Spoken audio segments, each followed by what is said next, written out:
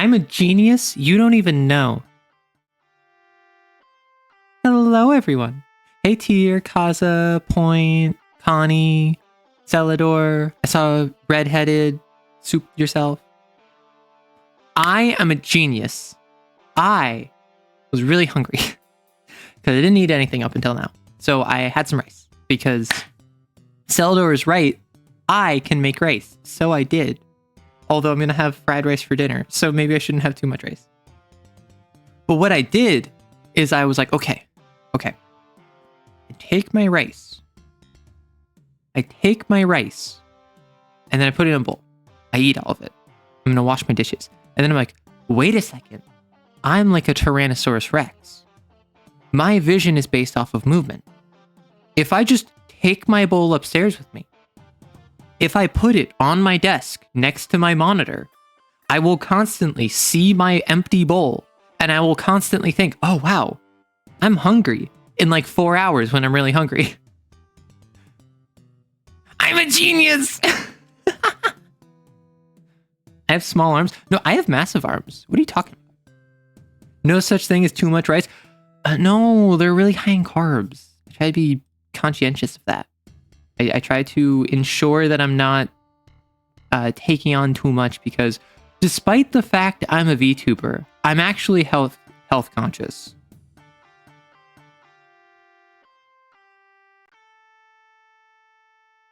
Despite the fact I'm a VTuber, I'm actually quite health conscious. That's why I'm constantly on the treadmill. I don't really diet. However, I do try and watch what I eat. I try not to take on like too much sugars, too much carbs or whatever. And I just generally try to look after myself because I understand taking care of yourself is not something that you can just do once and then it will sustain. Taking care of yourself is an active effort that you need to learn the habits when you're younger, continue when you're in your more middle age, and then really once you're older, you can start letting them go depending on what they are and what your limitations are. No, you're not puckering up. We're not puckering up, Wolk. Although, I suppose, let me add in a... Actually, I can just go over to my main screen. We can open up Paint. I believe Paint is on. Yeah, Paint is on currently. But I can actually open up the image that I posted to YouTube, which is Stream archive. So MS Paint is not wanting to work, unfortunately. Listen, my chat is full of nerds, but also like y'all are VTuber watchers. I can't tell you anything else. You watch a D&D VTuber. That's like two of the worst things that you could do if you're trying to not be a nerd. You are not helping your jock credentials.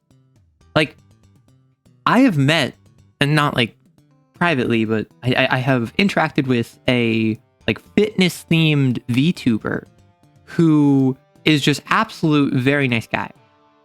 And like, obviously there are various VTubers of differing levels of strength and ability. But I am not, my branding is not being like a health fitness VTuber. I am a D&D VTuber first and foremost.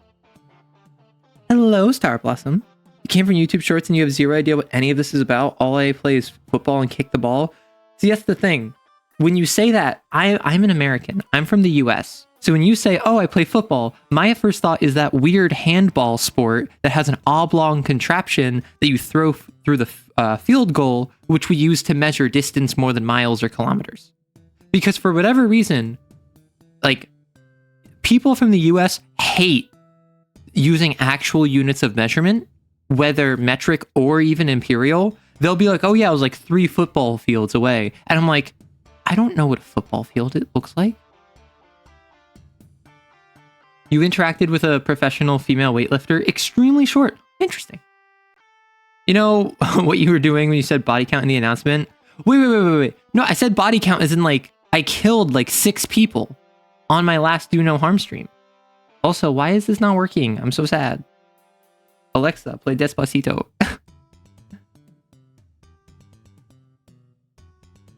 Brazilians do that too about the football fields. Really? I thought that was like a thing from the US. I just assumed that was like the US being weird and because we hate the imperial system, we hate the metric system, despite the fact we use the metric system quite regularly. And a lot of people from the US don't actually process the fact that we do that. I don't know why. I'm sorry. For whatever reason, MS Paint is not wanting to work. Oh, there it is. Oh, this one worked. The other one didn't.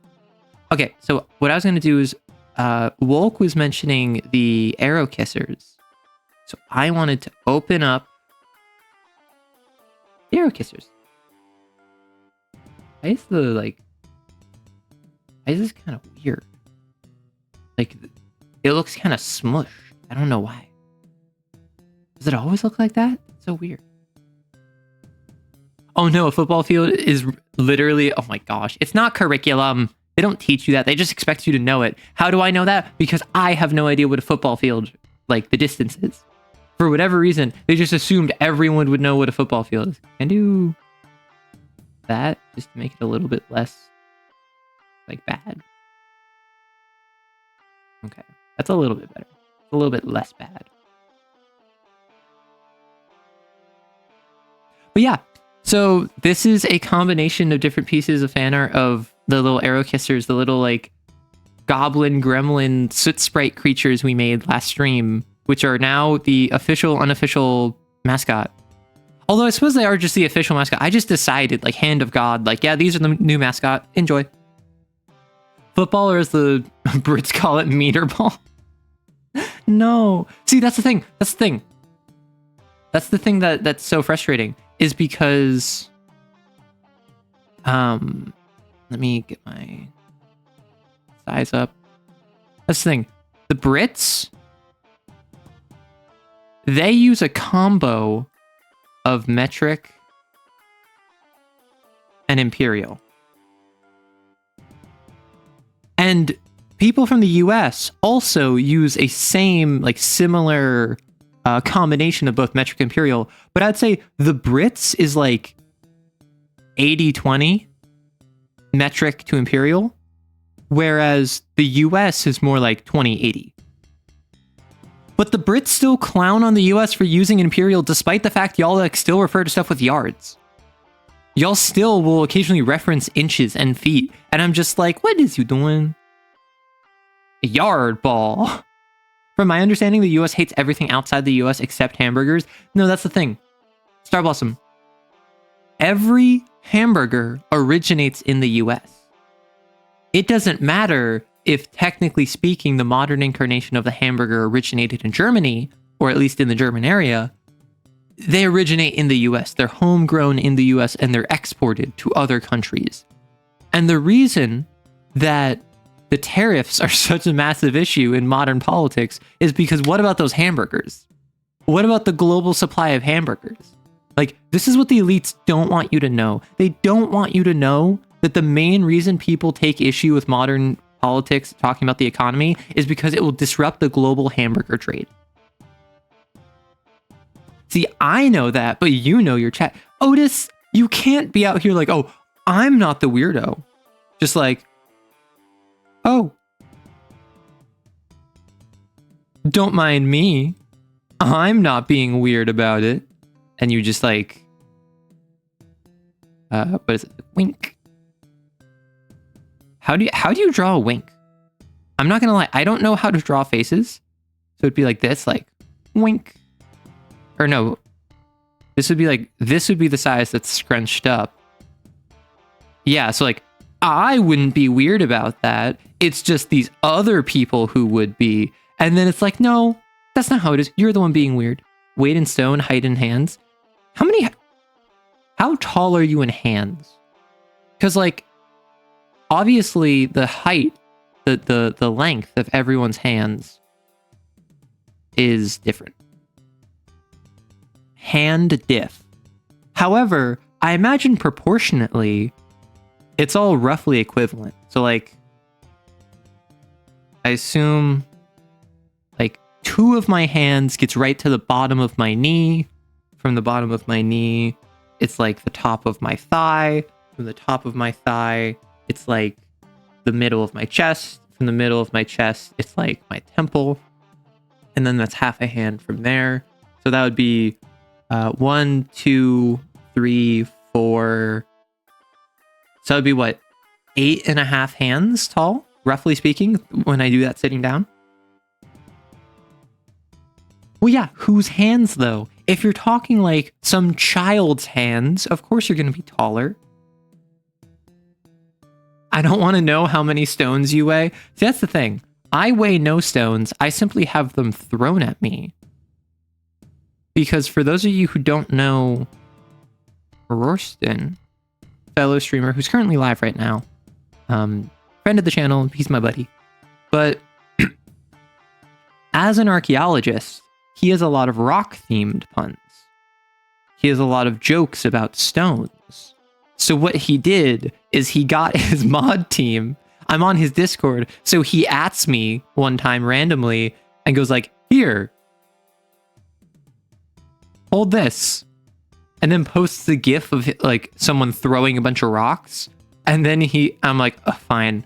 And then he goes, all right, mods, open fire. And then all of his mods start spamming the throwing rocks gif. And I'm being pelted with rocks on his Discord server to the extent that he renames me Rock Target. So no, it's not that I'm weighed in stones. It is that I'm being burdened and stoned to death until I learned how to catch the rocks. And then that kind of put the fear of God in him. But that's just because I am a terrifying presence. What is your height in goth girls? I'm about 0.7 goth girls. I mean, so I am non-binary. However, I think that a lot of people consider me... I mean, y'all know what I look like. Would you consider this goth? Like, I don't know if I would consider this goth, but I think alternative at least. So, depending on... Yeah, goth them. So, I mean, I guess I would be 1 because it's like a 1-to-1 me to them. Alternative, yeah.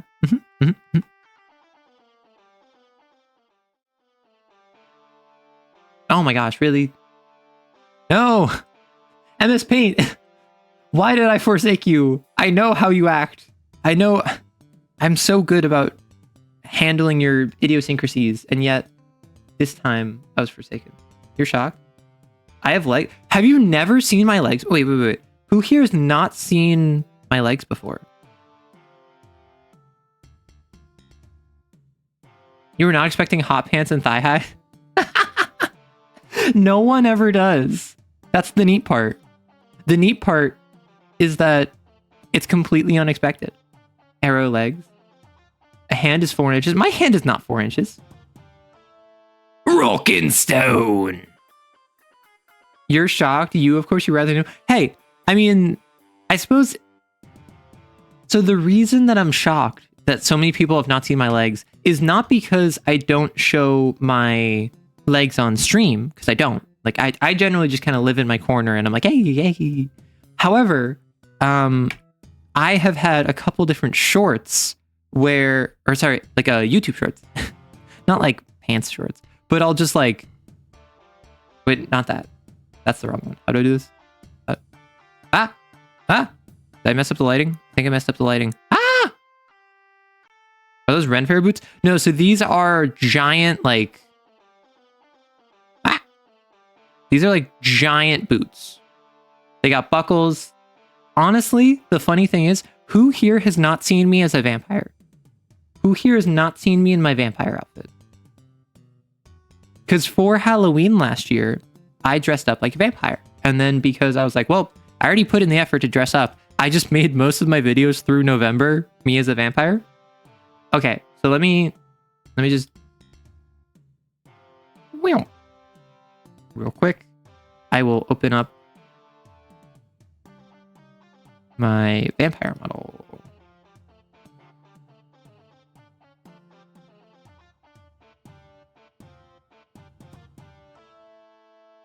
Hello.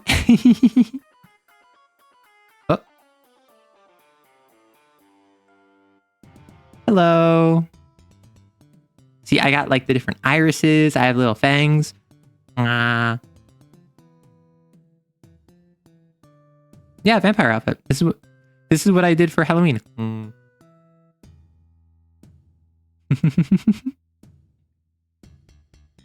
Spooky. Yeah, I did this for Halloween. I was just like, hey, this would be fun to just make a little costume. And funny enough, this is just like a store-bought costume. I changed the coloration of it. Initially, this was red. So like, this was red, and also like, the inside of my cape was red. But then I was like, well, I have more of a yellow color scheme. Oh my gosh. I have more of a yellow color scheme, so I wanted to change it to fit my color scheme better. So I actually changed the color of all of these, but this is just a store-bought costume. I got contacts in. I have fangs.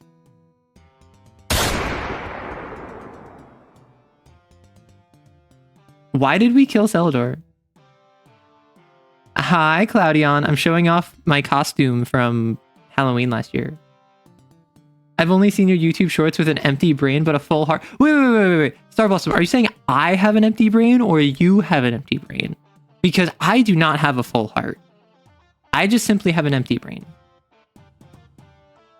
Oh yeah, anyone who's new here, violence is inherent in the system. You are, in fact, being repressed. Because I hate with... Listen. Sometimes you just need to... Sometimes you just need to kill the haters in cold blood. So if I go over here and I swap back to my avatar.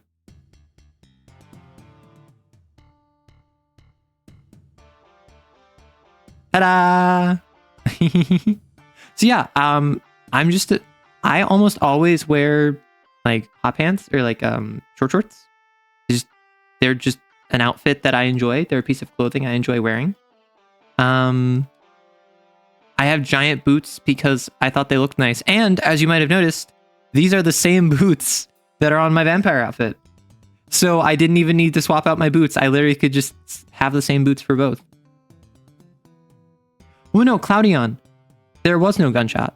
That was literally just me. Yeah. Ta-da! Yes, so that's the neat thing of having multiple outfits, is that I can just swap between them on stream pretty easy. And I'm not the sort to skirt guidelines, at least not in my clothing and outfit. So yeah, I shouldn't run into any issues with that. The vampire outfit is just lobbying by Big Alucard. 100%. No, so like, and that's the thing, is that I've been told I'm vampire coded. What I really need to do, I need a lich outfit. I need to look like a lich, because multiple different people on multiple different occasions have said I give off lich vibes, which I don't know why I give off. If anyone could enlighten me, I would appreciate it. I think it's because I'm heartless and because I have the self-holding of an eldritch entity that has fathomless depths of knowledge. Overlord?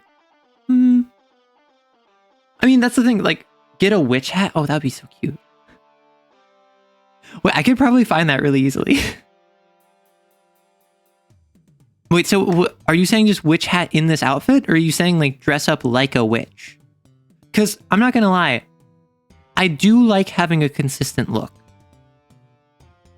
I'm not trying to just swap my outfit every week. I know a lot of people do that. And that just doesn't really appeal to me. I prefer having a consistent look. It took me like a year to go from my old hairstyle and jacket and neck piece to this new one. And that was like, that wasn't even like a 2.0 update. That was like a 1.5, literally just like changing my haircut, changing the color of my jacket, and changing what I wear around my neck. But that took me like a year to do because I was like, I don't want to just constantly swap around outfits. The only reason I went ahead and did it, really, is because I'd already been like, okay, for Halloween, I'm going to dress up like a vampire. I'll get some use out of it for like a couple weeks. And then once I was out of the vampire outfit, I was like, well, it's been enough time. I might as well just make the changes to my outfit that I wanted. You have anemia or insomnia circles under your eyes plus pale. You won those emojis on a gamble? Oh my gosh. Hey, this is... Listen. I have been told also, in addition to the Lich comments, independent of the Lich comments, everyone loves the eye bags. I think that the eye bags really make... they really sell me as a character, because without the eye bags, I'm just kind of... I don't know. I'm just a gold-themed person. But with the eye bags, I am distressed. I am someone who is not in the best of spot, which is very accurate. But, oh my god, it takes me like an hour to fall asleep, at least. Like, I don't know if anyone else runs into this. Every single night when I go to bed, like, I will put my phone away, I will turn the lights off, I will be in bed, I will have my eyes shut on the pillow, and it takes me like an hour plus. Doesn't matter if I had caffeine, or if I was on my phone, or if I was away from screen time. Like, whatever it is, it takes me like over an hour to fall asleep. Because my brain, it do stuff. It's just constantly whirling and motioning. Which is why I'm constantly yapping. That's why my life is yapping. I just kind of constantly spit out ideas and hope that good stuff comes from it. I just looked at the clock. I saw it was 1:30. Because, like, I'm on EST. I saw it was 1:30. And I'm like, have I been going for an hour? Hour and a half already? When was the ad break? And then I realized, no, I started half an hour ago, because freaking Tuesdays I start at 1 p.m. instead of noon.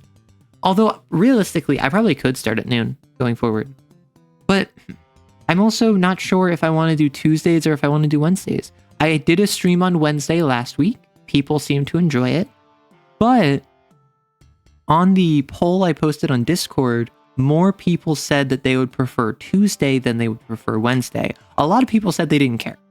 However, more people said Tuesday than Wednesday specifically. So I'm wondering if anyone has like time constraints that they would prefer Tuesdays to be open. Because, frankly speaking, I can work with one of the two. I have commitments that I can't do both. I would love to do both, but I'm too busy for that. I have other stuff going on in my life. But it is the sort of thing where I would love to stream more. And that's why with long form video content, initially I was releasing it on Sundays, but now that I'm streaming, or that I've been streaming on Saturdays, I've found it really difficult to get out videos on Sunday, because I will be getting videos for the rest of the week done on Friday, and then maybe I'll start on the video for Sunday. Saturday, I am streaming, so I'm just completely taken out of it after 8.5 hours on Saturday. So I can't work Saturday night. Sunday afternoon is only like 6 hours, plus some of that time is taken up by me doing like errands, going to the store or whatever. So Sunday is out. But Mondays I was hoping would work, and then I wasn't able to be productive Sunday evening. So I spent like all of my time Monday. I spent like 8 hours editing the video for today yesterday. And the only reason it wasn't out yesterday is because I finally finished editing it at like 10 p.m. Which, I love editing. I get sucked into it and I really enjoy doing it. However, when you're editing something for like 8 hours and you're like, I wanted this out yesterday, and then I had to pivot and release it today, you feel bad. Or maybe I just feel bad. Maybe I'm too harsh on myself, because who knows? Who knows what is going on when you have various people of various stripes watching your content. I think most people show up for the shorts. I'm primarily a shorts channel, and that's why I spend so much time on the shorts, is because not only is that what people have come to expect, that's also just best for growth. It's really, really, really, really hard to grow on YouTube, and add a couple more reelies onto that if you aren't doing shorts. If you're just doing videos, or even more difficult, you're just live streaming. Because as good as discoverability is on YouTube, particularly right now, live streaming in particular is something that is not good for discovery. I have found. Maybe it's just my niche. Maybe it's because it's TTRPGs, and a lot of people in the TTRPG space just live stream their games, or they live stream their setting notes, which I feel can work. It can also not work, but I'm a shorts content creator in more ways than... Well, yes, the only other way is that I'm wearing shorts, as we have established. I am in shorts. I enjoy shorts. I'm in shorts right now. Honestly, so outside of my vampire outfit, like I've always had my model in shorts. I've always been in shorts, right? I've also just worn shorts, I think, almost all the time whenever I'm recording something or I'm streaming or whatever, because pajama shorts are so comfy. Like, they're just soft, which is a massive plus. They're unobtrusive. They're not in the way. They just look good too. I don't know. Arrow jorts win. I've already had this conversation. I have jorts. I literally have jean shorts. And like, I revealed that because Rory, again, another streamer, Worsen, was like bullying one of his friends about like, yo, where are the jorts? Show us the jorts. And like got a bunch of his community members just like spam them asking about jorts. And I was just, and like, they came over to my chat and they were like, hey, where are the jorts? And I'm like, yeah, I have jorts. I have jean shorts. Yes, thank you for banishing Worsen. I appreciate it. Yeah, I have multiple types of jean shorts. I have a couple pairs of black jean shorts, which are really just like jean shorts that they're just shorts that are cut at the mid thigh or higher. I like my shorts. That's a good redeem. I know, Neko. It's a wonderful redeem, and you better be lucky that you don't have a banished Neko. Seal the cat in the tuna can, as it were. What if I get a Neko in the jar redeem? Because I'm just like, cats are liquid, right? You could fit in a jar. Are cat boys liquid? Is there a feed the cat boy redeem? No, that was all of Terraria. All of Terraria was me feeding the cat boy and then you just eating it in our ears. The jar? No. Don't you know? Neko knows what he did to deserve the jar. Neko knows what he did that deserves Catboy in the jar. No. See, that's exactly what it is. Arrowjar.png is the reason Catboy is in the jar. I have that saved. I have that saved on my computer, and I hate it. Although it would be a really funny emote. I forgot. I need to look into getting emotes. Because there was a community challenge to get emotes. I don't like spending money. That's it. Both of you in the jar. At least put us in separate jars. At least I'm not being stuck in a jar with you. Gonna shake it like a cocktail. No. Neko bruises easily. All he eats is tuna. I feel like Neko wouldn't eat hard kibble. I feel like if you gave him like harder, like crunchy cat food, he would not eat it. He would be like, nope, it's not a fancy feast. I'm not going to eat it. And they were jar mates. Oh my God, they were charming. See, being in a jar... So like the jar meme by itself, disgusting, awful creature. But now I'm imagining like, you know, model ships? You know, like, is MS Paint going to work this time? MS Paint, please. Please, MS Paint. I'm asking you quite nicely. MS Paint is disrespecting me. You disrespect me. Dang. I was gonna like demonstrate, because I was thinking, what if you have an in a jar diorama, much like building a ship in a jar, like like of your Oshi, or like of a content creator, or like of a plushie or whatever you like, and the whole deal is that it's like you build it as if it were like one of those ships in a jar that you have to like meticulously build over time. But then obviously everyone thinks you're just being weird because it's this weird like anime character in a jar. Arrow, check my DMs with a hard kibble comment.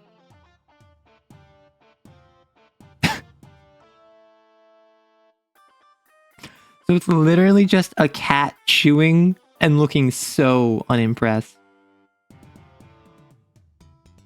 Which honestly is what I want from you. I want you to be disappointed. I want to just strike terror into your heart. And I know that's not what I do. I know you're going to claim, oh no, you're just annoying. I just don't like you. However, one of these days, I'm going to get out the spray bottle. It's not going to have water in it. It's just going to have straight vinegar. Although, would that even be effective? I feel like that would burn the eyes. Like, I feel as though that would be painful. But would that be cruel? To like spray your Catboy with vinegar? Okay, why is MSP not working? This is the worst trade deal in the history of my streams. Perhaps ever. But it is... Well, so what would be worse to be sprayed with? Vodka or vinegar? Because like there's the meme of like, hey, can I have some water? Oh no. Oh, so it's vodka. Can I have some vodka? And they're like, no, it's vinegar. So it's the idea of like, oh, drinking vinegar is something weird you wouldn't normally do. If you were to spray someone with a spray bottle and you sprayed them with vinegar as opposed to spraying them with vodka, both would be highly unpleasant to be sprayed with. Which would be worse? And I'm not saying like spraying at them as like their tongue is out, so like they would like taste it or eat it or drink it or whatever. I'm saying like you spray it on their face and like it gets in their eye. Like which would sting worse? What are we spraying Neko with? Either vinegar or vodka. We're trying to determine which one would be more cruel and unusual. Because listen, I'm not gonna get here and get arrested for animal cruelty or like I feel like with Neko it wouldn't even be animal cruelty. It would be like child endangerment. And Neko, I understand that you're like 40 years old. You're like 50 years old. You're like 60 years old. It's child endangerment. Vinegar would hurt in the eye more. 99.9% rubbing alcohol. At that point, just be 100. At that point, just do 100% alcohol. Are the eyes open? Alcohol would omega dry them. Yeah, so the goal is in the eyes. Like, this is a Zelda boss. We're going for the eyes. Vinegar is acid? If I was 60, Roy would look at me like, whoa, and with a trowel in his hand. Yeah, he'd try and dig up your bones.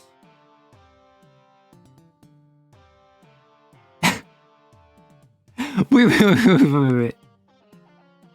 I'm sorry. I need to... I'm sorry. Neko...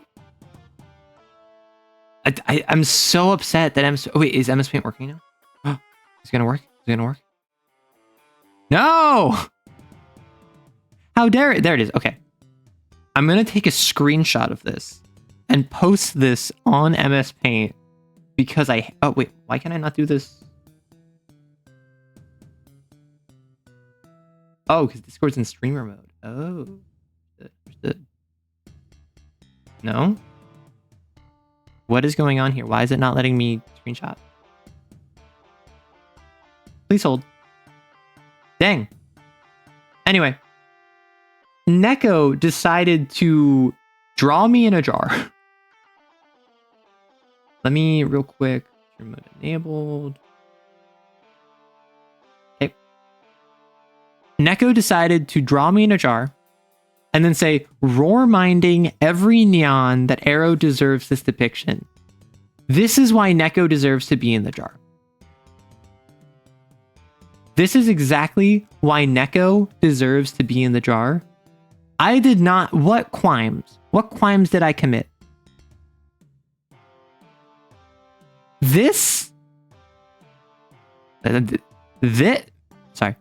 This is the greatest crime you could commit. I find this image to be jarring. Listen. Neko is just one man with one jar. And that's all I'm going to say about that. No. Slow boy, let's not jar people. Let's not put people in jars. We already put people in soup cans and sell them. I feel like if anything, we can stop. Okay, the line is here. Like, violence goes up against the line, but it's still on this side of the line, right? It's still over here. Jarring people goes right past the line and goes over here. This is not what we do as a community. We commit violence. We commit acts of incredible disrespect. We will salt your fields, burn your crops, poison your wells, but we will not, and I repeat, we will not jar people. We are not a jarring community. Yeah, jarring people's edging the line too hard. We are not edgers, nor are we gooners. Because, okay, this is a genuine question. I've had this explained to me and I still don't get it.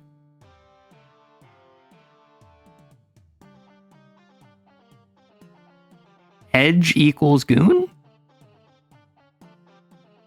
Like, is this correct? A genuine question. No. So no. Like, because I've had it explained to me that these are basically the same thing.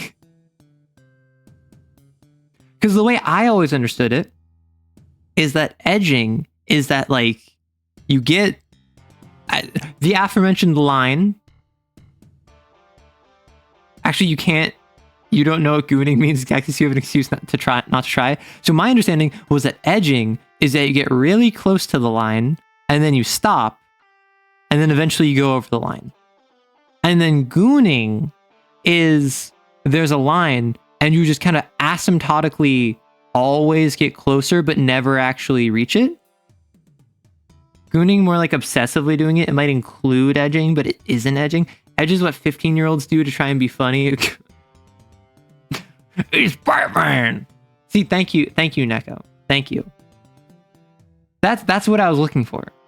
That's why you know what, you've earned yourself a 5-minute reprieve from the jar. I hope you're happy.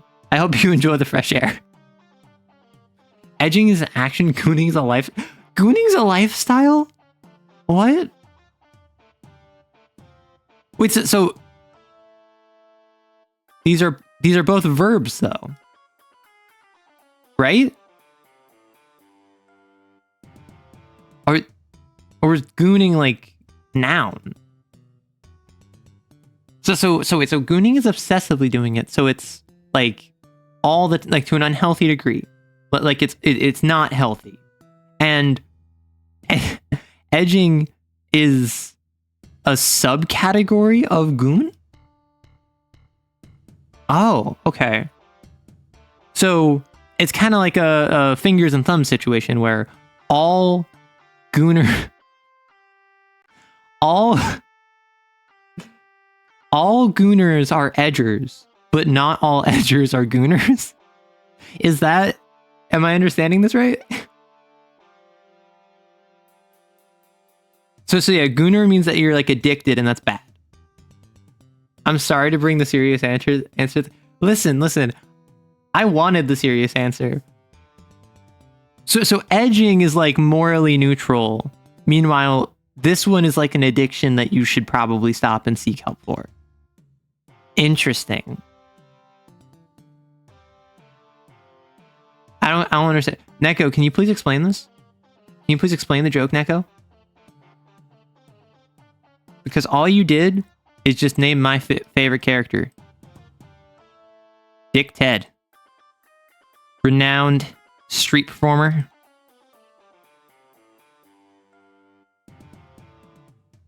In my clown life. I figured you would have known because you're the director of that series. I mean, Rory's a producer, but directors always get more credit. Although, producers, from my understanding, who here has any understanding of how, like, actual television sets work? Like, whether it's TV or a movie My understanding is that the director is like the lofty, like top-down leader. Meanwhile, the producer is the one who actually runs the day-to-day.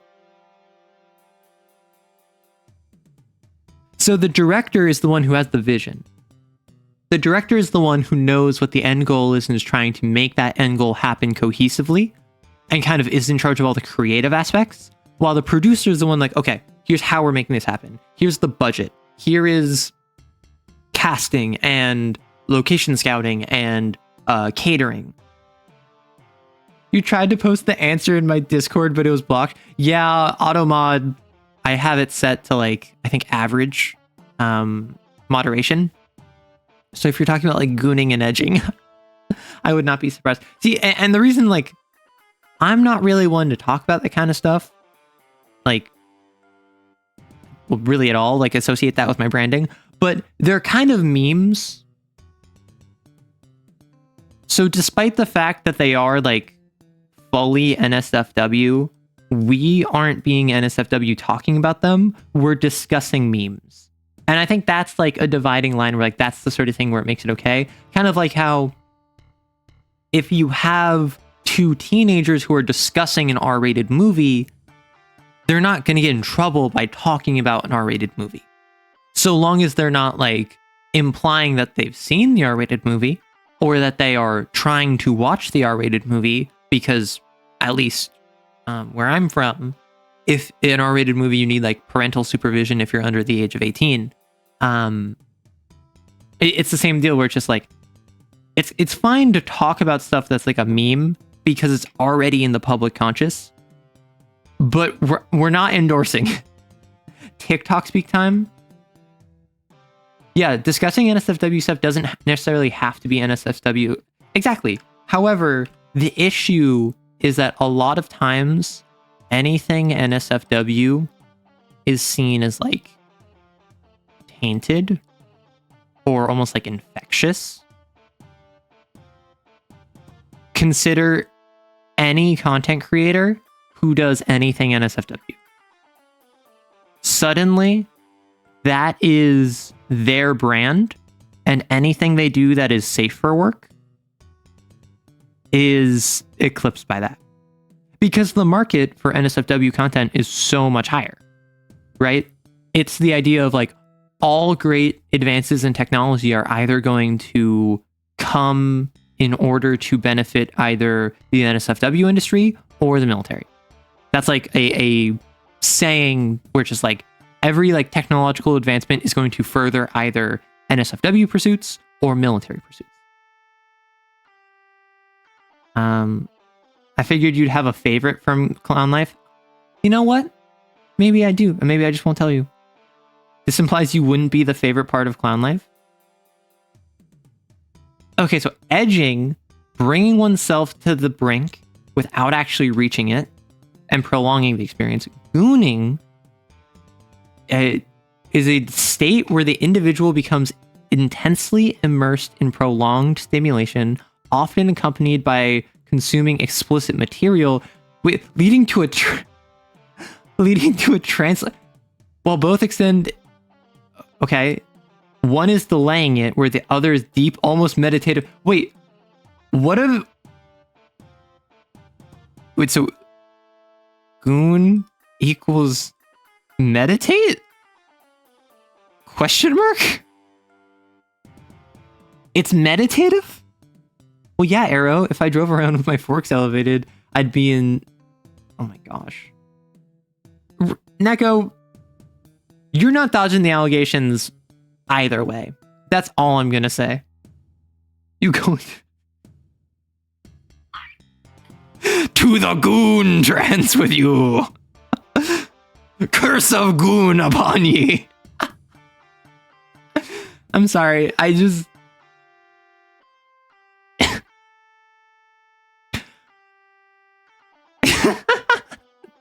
I'm sorry, I wasn't expecting that. Like, I thought I'd heard something about that, but the idea of just straight up saying, oh yeah, gooning is meditative trance.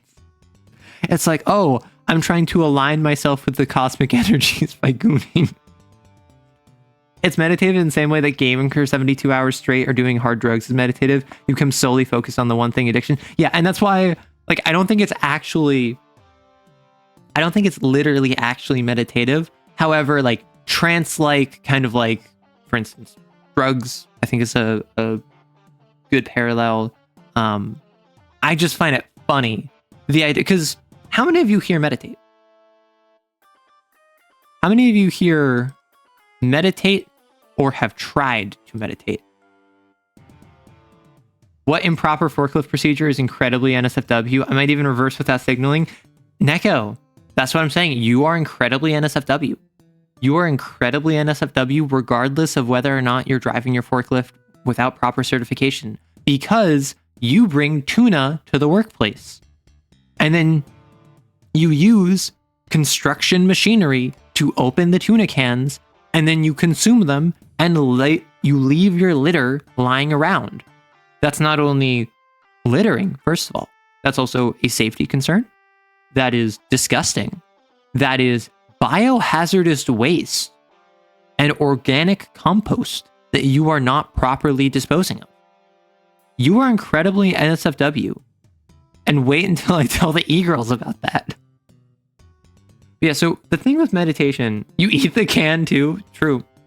You know what? My mistake. However, I would say that eating metal, incredibly NSFW.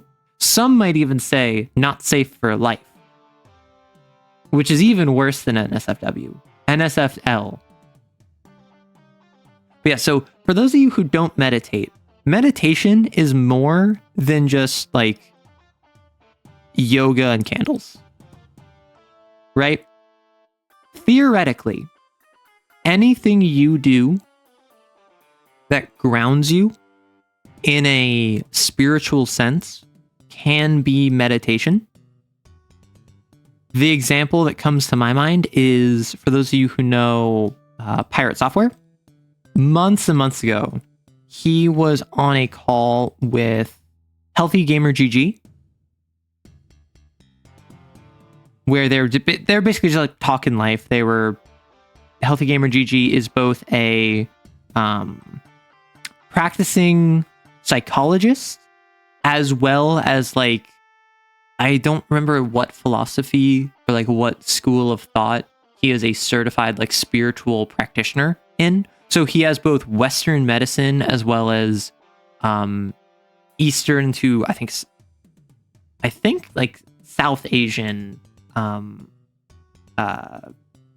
spiritual healing. And he basically just brings on other guests, talks with them about their issues and whatever. And in talking with Pirate Software mentions like, oh, he runs a ferret rescue. And what he'll do is that he'll like grind for like 12 hours on stream, and then he'll go and just like spend an hour with the ferrets. And his brain just completely shuts off. And he just enjoys time with his ferrets. He takes care of them. He just like walks in there, enjoys time with ferrets, walks out completely re-energized, didn't have to think about anything, didn't use his brain power. And then Healthy Gamer GG says, that is meditation. Because what that is meeting his psychological need of what, that is meeting what psychological need he needed addressing. Because he goes from 12 hours on stream, constantly interacting with chat, playing a game, chatting, coding, being productive and being on, as it were, to then go to just turn his brain off, is his reset, is what he does in order to just kind of allow himself to fully function at top capacity. Arrow, I sent you a reference pic on how to make yourself less NSFW.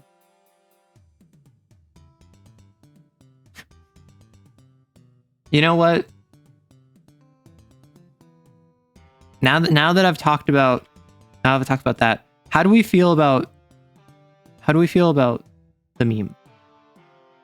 How do we feel about Neko's meme? Do I need to steal Rory's bit even further and get a safety vest? A fluorescent highlighter yellow vest atop my normal outfit? Do I also need a hard hat so I can be OSHA compliant? High vis and hard hat model update. If I do that, Rory would never let me live it down. Like, it does not matter that... What is up with the proportions on this? For whatever reason, my screen capture of it is slightly smushed. I do not know why. Yeah, it's like...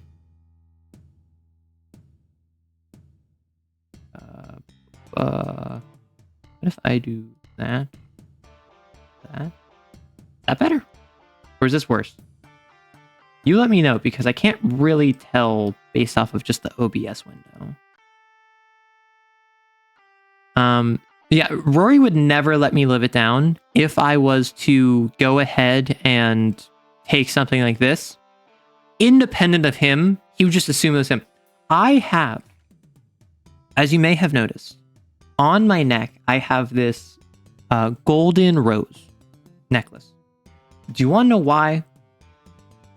Because I saw it and I thought, that looks nice. That's a nice like neck piece to have. I'll wear that. So then what I did is I put on the rose. And immediately Rory says, huh, you're stealing my thing, aren't you? And I'm like, what? And he's like, yeah, I have a rose on my hard hat. And sure enough, he has a purple rose on his hard hat. Has not let me live it down to this day. For whatever reason, my mans does not understand the idea of convergent evolution.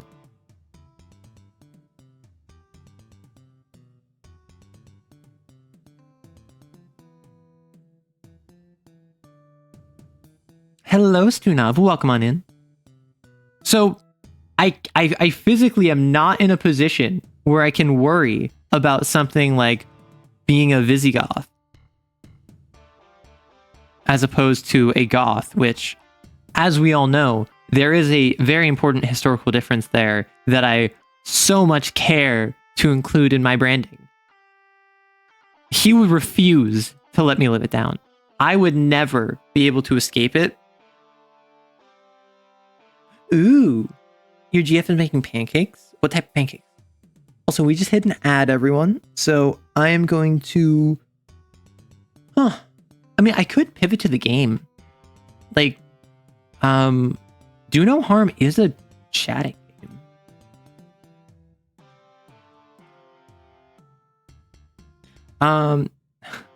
High Viz Egoth. Okay, Neko, I hate that. I hate the fact that that is actually pretty clever. We call them pancakes here, but it's more like rolls. Ooh! Oh, so it's almost like a cordon bleu. Where it's a roll with chicken within it. I assume maybe a little bit of cheese. Sounds good. What I could do is I could pivot to Do No Harm, because that is like a chatting game. Most of that game I was just chatting. So I think I will actually pivot to that. Unprecedented. The 1 hour mark.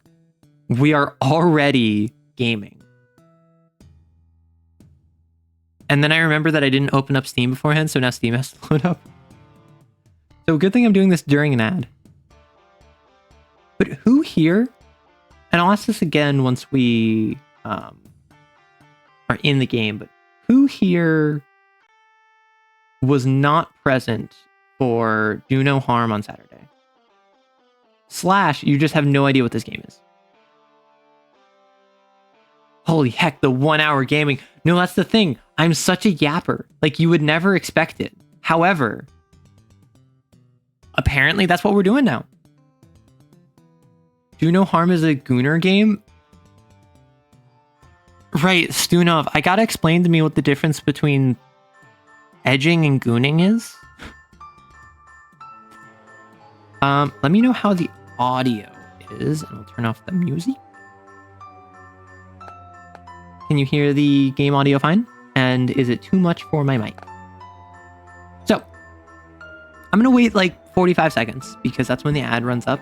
However, Do No Harm is a game where we are a doctor in a Lovecraft style small town on an island where we just moved in. I think we've been here for like 22 days. We've played, that's how many we've played. And we have to administer medicine to different patients. Oh no, Stunov, don't worry. I did way too much harm already. The harm I did led to the deaths of like 6 people. The goal is to kill no one. Yeah. It's a bit silly. What D&D class is an edger and which one is a gooner? I feel like that has to be rogue and bard, no? Now that is something to make Lovecraft proud? No, it wouldn't make him proud because there's too many, like... There's too much diversity in the game. Honestly, it's not even that much. It's mostly white people. However, it, like, isn't overtly racist, and that would terrify Lovecraft. Because that's the thing, is that whenever you discuss Lovecraft, and welcome back from the ads, everyone. In discussing Lovecraft, you can't really breeze by the fact that he was racist even for the time. So to just kind of clown on him for that is really funny. Oh my gosh. Yeah, we're gonna continue. Right, so this is our first timeline that we did. And then we went insane and we cut out our eyes, we cut off our nose, we cut off our ears and our tongue, and then we died. After killing like 6 people. So this is the second timeline. As you can see, we got much farther. Well, welcome for the follow. Welcome for the follow. Thank you for the follow, Snorlock Holmes. Wait, is that Kahara from Funger? But with a weird grin. I love it. Lovecraft was all around silly. Lovecraft was kind of awful in many capacities. Is that Funger? Yeah, I've talked about Funger before on the channel.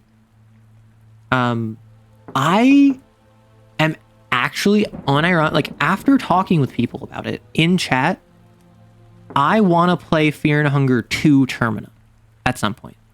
Because not only is it less, not only is it apparently easier, it's also more like accessible for people getting into the series. It's also less like explicit in its problematic aspects, which obviously is a part of the Fear and Hunger brand, the problematic aspects. But at the same time, I know almost nothing about Fear and Hunger 2. I know most of what goes on in Fear and Hunger 1. 1889, a good year all around, clueless. Listen, the local man found dead, ceremony performed. Just footnote in history. Okay. Do you get the censored mod? Yeah, I figured I would have to get the censored mod. Clearly the key to being a good horror writer is just be terrified of everything and everyone. Lovecraft was scared of air conditioning. So, hey. Oh, is this guy gonna be the priest? That'd be interesting. Yeah, Lovecraft was scared of air conditioning and wrote a horror short story about air conditioning.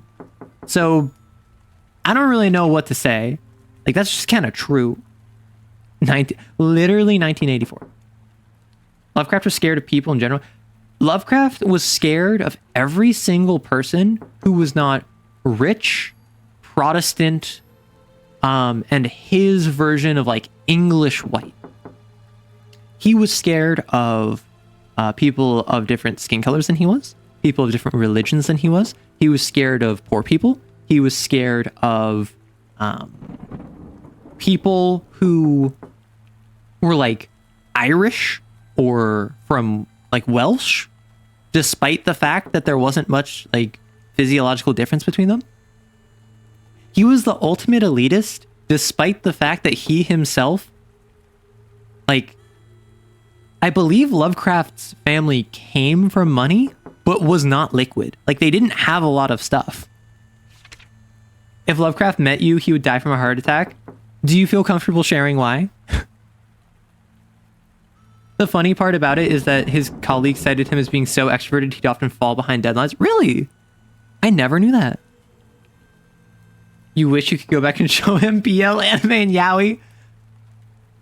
Wait, so when you say BL anime slash yaoi, do you mean like really cute, wholesome BL, or do you mean like the really nasty stuff? Because there's both, and I respect both. Your boss is here? Okay, okay. I respect that, Holmes. Okay, so, but again, for everyone who is wondering, in this game we are a doctor. We are in a Lovecraft-style, very Innsmouth-inspired city. There is a fish disease going around that is kind of making everyone slowly mutate into fish people. All right, this. And the main thing of the game is that I have to treat whatever symptoms they have by balancing their 4 humors. Such as, if they have a fit of sneezing, that's an imbalance of the phlegm in them, so I have to prescribe them phlegm medication. However, if they're allergic to garlic, lemons, milk, nuts, or onions, I can't give them a high dose if they're over 56. And also, if they are being infected by the fishman disease, I need to mix phlegm with like black bile and yellow bile. So it gets complicated, but fundamentally this is just a, what is their symptoms? How can I treat them? How fast can I treat them to maximize the amount of money I get from the people I treat? So you cannot listen to the yaoi convo. I'm so sorry, Celador. You want to go back and show AI slop void memes and brain rot to a Victorian child? No, they're too busy dying of consumption. I think HP would find Boku no Pico to be frustrating and close to P-core. I feel like if you told him it was made by Japanese animators, it would horrify him. I don't know if he'd actually take much issue with it. If he was, if he thought it was just like made by white upper class Protestant Americans, because I don't know what his views were on that. I would not be surprised if he had problematic views, you know?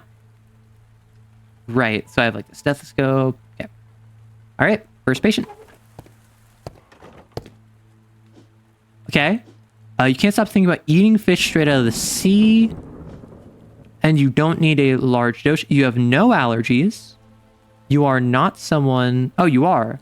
You're someone who the priest wants me to give specifically 6 dose of yellow bile, 2 dose of blood. But I don't think that's what you need. What you need... You have an attraction to raw seafood, which is a black bile ailment. Let us examine you. You have 3 cuts, which means that you need a strength of 4 to 6. So I'm going to grab 5 black bile, and I'm going to mix it with 1 part... Oh, I'm going to mix it with 1 part yellow bile.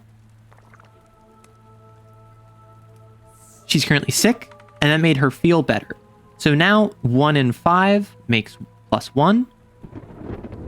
What I'm going to do is I'm going to mix 4 with 1 of phlegm and see what happens. Fully healed, because that was +3. And now I just sign her off. Because I am Dr. Wrights. Oh, this game has 4 humor series. Yeah! It's really interesting because of how antiquated it is. But also it's like, the 4 humors theory is why bloodletting was so popular. So cats, beef, carrots, almond allergies. Your throat is uncomfortable, which I believe is a phlegm issue, sore throat. I don't believe you have any signs of infection. Nope. So I just need to assist you with phlegm. However, cats, beef, carrots, almonds, you're not allergic to any of these, so I can give you a high dose if I want. I'm going to give you a 1 dose of 1 phlegm. That makes you feel better. So now we're going to go over to this handy dandy wheel. So I gave him a 1 dose of phlegm. That means either like this, because the 1 on phlegm is in this +1 area, or it's over here. So I want to go for the +3. So it's either really high in black bile, or it's mid-range phlegm. My guess is that it's going to be mid-range phlegm. So I'm going to do this. And there you go. I got it. Doctors be drinking urine to diagnose illness in humor times. Listen, doctors are crazy. Pre-germ theory was wild. You added a few extra words. I think you meant, I wouldn't be surprised if he had problematic... Yeah, I wouldn't be surprised if he had problematic views regarding, like, other things. I'm not going to accuse him of anything, because I think even terrible people, you need evidence before you start accusing them of that, before you start accusing them of that kind of stuff. But also, so this guy's allergic to cats. He has a headache, which is something that the blood medicine will treat. So because he's allergic to cats and that, I can't give him a high dose of blood medicine. So I'm going to give him a low dose and see how he feels. That only made him feel a little better. So I'm going to go up to medium. Hopefully that'll get him like a +2. Awesome. Also, I think, also I should play this game. I want to write something in the future that explores what modern medical technology would be like if war humors actually existed and how things worked. Yeah. Oh yeah, I forgot. A cult captured our owl and is telling us to inject this purple substance in all of the women of the town, and I just haven't done it. So, neck pain. And then you already tried Black Bile 5, which got you -1. So Black Bile 5 is going to be there or there. I think I'm going to bank on phlegm because you have a sore throat. So I'm going to go like blue 4.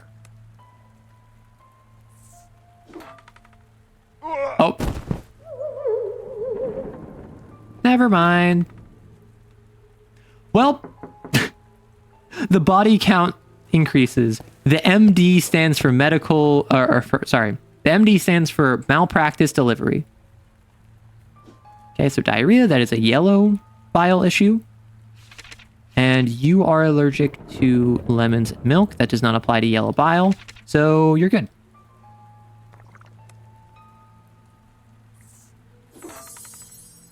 No, like that, like Dixo, that's exactly what I said. No. Arrow is Dr. Wrights. And in-game, we are playing as Dr. Wrights. Legally, our character is named Dr. Wrights, and they're also a doctor, so they are Dr. Wrights. Breathing, I think that's another phlegm issue. You're not, so dust doesn't matter. 5th edition Vampire the Masquerade uses humors? It does. And I think it's so interesting because in Vampire the Masquerade 5th edition, everyone has a different, or sorry, people have the potential to have a resonance in their blood based off of their humeric makeup. So if someone has too much, like sanguine essence within them, which is associated with, I believe blood. Feeling quite off, but you don't know why, so we have to do some investigating. So you got slashed. Your eyes are fine. Your mouth... Actually, you're missing your middle teeth.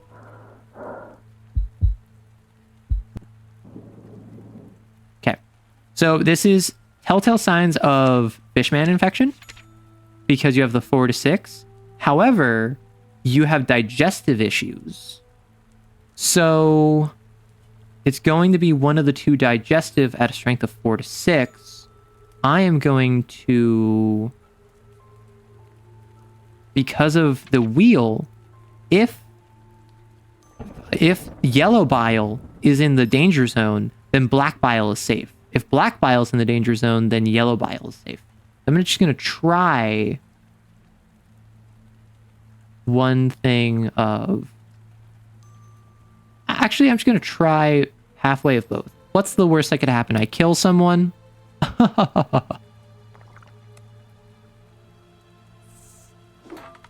Almost healed. Okay, so that was +2. Now let's try mixing just a small dose of each of you.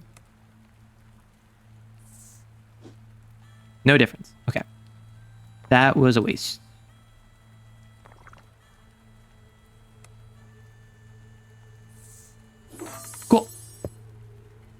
Dr. Bright for a second and got scared. No, I'm not Dr. Bright. This is not SCP. Although it is kind of wild to think about how expansive the core cast of SCP is. Itchy... I think Itching is Black Bile. Yeah, so Itching is under Black Bile. We're going to check you real quick. Okay, nothing there. So we'll just give you a little bit of Black Bile. Which, to be clear, this is not we are injecting them with Black Bile or Yellow Bile. We are injecting them with medicine meant to cure and solve Black Bile issues. Just in case it was unclear. But yeah, so in Vampire the Masquerade. So another one came by today, perhaps the worst I've seen so far. That was the last one on the priest list, and the last one I hope that I'd have to save. I have cash. I'm just gonna refill all of this. In Vampire the Masquerade, the different resonances give you different powers, and they increase your power. Am I out of lamp? No. Huh. It didn't let me buy lamp oil. What? What? Was that intentional? Oh. Hello. The lurker. Heed my words for few have lived to tell the tale of the lurker, that wretched fiend of the shadows. This creature is unbeatable and impossible to kill. Its victims are never seen again. It is drawn to light like moth to a flame, but alas, it cannot draw near. Predicting its arrival is possible by remaining extremely vigilant. The lurker possesses immense strength, making it an unstoppable force. It's irresistibly drawn to sources of light, using them to locate its victims. The only way to deceive the lurker when it is near is to extinguish all sources of light, and use the death of another to distract it. It will take the body of the deceased and ignore everyone else. However, this does not guarantee that the lurker won't return. Interesting.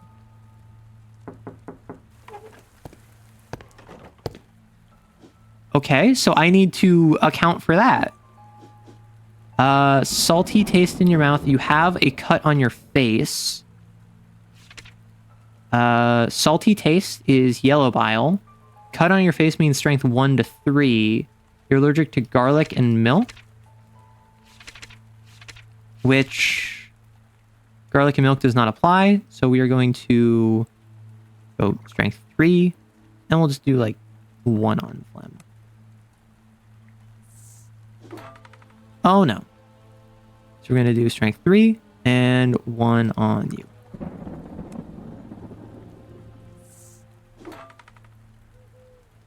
And we're going to go, because that was strength plus 2. So we're going to go strength 3 and another plus 1. Anyway, who's just popping in to get ready to head out, but your phone hates trying to run Twitch on data, so you'll be off? Well, take care.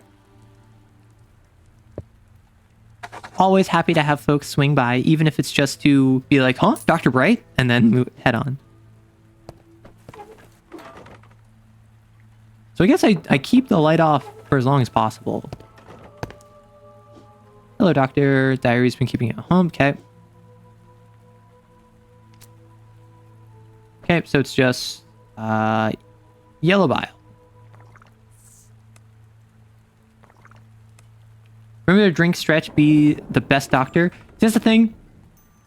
I already have like a quintuple homicide lined up against me. I don't think I'm the best doctor. I'm not gonna lie. I kind of gave up on that after my first kill, and then I just kind of committed to it.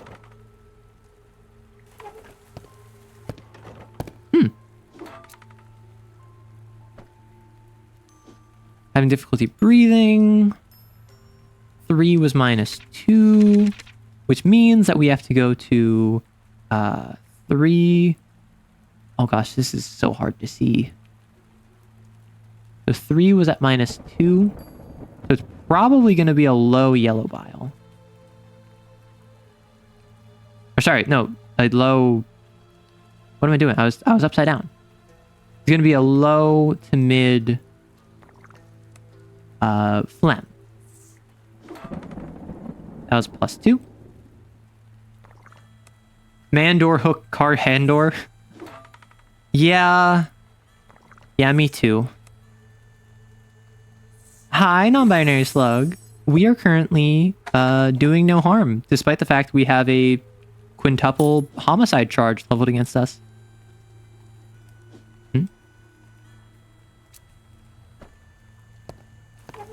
To be fair, they can't be sick if they're dead. That is true. I have healed them as best I can. Hi, doctor. How are you? Okay, so 3 at -2. So it's going to be a lifeblood, but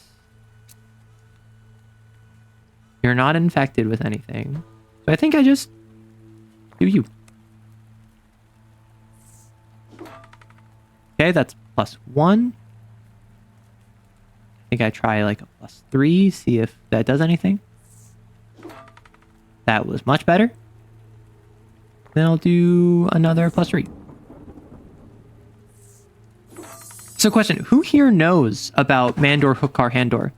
Because I had a friend who sent that to me and he thought it was like the funniest thing he's ever seen in his life. No, I didn't hear the voices in the stethoscope. I didn't listen to it.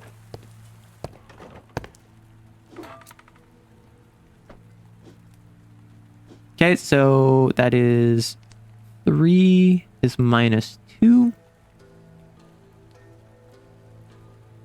Yeah, so it's really low dose of you, but you might be allergic. Milk and tomatoes. Oh gosh, I can't read this. Milk and tomatoes does not apply. I'll just give you a dose of 1. Because I actually don't think I clarified that in Vampire the Masquerade, the idea of resonances will actually give you extra powers when you feed on someone of a specific resonance. For instance, domination, the ability to mentally control someone, is tied to a phlegmatic resonance, like phlegm. So if you feed off of someone who has a strong phlegmatic resonance, they will then... oh, cockroach is gross. They will then give you extra strength when trying to control someone until the next time you feed. Because basically it's like, oh, I fed on this person. Let me try strength of 1, see how that goes. Oh, so it's actually over here. So I want a mid to high strength phlegm. You're fine. With the idea being is that if you are so inclined, you can go out of your way as a vampire to push fate and push circumstances on potential feeding targets to get a specific resonance out of them. Whoa, let's drink some laudanum. Because in this game, you can go crazy, which is what I've been trying to avoid. I've seen a sharp chest pain. I feel like phlegm is chest pain. 1, 0.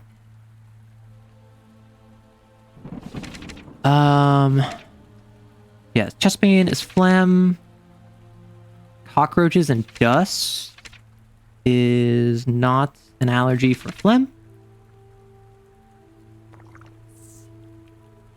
So we'll just do 1.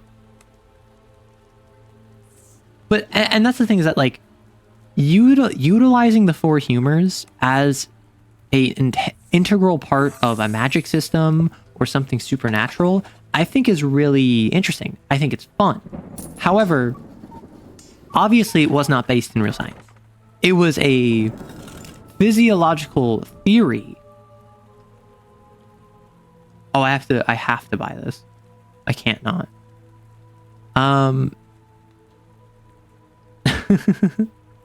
Sorry, I tried and failed. The halfway measures of looking the other way did not stop his unholy design from grappling onto my soul. Did it not stop his escapeless stranglehold from taking me hold my fate? And now my fate is intertwined with the perverted dance of his black stars. And I too shall dance to their ghastly catastrophic rhythm where I meet my demise. It's fine. We didn't have any deaths today. We're chilling. We're fine. The village loves me. What could I do wrong in their eyes, even if I occasionally kill people?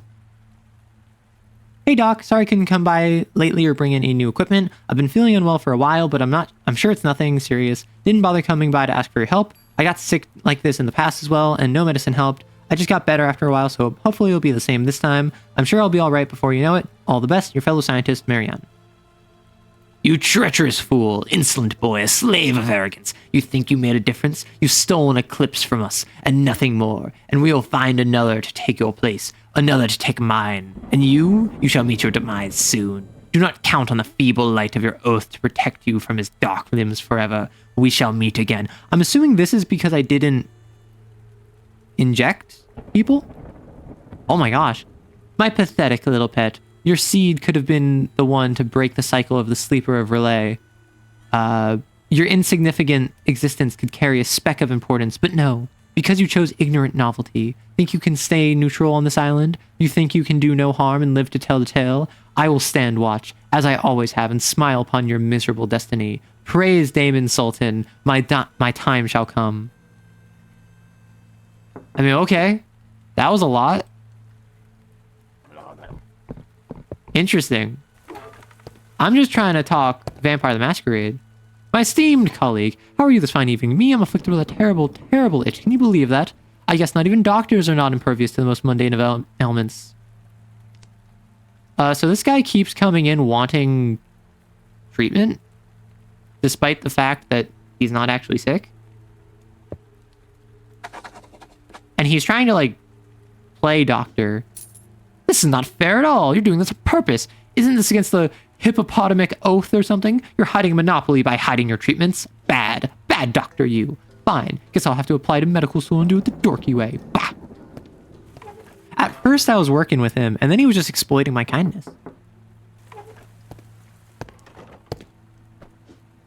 Your head's been aching on and off. Let's just give you some red. But, oh wow, that was enough.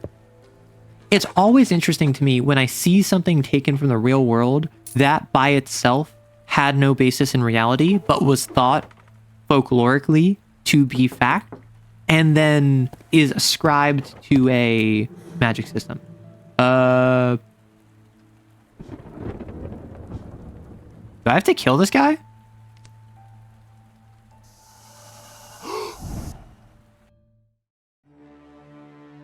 Oh. With no light to hide me from the slithering ravenous limbs, I freeze in its inevitable hold.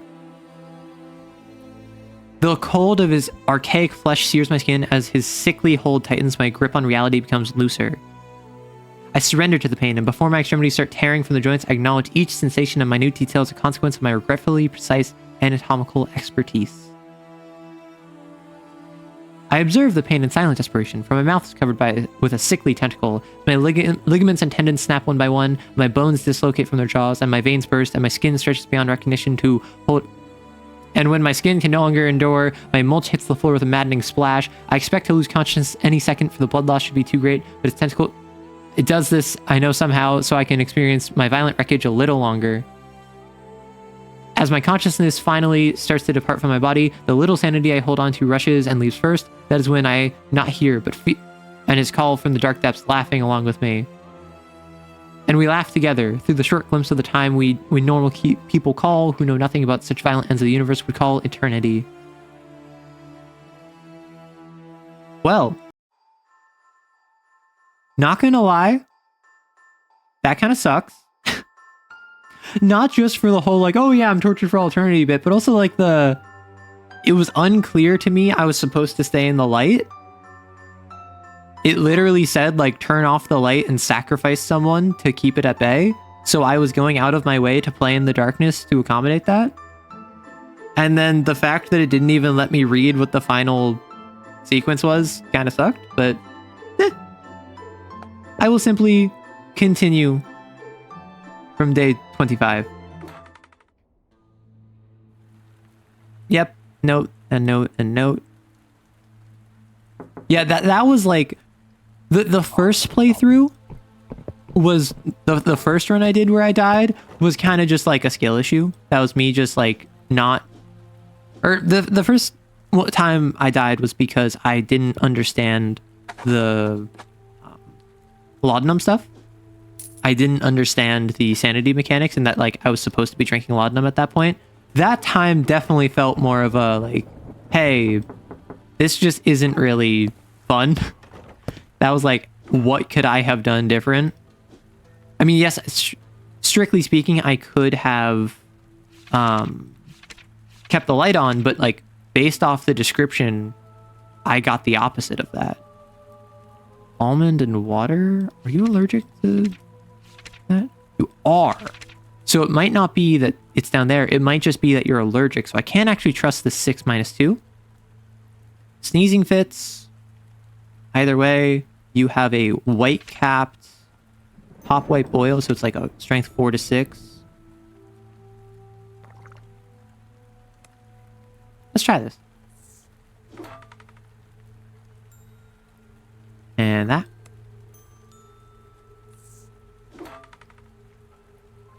And that.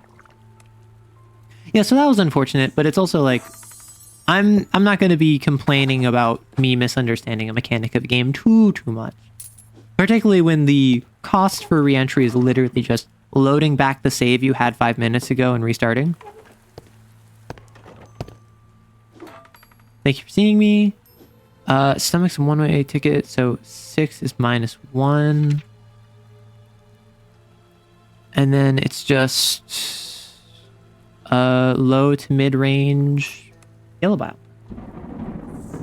But I'm kind of curious what other systems are in place in like magic systems that would have it be like a equivalent for the humors. What are other things in settings and magic systems that are like the humors, are things that were folklorically trusted and believed in, but fundamentally... Oh, hello, friend. Does everyone see our friend over here? You don't know what the issue is? So we got a drink. Drink to our friend over here. Goodbye, friend. You don't know what the issue is. Let me turn this back on. Oh. The Watcher is present. So you're not like infected by anything. You don't know what the issue is, so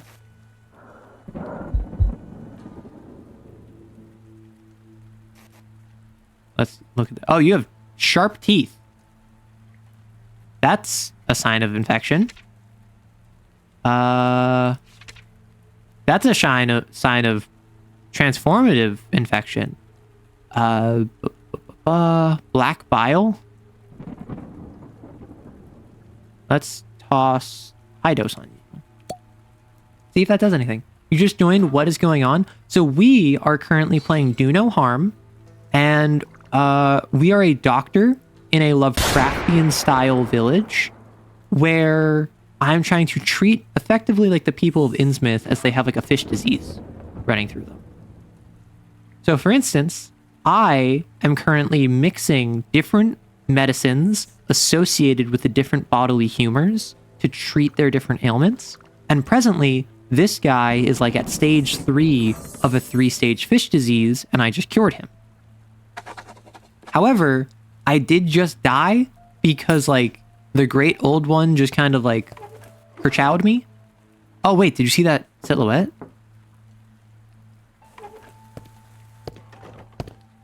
Ew.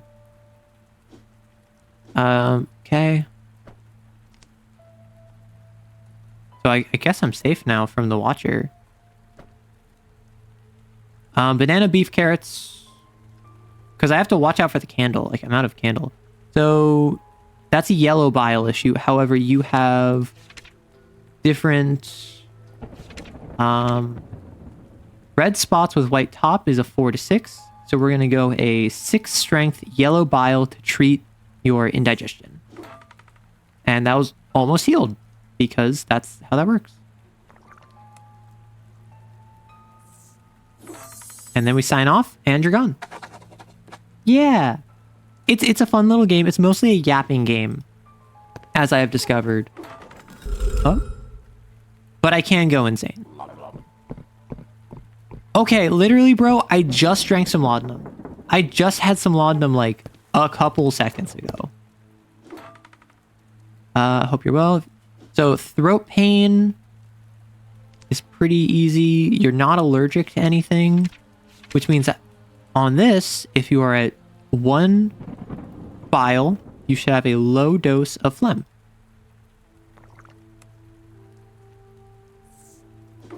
And that gave you +2. We want to bring you all the way up to feeling healthy. And now, if we just do a little bit more phlegm medicine, we chillin'. And that's it. That's the gameplay loop, is that we're just treating various people. Sometimes they have like fish disease, sometimes they have just normal ailments, sometimes there's like a tentacle monster that comes by. Oh, hello friend, look out. There's a boy out there. My milkshake brings all the boys to the yard. However, all of the boys are in fact eldritch entities. So your chest is trying to fight you. You have no reasonable allergies that prevent you from having a low dose of phlegm medicine. Although, I must say, I don't think I have ever had a milkshake that brought boys to the yard. Which, I don't know if that's like a skill issue on my part, or if that's simply just the boys are no longer interested in milkshake. Is that not like a hallmark of 2000s era boys, that they were obsessed with milkshakes? Good to see you. Headaches. Okay, you got a headache. Let's just get you some low dose of headache medicine. And an even lower dose just to top you off. And there you go. All is well. Then I can sign off on you. I think the boys might no longer be interested in the yard. What do you think they're interested in, Sunav? Are they interested in pancakes? So, Marianne is ill, and it's not something new, just as I suspected. Bittersweet to see that at least one of my earlier deductions about this island was accurate, though I fear that this will be the only one that ends up as such. The candle protects me, though I can feel its power draining. The twisted, dark limbs lurk in the shadows, waiting for me to slip. I stride onward and into the darkness. That weird, inquisitive man dropped by again, too. Turns out he wants to become a doctor, but a twisted way of trying his hand at it. At least I set him on the right path, even if doing so was not exactly my intention. Regardless, maybe I should have told him that if he ever comes across a contract work on a remote island, he should best ignore it. Let's just pop off on everything, because I have money to spare. Listen, when it comes to attracting boys to the yard, with or without milkshakes, also, I know, I think it was Kai from Saturday, or it might have been Null. I know, I think it was Kai. Mentioned that like day 24 on was super difficult. I see why, because you have to constantly manage your candle now, which is not very fun. Oh no. Whatever happened to poor Captain Thomas? First local to apply to medical school, local engineer Marianne ill again. So this is the captain that brought us here, and the only captain that can help us leave. It has been raining for like a week straight. The guy who we refused to teach medicine to is now applying to medical school, and our engineer friend is sick. Why do you have to manage your candle though? Because there is a tentacle monster that will occasionally show up in the darkness and kill me. And the only thing keeping it at bay is being in the light. Do no harm. What am I, a doctor? I mean, I'm apparently a doctor. I'm literally called Dr. Rights in this game. Because I said I'm going to call myself Dr. Rights, and then the game automatically called me Doctor. So now I'm Dr. Rights. Which is quite silly if you think about it, but we love it. Oh, this is the constable. No, this is the... Oh my gosh, you're a fish man. The sea is never still. Isn't that maddening? What lies beneath, even more so. They ask you about you all the time, so I thought I'd come by. I don't think I can help you, bro.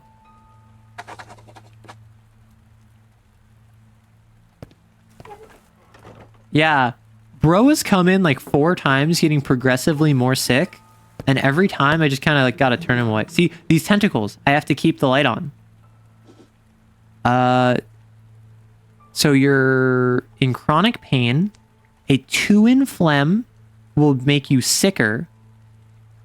Body ache is yellow bile. You are allergic to beef, which is not a yellow bile allergy. So if I just do a 1, that really helps you out. And then if I do a 2, maybe that'll be a +3. Nope. And then I can just do 1 more at a 1, and then suddenly you're recovered. I cannot keep the light on indefinitely. It's a candle that will run out. So I have to be on the lookout for those tentacles and basically keep my candle off until the tentacles arrive, then turn them on. That's what I wasn't understanding at first. Oh no.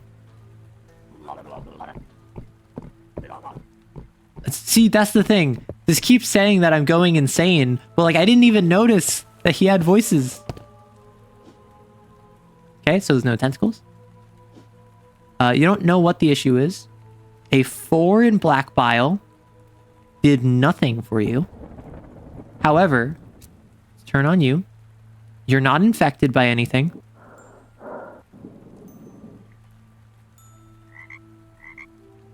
Why is that ribbiting? I'm gonna take some laudanum. Because I don't think that you should be ribbiting. So your teeth are fine. Your eyes are fine as they can be. Yeah. So you're fine that way. I think I'm just gonna... You're not allergic to much? That... Okay. The entirety of last stream, everyone was just simping over the different patients. We had a librarian patient who came in, and the entire chat was just going wood. Wood. They were like the freaking seagulls from Finding Nemo. Just wood, wood, wood. Which, independent of how attractive you might find these characters, they are diseased. They are struggling. They're not looking for companionship. So you have sore throat medicine. Your 3 is at a -2, so phlegm. We're looking at like a mid-range. Undyne rules? What do you mean Undyne rules? Do you mean Undyne rules as in like Undyne from Undertale rules? Or specific rules related to Undyne? Kiss the fish people? Ah, understood. Who here was super into Undertale? And or Deltarune? Because I'm not going to lie, I have never played Undertale. I've seen a playthrough. I've seen some playthroughs of it. But I've never... Oh, you got bit. Oh, and you have vital issues.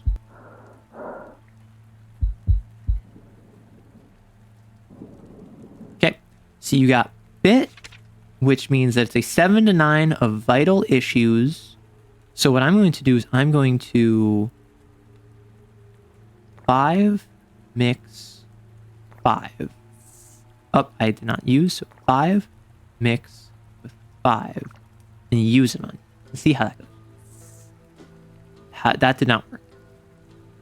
I think because what I need to do is I need to go 7 and 1.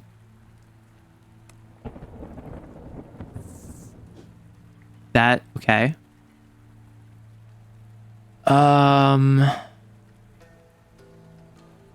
Banana, beef, carrots is an allergy thing. Oh, you're allergic to high red.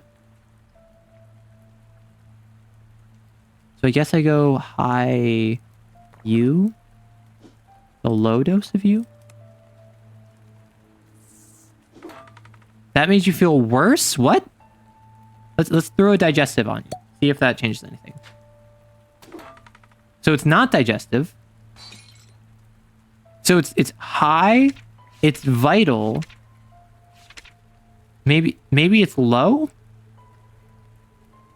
Let's just do 1 and 1. See how that goes. This is doctoring at its finest. Well, don't worry about it. Next patient, please. Next patient. I must play it on stream. That's the thing. I've seen enough playthroughs of Undertale, kind of like how I've seen enough playthroughs of... so this is fatigue.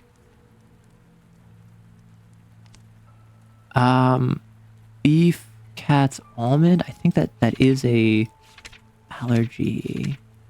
Yeah. I can't do blood. I've seen enough playthrough of Undertale, and I've played Undertale, Deltarune Chapter 1. But, so like, it's the sort of thing where, I don't know, would that interest people if I knew what I was doing in playing Undertale? No patient, no problem, exactly. SNAS Undertale. Okay, but maybe if I kiss them, I take the disease from... No, you don't want to take the disease from them. You want to purge the disease from their system. It's like a purifying thing, not a transactive thing. You don't want the disease to transfer to you. You want them to be cured. So that's a hunger issue. You're at 4. Phlegm is -1. It's a really low dose of black. Like, I'd be down to play Undertale at some point. My only issue is I know how it goes. I know the different routes. I know all the big spoilers. I know all the character interactions. So that interests people. Kind of like Walking Dead Season 1. Like the Telltale game. I know how all of that goes. So while it would interest me to play it, that is the sort of game I would be interested in playing. I don't know how interesting it would be to watch. But like, I haven't kept up with Deltarune at all. I played Deltarune Chapter 1 and that was it. Right?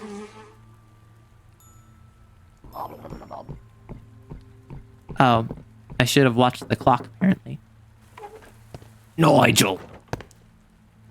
Whoa, what's that doing again? Oh, you got there, boy? You planning on driving the dog with that? You know what? I won't even give you a going anyway. Not like you need it, even if it's off at the door. And you'll be going soon.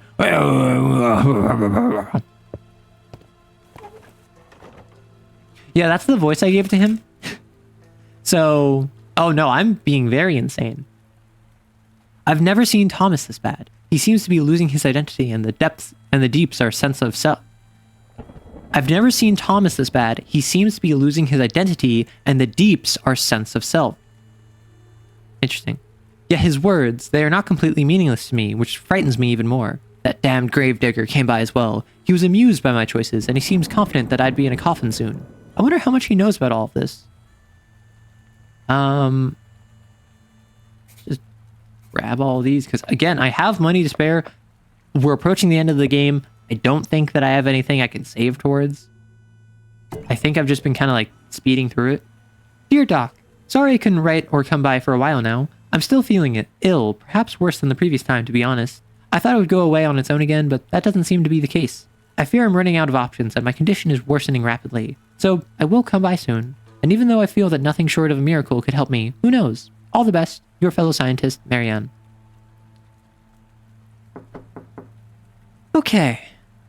Regardless of knowledge of the story, it's still fun to play. I mean, that is an interesting point. Like, I'm curious to see... Oh. Hello.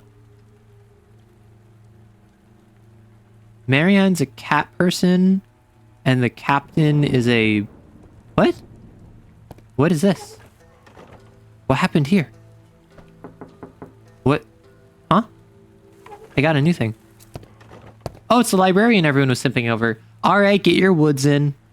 Oh dear, those pages I brought you must have done a number on me. I could swear I saw similar things like on those pages lurking around the village. I must be seeing things, perhaps from reading too much? Oh, I see you have new pages there. Would you like me to clean them up? Yes. Here you go. Didn't notice the big one on the first page. Clean that up as well. Toodaloo. Oh, you're gay? Hog. Okay, what are we looking at? What are we looking at here, King? A woman in the village is pregnant, but she swears to be a virgin, that she was visited in a dream. I delivered her baby today. Cassandra, she called her. The sleeper's calling is all there is. It is the day of the eclipse. I embrace my place in the cycle. And then all the way back at the beginning. Yep, it was the priest. I knew it. I literally called it earlier. The priest was the previous doctor.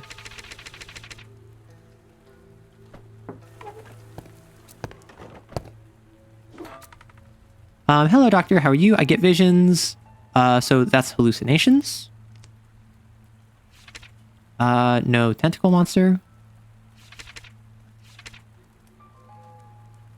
3 minus 1 or 3 minus 1 would be a low dose of vital. See, everyone keeps coming in here and they're like, oh, let me just drop a lurk. Do you think we can afford that? Do you think we are a stream environment that has any degree of financing? No. I've put in so little money to this setup, and if you can't tell, I'm disappointed. Why would I have a smirk command? Is it because it's like a lurk, but not? A small lurk as well? Oh, watcher. Sleeper. Hallucinations. Let's just get you a 1. Honestly, not the worst one you've seen. Well, that's the thing is that, I mean, personally, I've seen a lot of like, oh, you're doing a lurk command, that means you're EP. You're doing a lurk command, that means that you're going to go off scavenging. You have a lurk command, that means you're off adventuring. And I'm just like, no. If you're going to lurk, that means you're just like doing something else, and I respect that. But I can't afford a lurk command. You think I can put in money for this? Neck pain. 9 minus 2. Huh.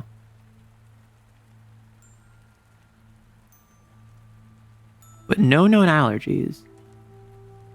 So we're looking at like a low dose of yellow? Huh. Interesting. Unlurk. Oh, I don't have an unlurk command. Do you think we arrow kissers won't... We're not puckering up. I already conceded to the arrow kissers. I'm not conceding to the pucker up.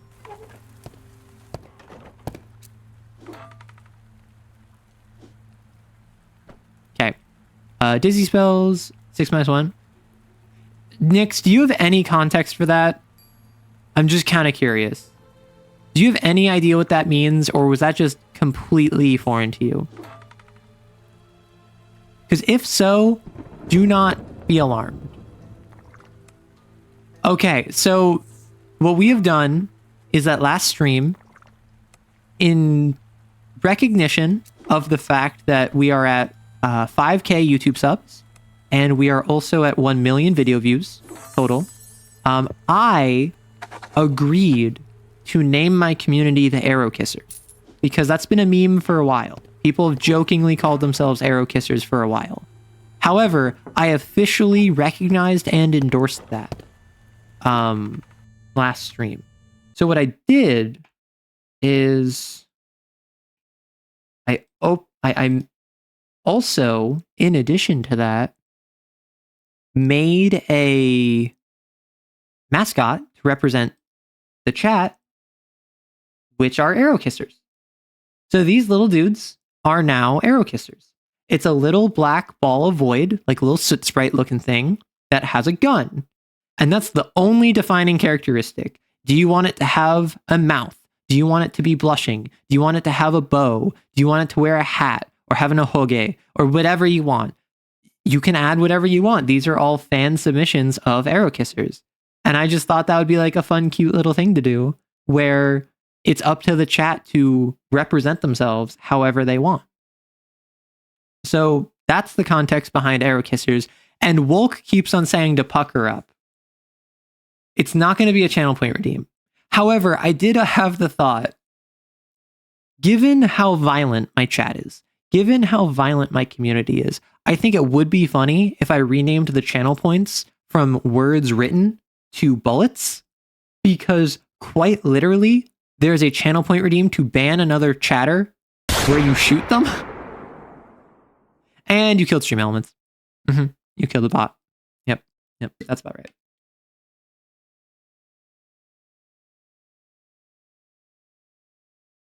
Violence was mentioned, so you had to shoot. That is what I want from my community. I want my community to just be like, shooting? Yes, please. And then just like, you start playing Doom music as we whip out the Glock and it's nerf or nothing. We also only have 30 seconds before an ad, so I am going to hold off on continuing the game right now.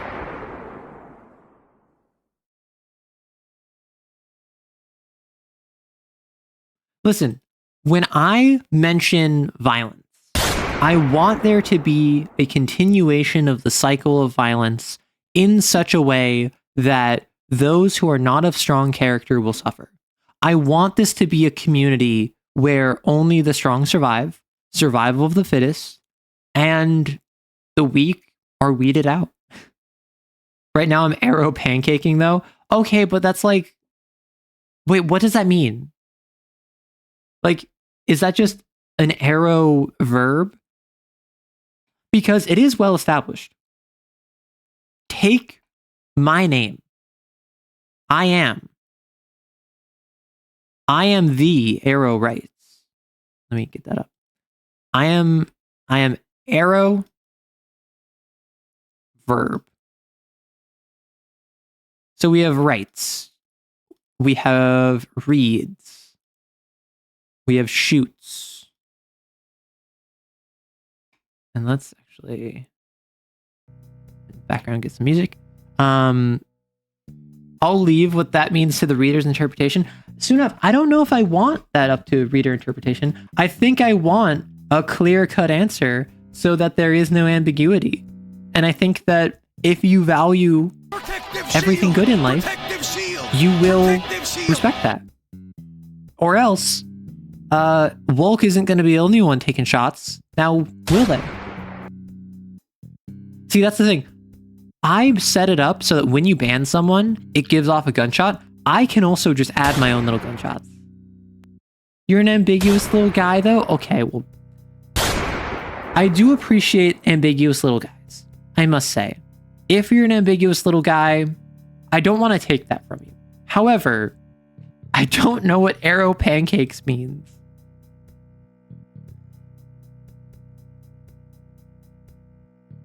Like, is that a euphemism? Is that to say I'm just kind of like...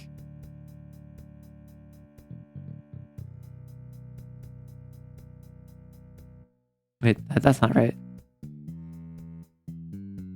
Like, I'm just kind of like lying down and I'm like pancaked out.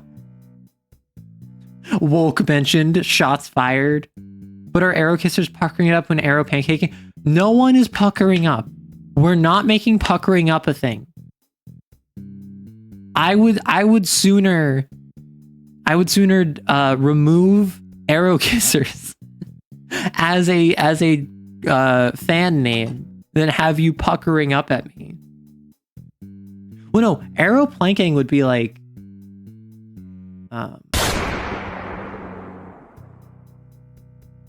that, right? Because the whole thing is like, it's a core exercise. I don't do planks that much. I don't know if anyone else runs into this. I don't know if anyone else has this problem. With me for planks, my arms always get tired before my core does. And I think that just means that I have stronger core than I have arms, which tends to be the case. That tends to be what you should have happen, even if you're a super strong like bodybuilder or you have giant muscular arms that you're constantly doing curls on. You should have a core that is as strong, if not stronger, than your arms. However, My arms are more likely to give out when planking than my core is. But arrow planks is interesting. Because when I exercise, like, obviously you can have like arrow planks. You can have arrow squats. You can have, I don't know. Arrow jumping jacks doesn't really have a nice like ring to it. What does the shield do? I redeemed it and I still got purged. So what the shield does, the shield does actually nothing. It just plays the sound effect. However, it puts a target on your back. And it's a bit of a running joke in the community that when someone throws up the protective shield, other people will start firing at them just to see if it hits. Because it's basically like saying, oh, let me hide behind this protective shield. Not they know you. The goggles do nothing. Short stockings and physical fitness? Yes. What about it, Celador? What about it, Celador? I'm armed and dangerous. Again. Shield mentioned firing shots. No, you got Tyr. Tyr has mentioned multiple times how much she doesn't like getting randomly banned. I always feel bad. Okay, let's go back to the game. And let me turn off Musica. Completely out of energy. 6 minus 1. Yeah, so you're like a low vital. Yeah, I love it when the chat goes completely silent because so many people are dead. Like, that sounds like an awful thing to say, but it is hilarious to me. I will say. It's something that just amuses me so much.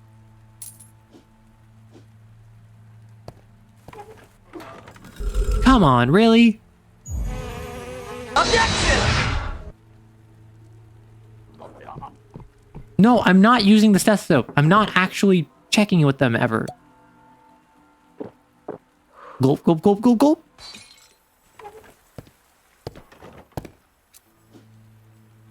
Let me turn off you. Brains. So you're angry, which is a yellow bile issue. You're not allergic to anything, so I can just give you some yellow bile. And I can heal you up. See, it's not alcohol. Does anyone know what opium is? Or sorry, does anyone know what laudanum is? I kind of gave it away there. Laudanum is a draught that is in... I don't know if it's imbued with opium or it's like strained from opium, but it involves opium. So effectively, it is taking drugs. It is like getting high and ignoring the issues of the world by... Oh, so you have the 2 cuts. It's ignoring the issues of the world by just getting high. Attraction to seafood. Low dose.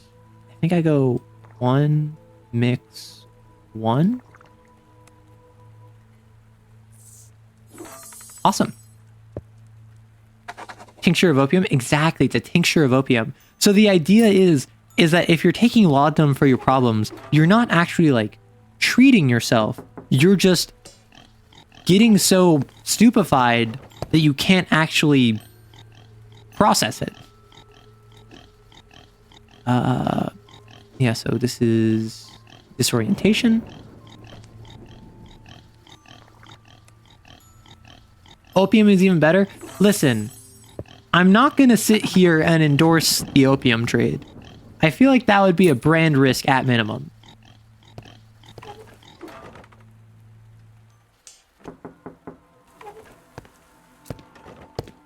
Whoa, we silly. We getting silly up in here.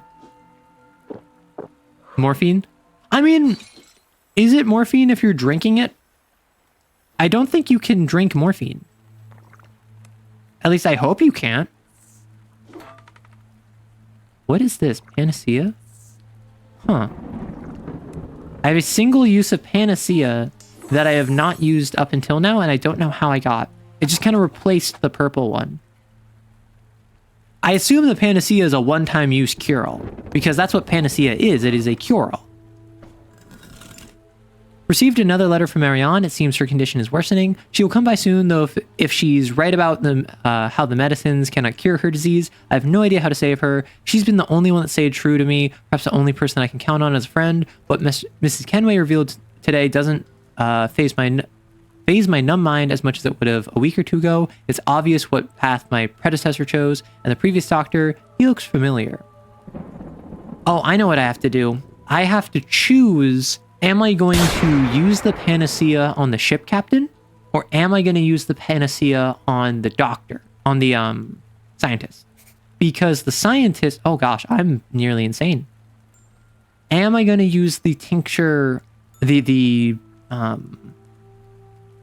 what's it called, on the scientist, because it's the idea of trying to solve this issue, or will I use the panacea on the ship captain so that he can take me out of here? That's my guess. I think that's the choice that I can do. Hello, Cronin. Welcome on in. Let me just real quick shout you out.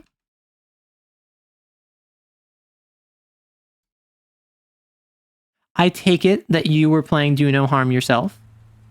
I'm actually not sure if you were or not, but this game is so fun. Oh, it is. I don't know how far you got through it. We're about to hit day 28 and we're going insane, which this game does kind of drive me insane anyway, but it also is physically declining my sanity and mental well-being. Hello, Lamb. Welcome on in. So, I am Arrow Writes. I am primarily a YouTuber, actually. I make TTRPG content. I give writing advice. I give storytelling advice. And I also upload clips from the Twitch stream. I'm primarily a yapper, so for the couple hours up until now, I was mostly yapping while playing this game, or up until playing this game. So if you enjoy just kind of yapping, ranting about hyperfixations, or you want to share your own kind of information and lore that you have, I would love to hear it. Otherwise, we are on day 28, so if you aren't up to day 28, I wouldn't mind if you hop off. I don't want to spoil you or anything. Oh my gosh. No, Volk, we don't pucker up here. Point that gun somewhere else. Oh, right. Sorry, I forgot I was supposed to be welcoming to chat. Hey, hey, chat, my regulars, can you show them a good, like, arrow kisser welcome? A good, like, welcome of the chat where I think that we know what they need. Because you know what they need. And I'll give you a hint. It sounds like that. You're on your second run. You're lasting a bit longer. Heck yeah, you love yapping. Oh, you only hit day 7. You cut your... I cut my face up on like day 8. Oh my gosh. Twinsies. Nah, I went insane on like day 8. And I killed like 6 people. So then I had to restart. I went on my second run. I got all the way up to like day 25-ish, day 24, and I died to plot things that I won't spoil.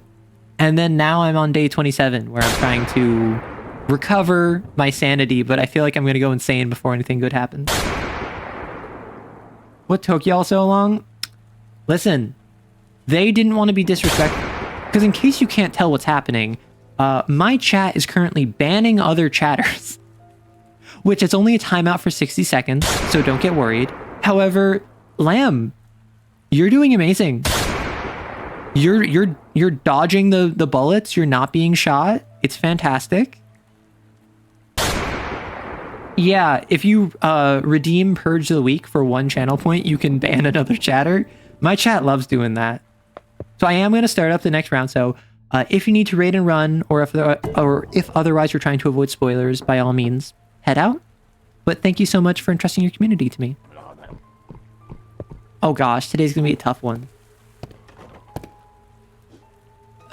Doctor, did I visit you yesterday? I don't remember being here. I think I'm going completely insane, Doc. The waves are inside my head. My mind is drenched in their whispers. I can't remember what they say. I shall not. They will drag me beyond the dark leagues of madness if I do. None of your medicine works. I'm losing myself, Doctor. There's not an inch within me that is dry anymore. You need to help me now. I don't feel I can take this any longer.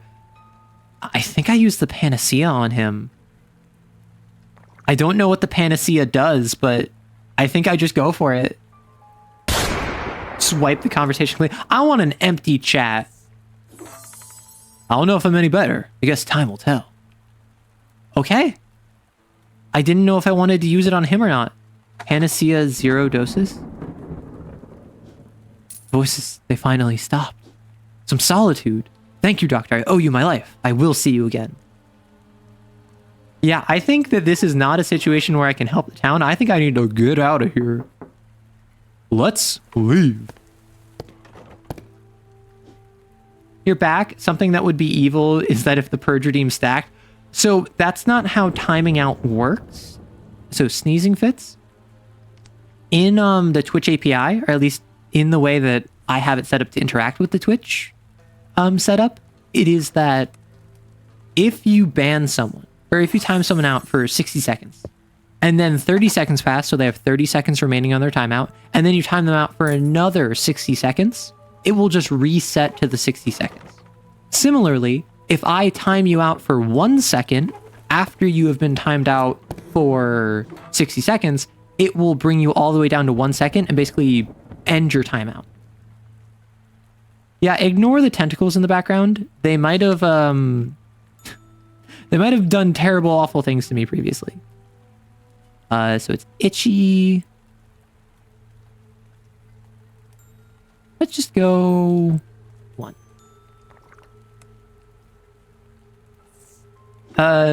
So it just says you're timed out and you can't type. Yeah, it was purge the week. This is a brilliant redeem. My chat loves it. They go feral over it. It's so funny. Like, I'll just be living my life, and then suddenly the entire chat will just erupt in a firefight, and then I'll just be doing my own thing, and then chat will entertain itself for like 5 straight minutes. Yeah, you can use it too. Yeah, so long as you're here for like 10 minutes, or like 5 minutes or whatever, you get 10 free channel points. Well, thank you for the follow, Lamb. You just got 300 points of ammunition. Go wild. Oh, no, I'm going crazy. I might die. Fun. Yeah, point. Hope you're well. It's just a little cough. 7 minus 2. It's just a little cough. That strikes me as a phlegm issue. Lamb, I don't think you've been shot once. Also, I see that pirate software emote. Oh, bye, Lamb. You finally got. However, I will direct everyone's attention to the revive command, which if someone gets shot, you can revive them. So do keep that in mind.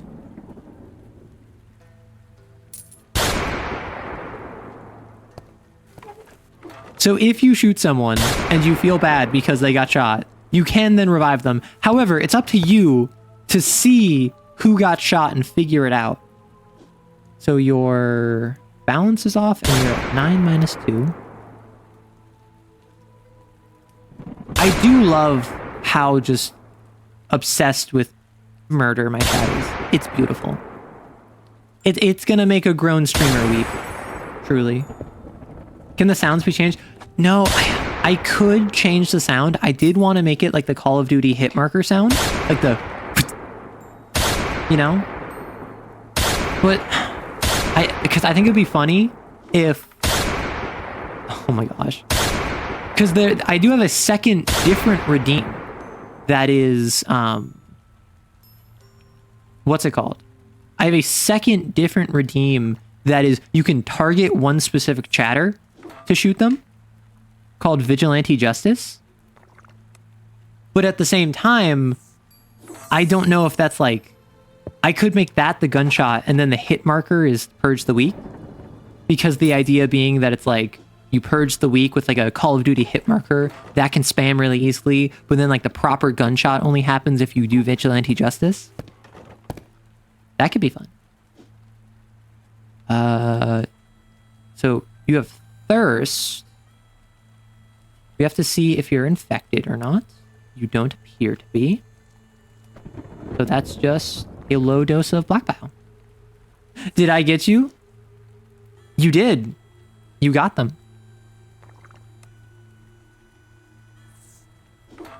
So the medicine helping.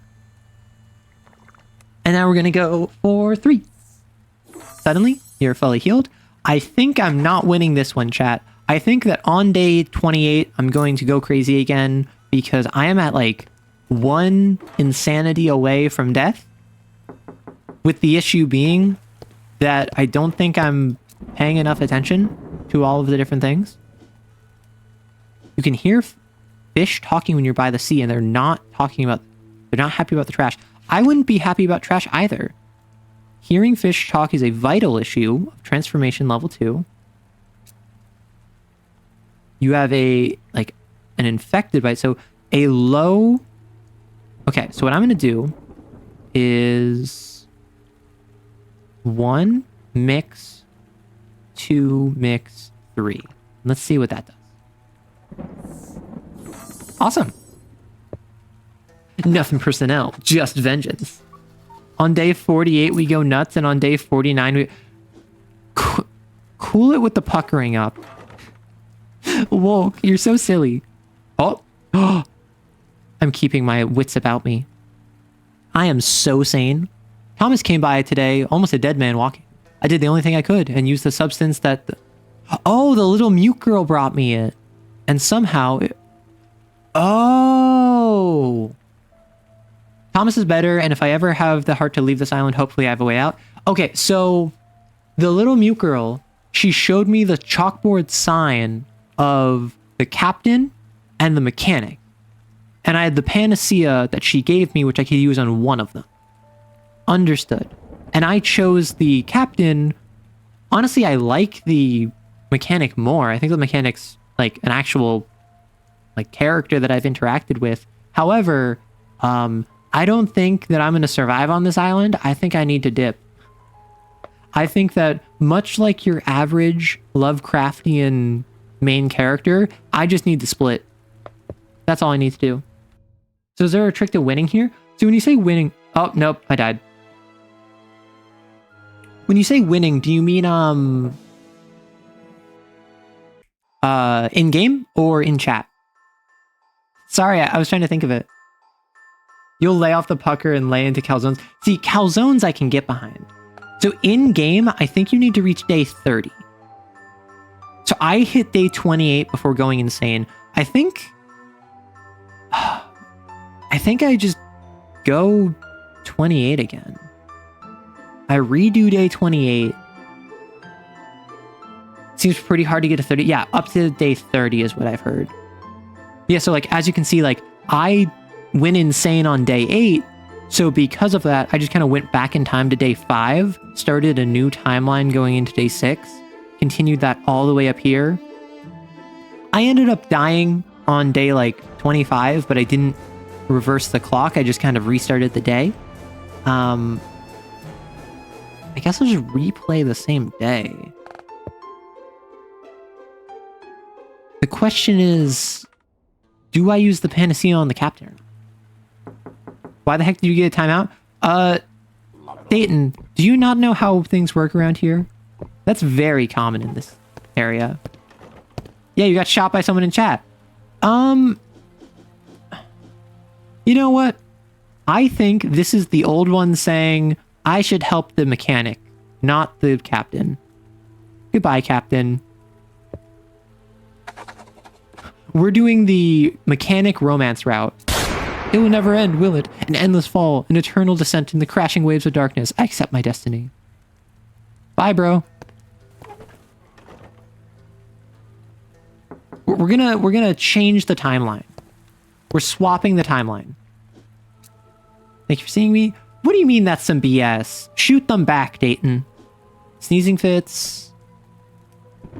Okay, so it's just a little bit of phlegm. So a channel point redeem. There's a 1-point channel point redeem where you can purge the weak, which is ban a random chatter for 60 seconds. And there's also a 100-point redeem called Vigilante Justice, where you can choose a specific chatter and ban them. The timeout counter reached 0, but it won't let you out of the timer. I'm sorry. Oh. Nope. Nope, okay.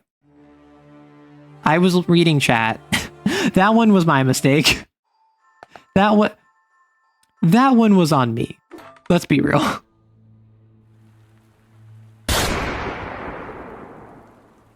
Yep.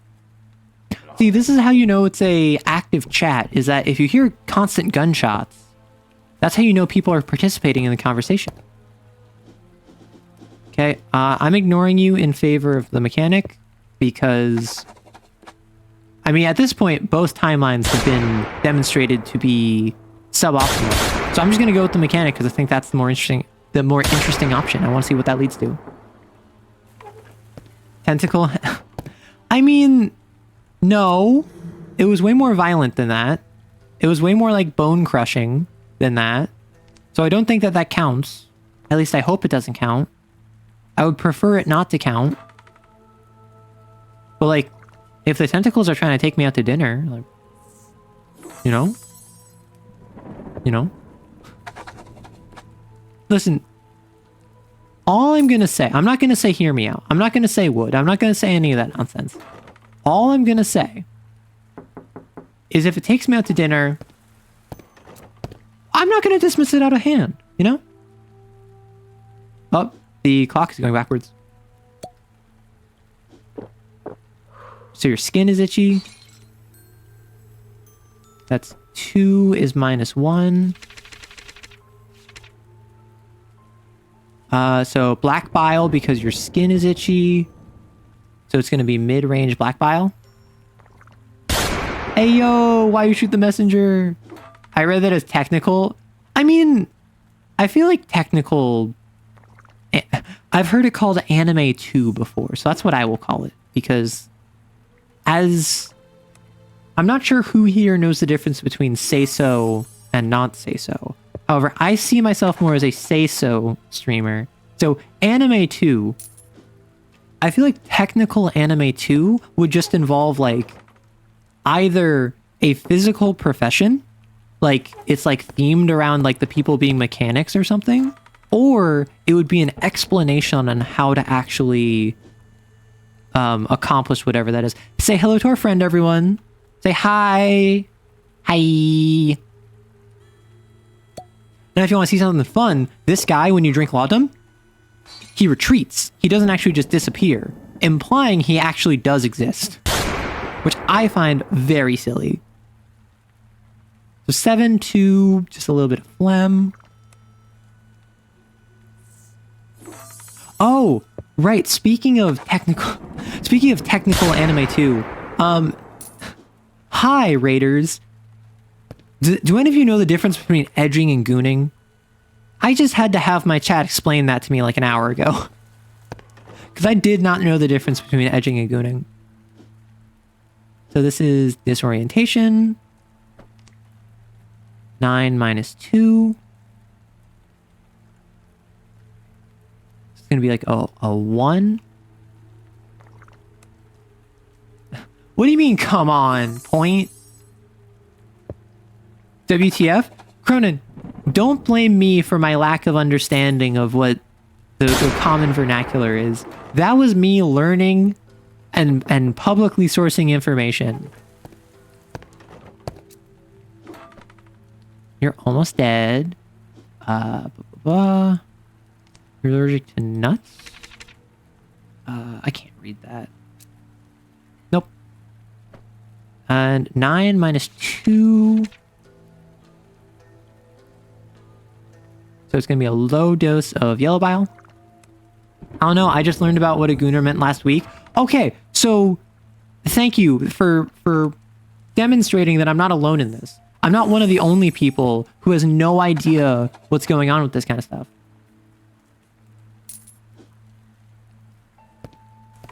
I'm just going to remind you that you should invest more. Invest more in what? Oh, in the lurks. Yeah. So you're itchy. 1 phlegm is nothing, implying that it's there. So it's going to be like a low to mid-range.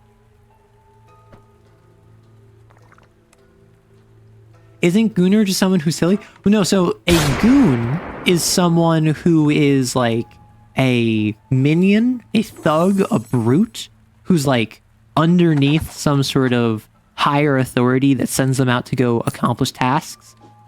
Like a goon might rob a bank that Batman then has to stop them. And then an edge is what a 15-year-old has. An edge is someone who thinks they're cool when they're not. Oh, hello, friend. Say hi to our friend over there. We call that Billy. I don't know. We don't actually call that Billy. I just call it that Billy right now. Hey, everyone. Hi, Maddie. So you can't put your finger on what's wrong. You're not infected.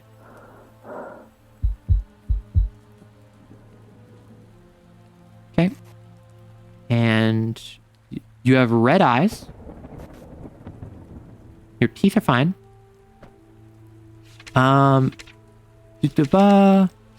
Red eyes is black bile. And you need a high dose. Yeah. Yeah. You need a low dose of black bile. And you're allergic to onion and lemon, which means that if I do a low dose of black bile, nothing bad will happen. So I'll just give you a low dose of black bile. You just checked your YouTube channel's traffic source, basically where your views come from. Your viewers are children and gooners. What? What does that mean?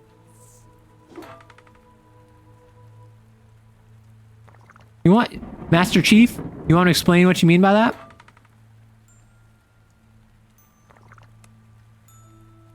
Yeah, because that was Grammarly, you meant gooners. Okay. Yeah, on my YouTube channel, funny enough, I have like under 10% of my audience is listed as being like minors under the age of 18. Like it's like 5 to 7. Hello? Hello? Why do I see your face still? I think that's a graphical glitch. Body ache is yellow bile. Yes. Pumpkin water tomatoes. So you're fine. So I can just give you a low dose of yellow, even though 9 is at -2. It's going to be like a 1 or a 2. Is Gooner an official category on YouTube's analytics or something? I would not be surprised. I would not be surprised. However, given how much YouTube hates that kind of content, probably not actually. You can check to see the videos people were watching before yours, and the thumbnails of them are pretty sus. Oh no. Let's do that.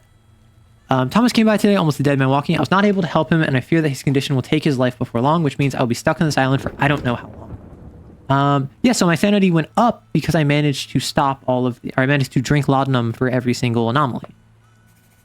Cool. Vor was quite like, how? Like, what do you mean by that? Like, it was thumbnails of Vor? It was like the history of Vor? It was like ASMR Vor? Like, what are we talking about? Streets are safe again. People thank the doctor. Local priests nowhere to be found. Eclipse is coming. So I've ignored the eclipse. I've healed everyone I could. And I've now, in this timeline, because in my initial timeline, I died.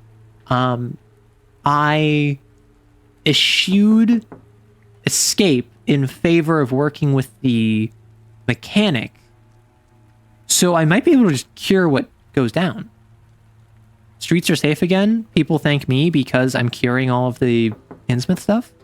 I haven't worked with the priest. I haven't killed people for the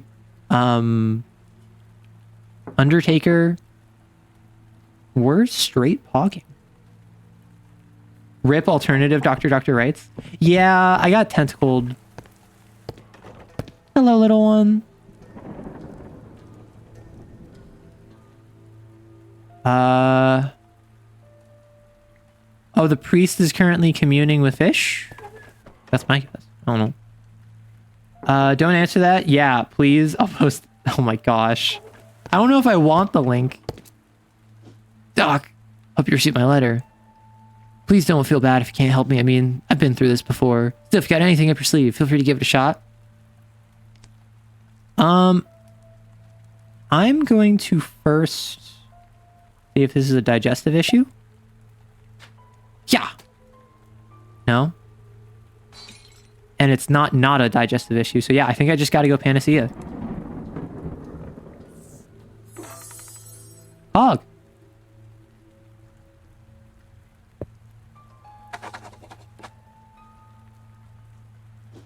Can't believe it. I'm cured. How? What was that? Ugh. Can't silence the scientist in me. Never mind me. Thanks, Doc. I owe you my life. I'll see you soon. Okay. Everyone's talking about like there are woods in this game. Has anyone considered the joint partnership with the mechanic based off of a mutual respect and scientific inquiry? Has anyone tried that? So we're gonna do a little bit of blood. Too bad you've already forwarded the list. If I have to see it, everyone else does. As long as it's not like NSFW. Like, if it's on YouTube, it's probably not NSFW. So at that point, I'm like, I don't really care. Like, okay, I need to be on the lookout for craziness. Because I did just become more sane from yesterday. Because I got everything. I drank my laudanum like a good little doctor. However, I gotta be careful. Gotta keep my eye open. So, neck pain, huge grunt now, lemon's milk. It's not, it's only words. Feeling better. Wait, smashing the mechanic? Cringe. Joint scientific work based. Listen, in my previous stream, there was like this attractive younger lady who comes to you, and it's just like, hey, it's raining. Could I stay the night with you? And I started a prediction. And I look at my chat, and I'm like, what do you think I'm going to choose? Do you think I'm going to say yes to this offer? Or do you think I'm going to say no? And most of my chat said yes. And Maddie, who is my mod, said, no, I don't think you're going to do it. And then I said no, because I'm not a simp. Your chest hurts when you turn sideways. Chest pain is phlegm. Unlike you simps, I don't fold as soon as a woman looks at me and says, can I stay the night with you? I don't want to get wet while heading home. Maybe I can... I'm not going to finish that sentence.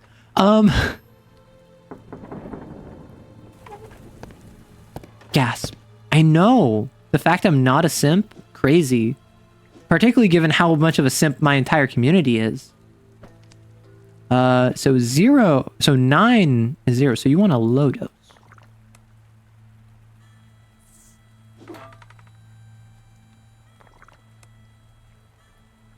No, I find it incredibly silly when people just are like, oh my gosh, the love of my life. I would do anything for you. And then I'm like, do you even know their name? Do you have any good memories with them? Oh no. I'm not using the stethoscope. I'm not worrying about that. Drinking my laudanum. Hurting all over. That's aching. Eggs and flour. Eggs. I cannot give you a low dose of yellow. So if it's not a high dose of yellow, then it's a high dose of vital. Awesome. I got exactly what it was, just on a guess. Hog. Skull emoji, except me, and that's why I'm mod. No, someone else also voted. I think it was like Wolk or Stunov. Someone else who's like fairly regular. Most people assume that I was going to fold instantly because they would fold.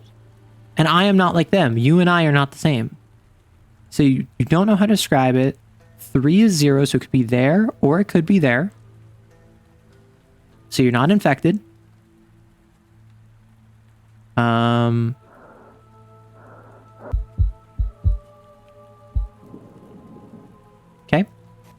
What's your mouth looking like? Okay. You're just totally normal that way. So let's splash you with some vital. So it's a vital issue. Is it a low vital issue? It is a low vital issue. So I will just simply do a low amount of vital. And if this is not right, I will do phlegm. Fog. Wait, wasn't the weird fly statue on the other side of the desk last time? Nope. The fly statue is always on the right side. It's just whenever I look over to the right, it's on the left side of the screen.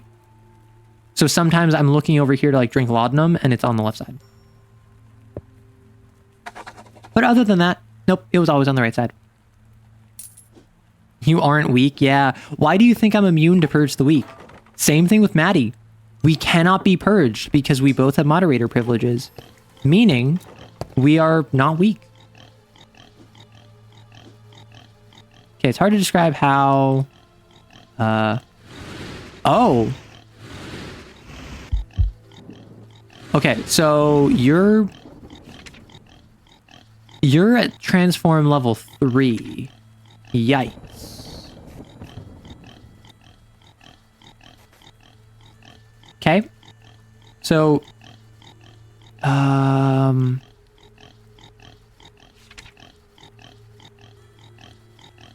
yes. Yeah, I get it. Let's see if you need vital.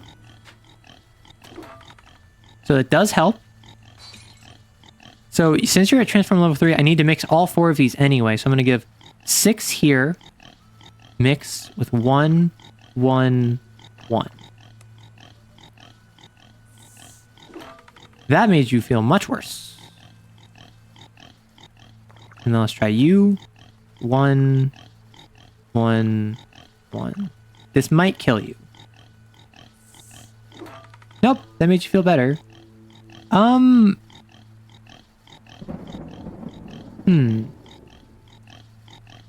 you shush?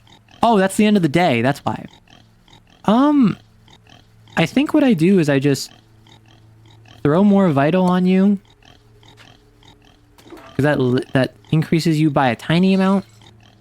I throw more of high on you because that increases you by a tiny amount. Oh no, it's low? You want low amount? Oh, I didn't realize.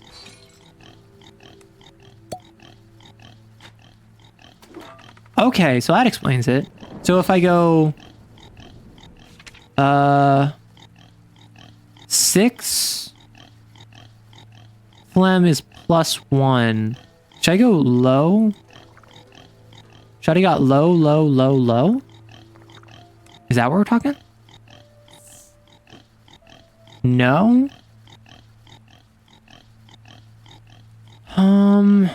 Maybe like 3 and 1, 1, 1.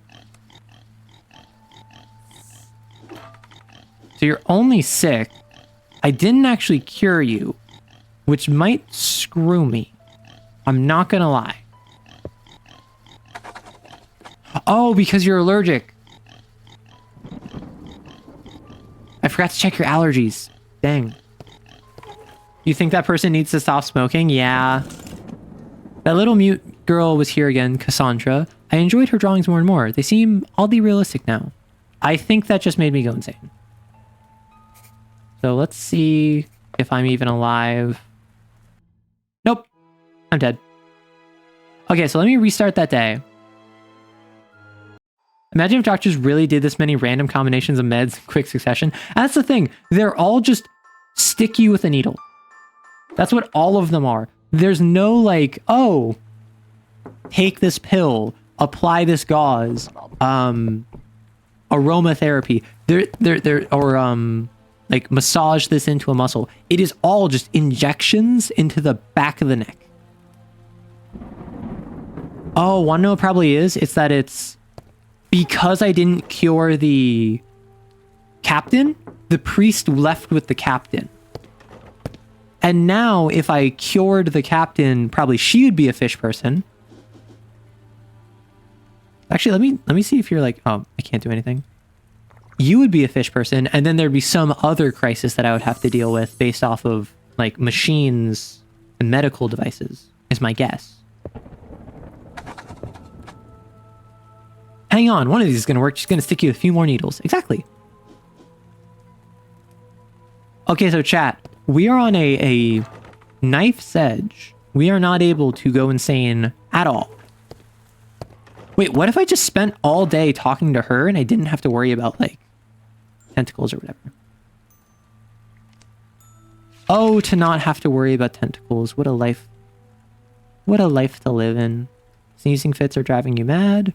Go 4.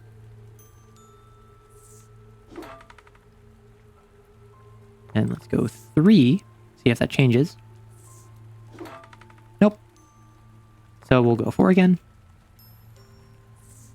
Bada bing, bada boom. Sign off.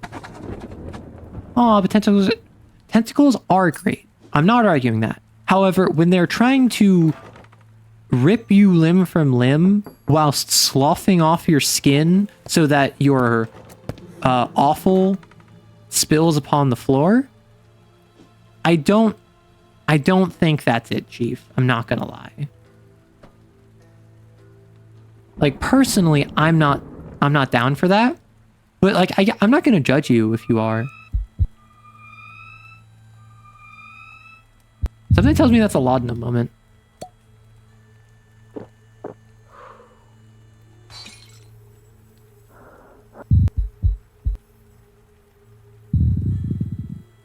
Okay, so you have, yeah, indigestion. Up. Up, up. So I'm just going to give you a bit of black. And it seems like low to medium is where it's at. You are masked, so you don't have to worry about allergies. That's +2.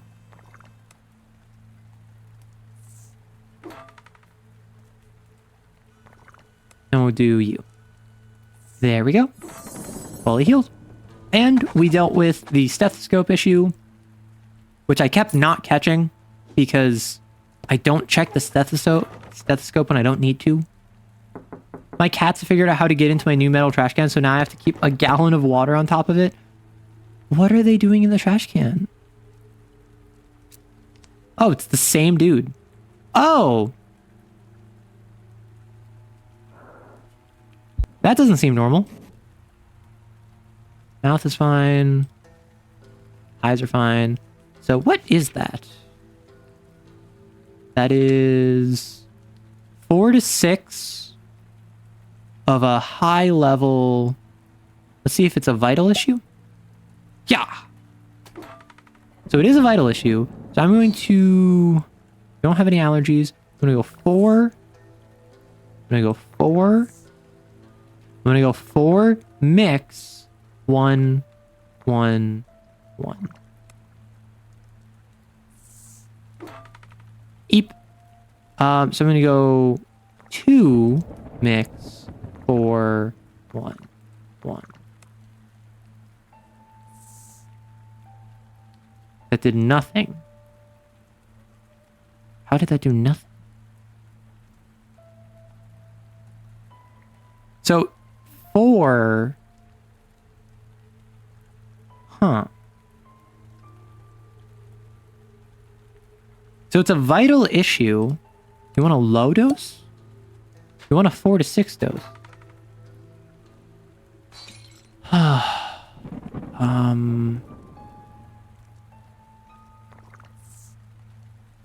So if I go 3, 3, 1, 1. That did nothing. And that's it. Yeah. Interesting. That was...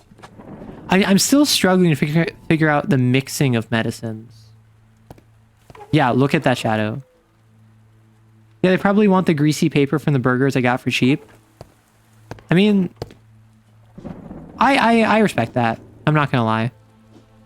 To be a cat and just kind of like want greasy paper for the sake of having greasy paper. That sounds pretty lit. Pretty goated with the sauce, as some say. Okay, so unfortunately there is one singular infected individual walking around. That was not very poggers of me to just let them go. To be a cat and sleep all day without anyone judging you. I could never sleep all day. I would struggle with that. So hallucinations, no known allergies. Let's get you just a 1. Oh, we doing a firefight? Yeah, this is what happens. Sometimes that just kind of happens in chat, and I respect that.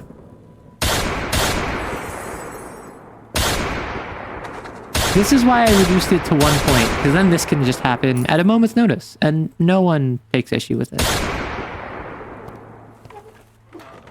However, Maddie, you participating in this is a little bit like a fully grown adult participating in a wrestling match with a child.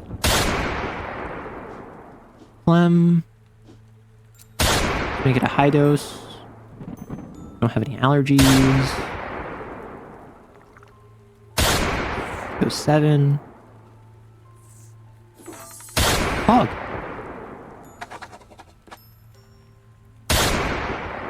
Oh, and that's the end of the day.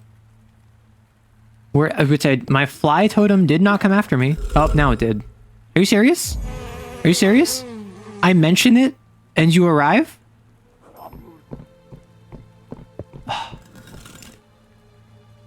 Did I just die? Did I just die because of that? Or no, I have a little bit of sanity remaining. Dog. I think I bought everything. Yeah, I did. Holy heck. Oh no, it's the constable. Doctor! Never thought I'd see this day. You're the first to keep the oath and resist the witch's temptation. And the lies of the imposter. We owe you an apology, but you have to understand, this cycle began ages ago. Perhaps back when the ocean first vomited this damn piece of land, the villagers abandoned all hope. They taught themselves to look the other way, generation after generation. Yet you give them hope that we don't have to stand by and watch in fear. Still, it's not over. They'll both be coming for you now. You have to flee before the eclipse arrives. I left a knife on your porch. Take it with you just in case. Run to the shore where a boat will be waiting. Go save yourself. You've done more than enough.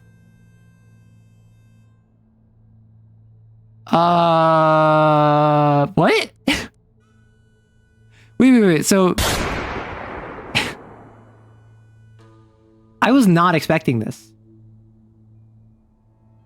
So the constable is not in with the priest. The priest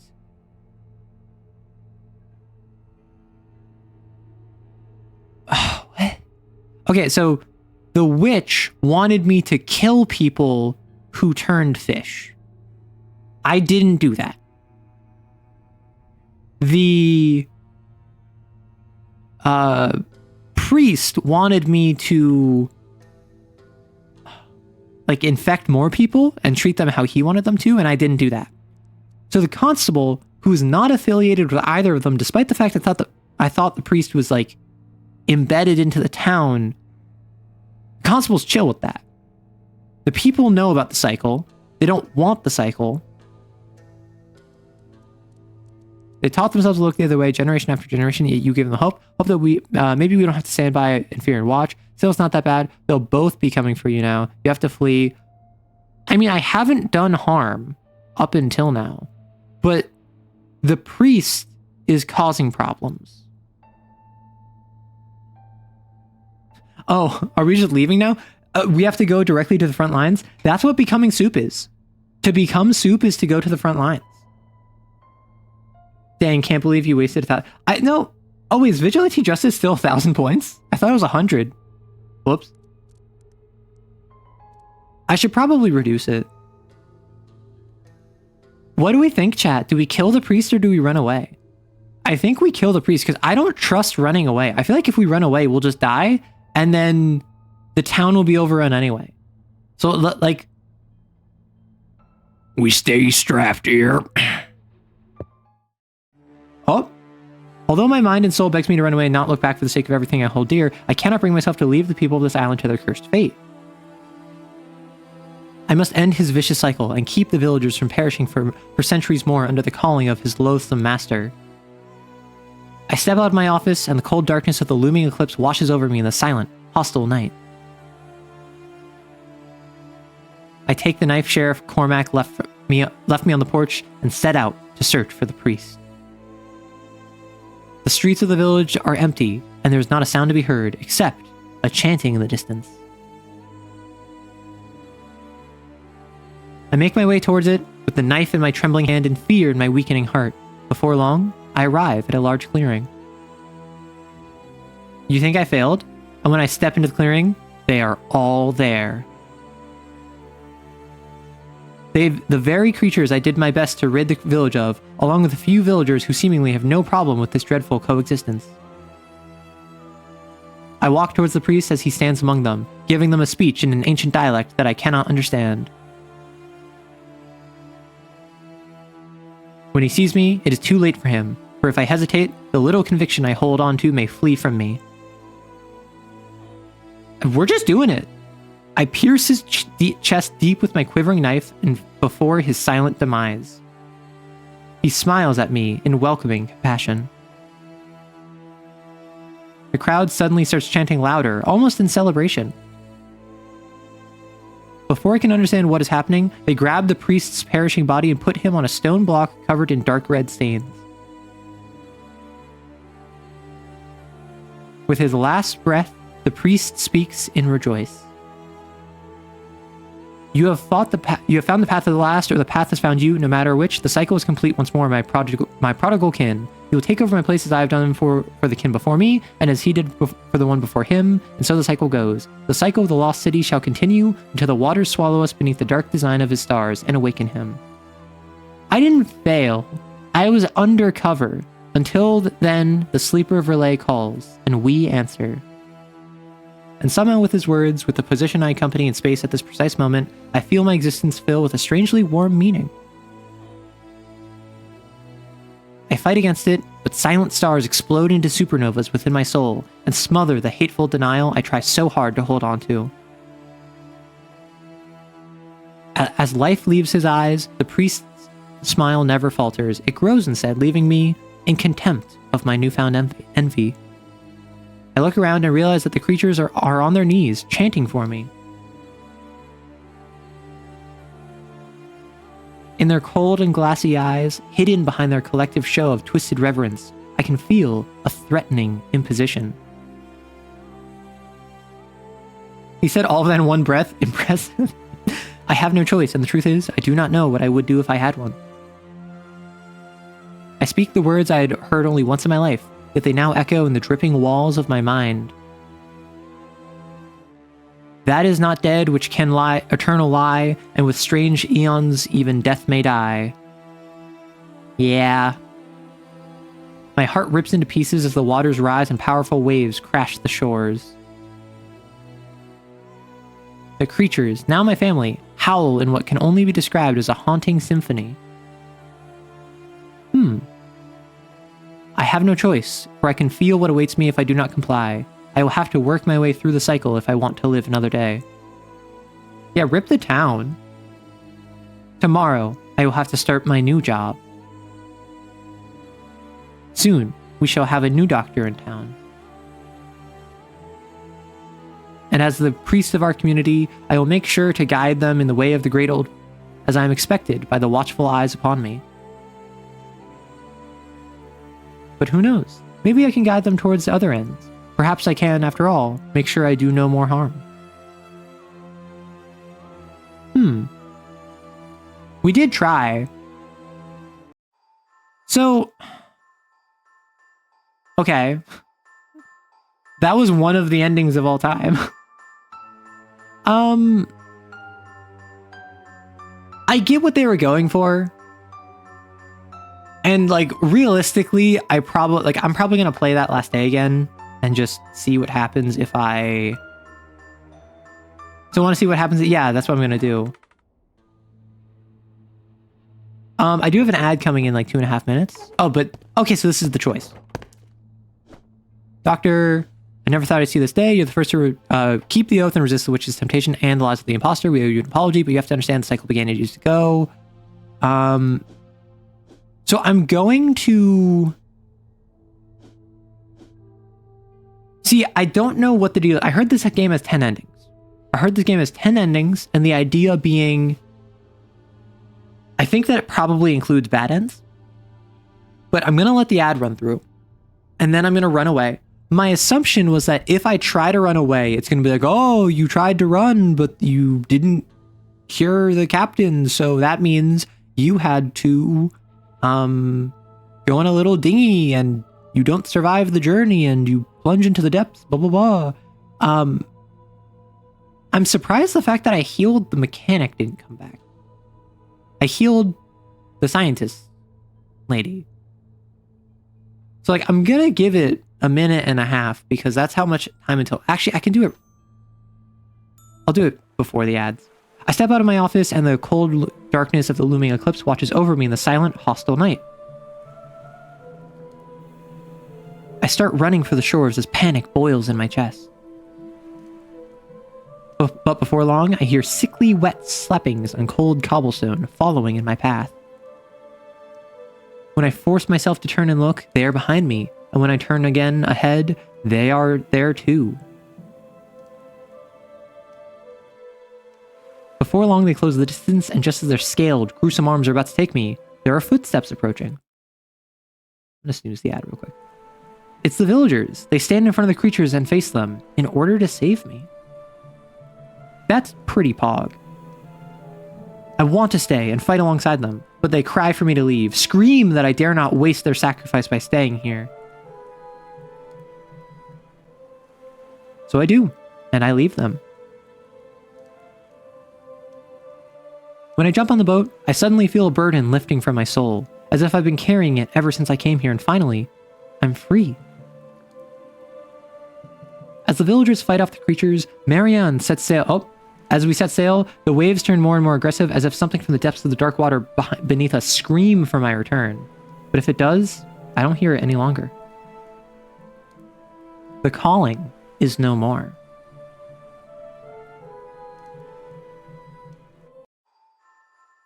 So, the only difference was that Marianne piloted the ship instead of the captain. You can never win, no one does. Too bad you can't take any of them with you. Yeah, and that's the thing, is that it's very on theme for Lovecraftian horror for there not to be a good ending, for there not to be a win condition, for there not to be a you beat Cthulhu, you beat the cult, you stopped the awakening of Relay. That's just not how Lovecraftian mythos works. I think those two endings were a bit of a problem. Personally, I was not the hugest fan of those two endings, and I might be a bigger fan of like the witch ending. I think the knife ending, like the kill the priest ending, is the ending you get if you work alongside the priest. Or like it ends the same even if the lead up is separate, because like if you work alongside the priest, presumably he says like, hey, here's what the cult is, here's what we want you to do, you have to kill me, start the next cycle, have a new doctor, and blah blah blah. But it's also just like, I don't know, I feel as though this game was a very good Papers, Please style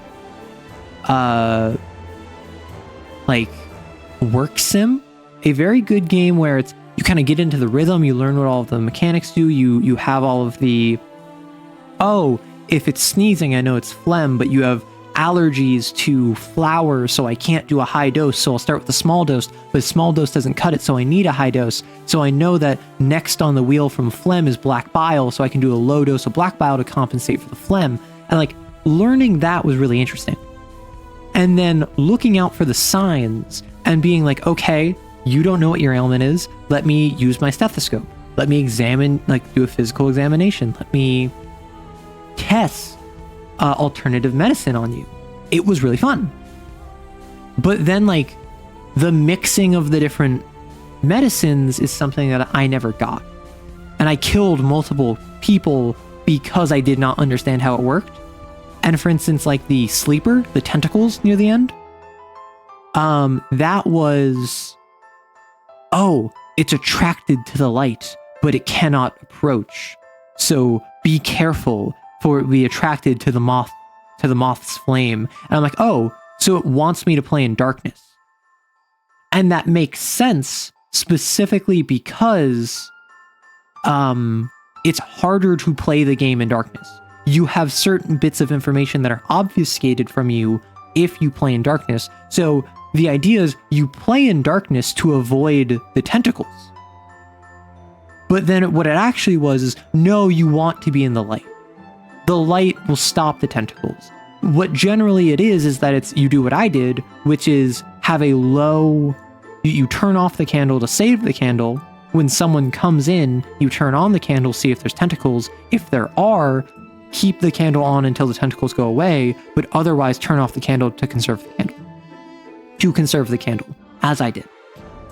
Imagine having allergies couldn't be me. I also don't have any allergies. In fact. So yeah, like it was a fun gameplay loop, but like I didn't really get a Ludo narrative.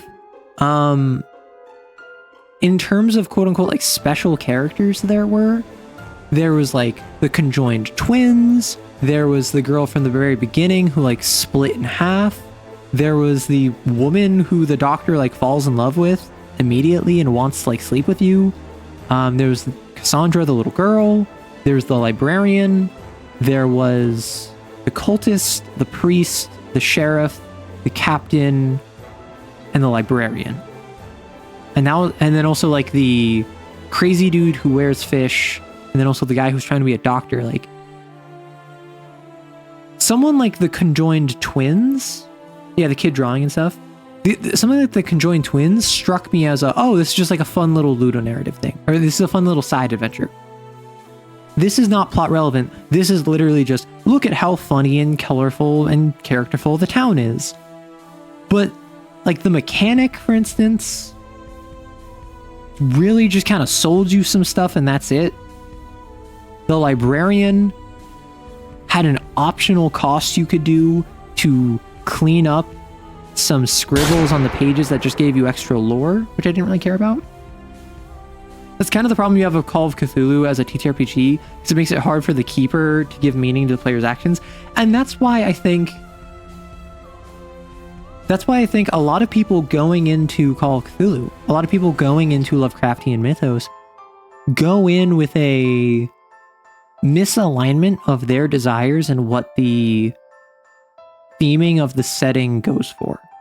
In Lovecraftian mythos, it is existential horror that you are unable to prevent. You are unable to step up against Cthulhu. Even in the original Call of Cthulhu, and we just have an ad, so watch out. You just finished arrow showering. Oh my gosh. Even in the original Call of Cthulhu, one of the characters drives a boat through the head of Cthulhu. Like, crashes a boat into Cthulhu and like brains him. And then Cthulhu like falls into the ocean, and even as the boat is returning to shore, they see Cthulhu is reforming. Because you cannot kill Cthulhu. Cthulhu is an idea as much as it is an actual entity. Your arrow existing? Are we just putting arrow in front of everything now? Yeah, kinda. So there is that kind of like existential horror, but I think it would be really fun to run, and of course I would say this because I'm dumb and stupid and many things. Let's get some music going. We'll get MS Paint going. We also have like a minute and a half before the ad is up.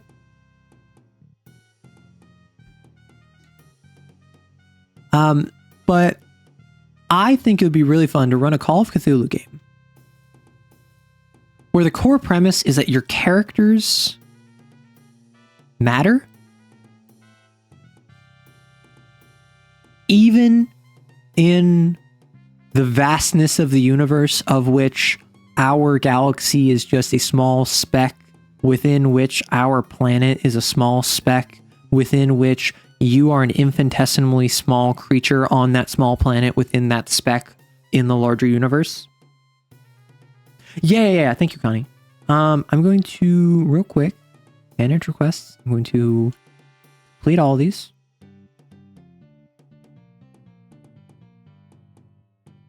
And I'm going to alter the points cost of Vigilante Justice.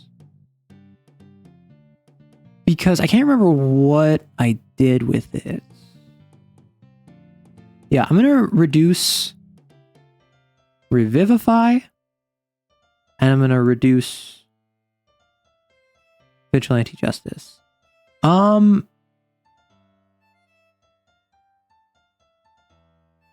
also reduce Banish Rorston, because I think that's funny.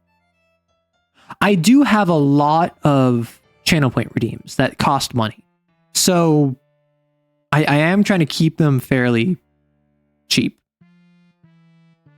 Actually, what if I do Revivify is only $250? Because then it's like, oh, if you want to revive someone, then it's pretty cheap to do so. Just figured I'd remind you since it's an ad. Thank you, Connie. It works for you. It works for horror, but as a player, I think I would get annoyed by all my actions constantly getting undone like that. Dad, I discovered my dog loves hopping onto my bed and fearlessly smelling the blanket. Aw, dogs are so cute. I love dogs. Dogs are like the best animal. And no, I'm not accepting criticism. But what I want to do, I want to run a game of Call of Cthulhu where the player character choices matter. And the whole idea is that you are a jockey in horse racing, or you are a librarian, or you are a detective. Various like 1920s, 1930s occupations that show up in Lovecraftian literature. I actually don't know about a jockey specifically, but you have this. And then it turns out that like, well, it doesn't matter if there's a cult that has for centuries built a series of towns connected by like rail and boat and car, and that there is a nexus of power between all of them that is channeling a ritual site with which they will utilize when Venus aligns with Neptune and Uranus is hidden behind the sun to summon forth the great race of Yeth. Yeah, sure. You can stop the ritual. You won't stop the cult. You can't undo the fact that 300 years ago, a member of the cult in high society formed the infrastructure of this three-way trade route in order to set up this ritual that could happen 300, 400, 500 years ago. And even if you stop it now, you can't undo the progress that was already done before you were born. You can only delay the inevitable. That doesn't mean that if the jockey and the librarian fall in love, that's any less valuable. That doesn't matter that if the detective works through their crippling addiction to alcohol, that doesn't mean anything. If anything, that just means that these things are what give meaning to life, because this fundamentally can't. If you can't stop the ritual, you can only delay it. If you can't stamp out the cult, you can only delay it. If you can't restructure society, and the only thing you can do is put a bandage on the wound that is generational trauma. These small things, these small victories, these personal stories is what matters. Every romance you have, every personal demon you defeat, every accomplishment you create is the only metric you should hold yourself to then. Because, definitionally speaking, there is nothing more. There is nothing of... You can't be held in some high regard as the one who stopped the cult. There is no stopping the cult. You can't be the one who killed Cthulhu. There is no killing Cthulhu. You can't be the master of Azathoth and the opener of the gate, because you cannot open the gate to the blind idiot god. To do so, to even comprehend doing so, would drive you insane. And that's the sort of thing where I believe that is where the most robust storytelling can happen in this style of setting, because then you have extremely intimate and personal moments between characters because they know this is all they got. They're not waiting to one day reach level 20 and fight God. They realize we will always and forever be incapable of stopping the inevitable. So we can try our best as we do so and hold on to our humanity in the meantime. And what do you know? That's very similar to Vampire the Masquerade. There is no stopping the Camarilla. You're not fighting antediluvians. You aren't going to be the one to single-handedly end Gehenna. But if you, as a vampire, work alongside another vampire, and you two grow a deep-seated respect for one another, and you, as a Ventrue, trust a Nosferatu because you've worked with them for 50 years, and you've always had each other's back. That is what has meaning. Not the end of times, the final nights. Not the government conspiracies. Not the final end boss of the setting. And I think that is how you take hopelessness and turn it into hopelessness. And you don't just turn it into hope. You turn it into meaning. And maybe that's just like my world. Maybe that's just my philosophy. Because, like, I'm going to swap off Do No Harm now because we're going back to just chatting. And given that we are only 3 hours in, I think we will probably also play Disco Elysium in like an hour or so. The meaning, and just in my philosophy, I recognize that, like, I am smaller than my local area, which is smaller than the wider world, which is smaller than the universe. But that doesn't mean that my problems don't matter. That doesn't mean everything I do has no meaning. That just means stop trying to find meaning on a scale you aren't meant for. Stop trying to accomplish goals on a level that is not only insurmountable, but is negligent of such goals as a concept. An ant does not concern itself with the perceptions of humans. Not necessarily because they care. Maybe it's simply because they don't have the higher level functioning to process at a human level, which is very clear ants don't have that. But in the same way, you don't have the four-dimensional comprehension, seeing time as a flat line that like an extra dimensional entity does. So why concern yourself with what your place in that world is?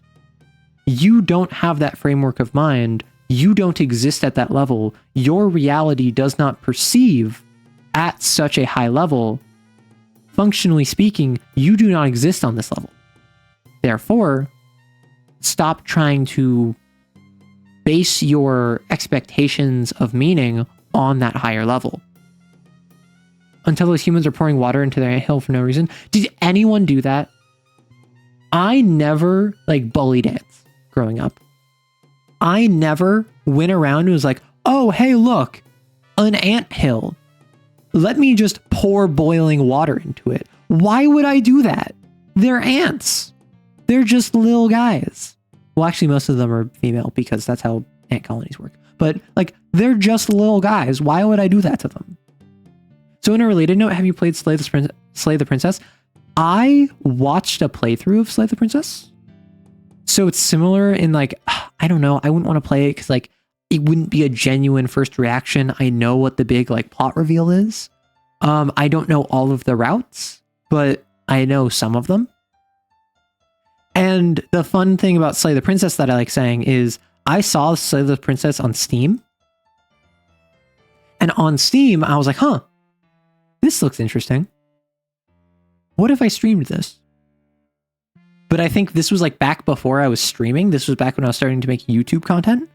Like I was just starting, because like this was like late 2023. So I was like, this would be a fun game to like play and like record at some point. But I'm not doing that. I'm doing D&D content. And then like a week later, it popped off. So I was just sitting there like, this seems like a fun game. What if I played it? And then it became super popular. You annihilate an anthill in my backyard every time an ant bites my ankles. Stunov. No. Simply don't have them bite your ankle. Actually, kind of related maybe. Have you read Slaughterhouse 5? I have not read Slaughterhouse 5. Well, yeah, an ending with meaning or eternity without it is quite important for Slay the Princess. Yeah, I know the broad strokes of Slay the Princess.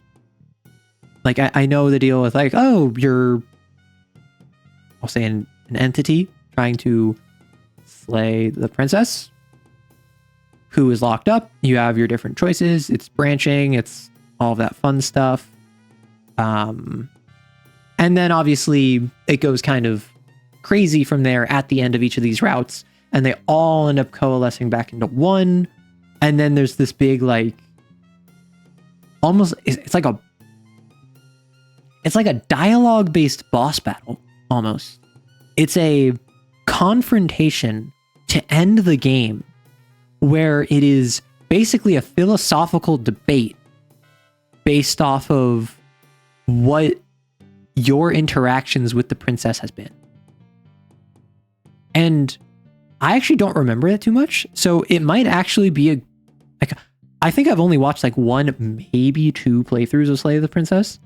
And they weren't like full, like watch everything from the start beginning. It was like highlights. So I could probably play Slay the Princess. I don't know what it is like to the extent that, like, for instance, I keep on saying like, oh yeah, like, I've seen Undertale. I've watched multiple playthroughs of Undertale, or like Telltale's The Walking Dead. These are games I've watched so much, like via like YouTube or stream, that I know enough about them. I don't think it would be worth me playing. Something like Subnautica, something like Slay the Princess, are games that I've seen a playthrough for. I have enough information on it that I don't think it would be fair to say blind. Like, I know the ending for both of them. I don't know the idiosyncrasies of the game. I don't know every fun thing about it. I don't know the different choices that you can make in them. I know the broad strokes of both. You think I would really like the Lakeview Cabin series? Lakeview Cabin.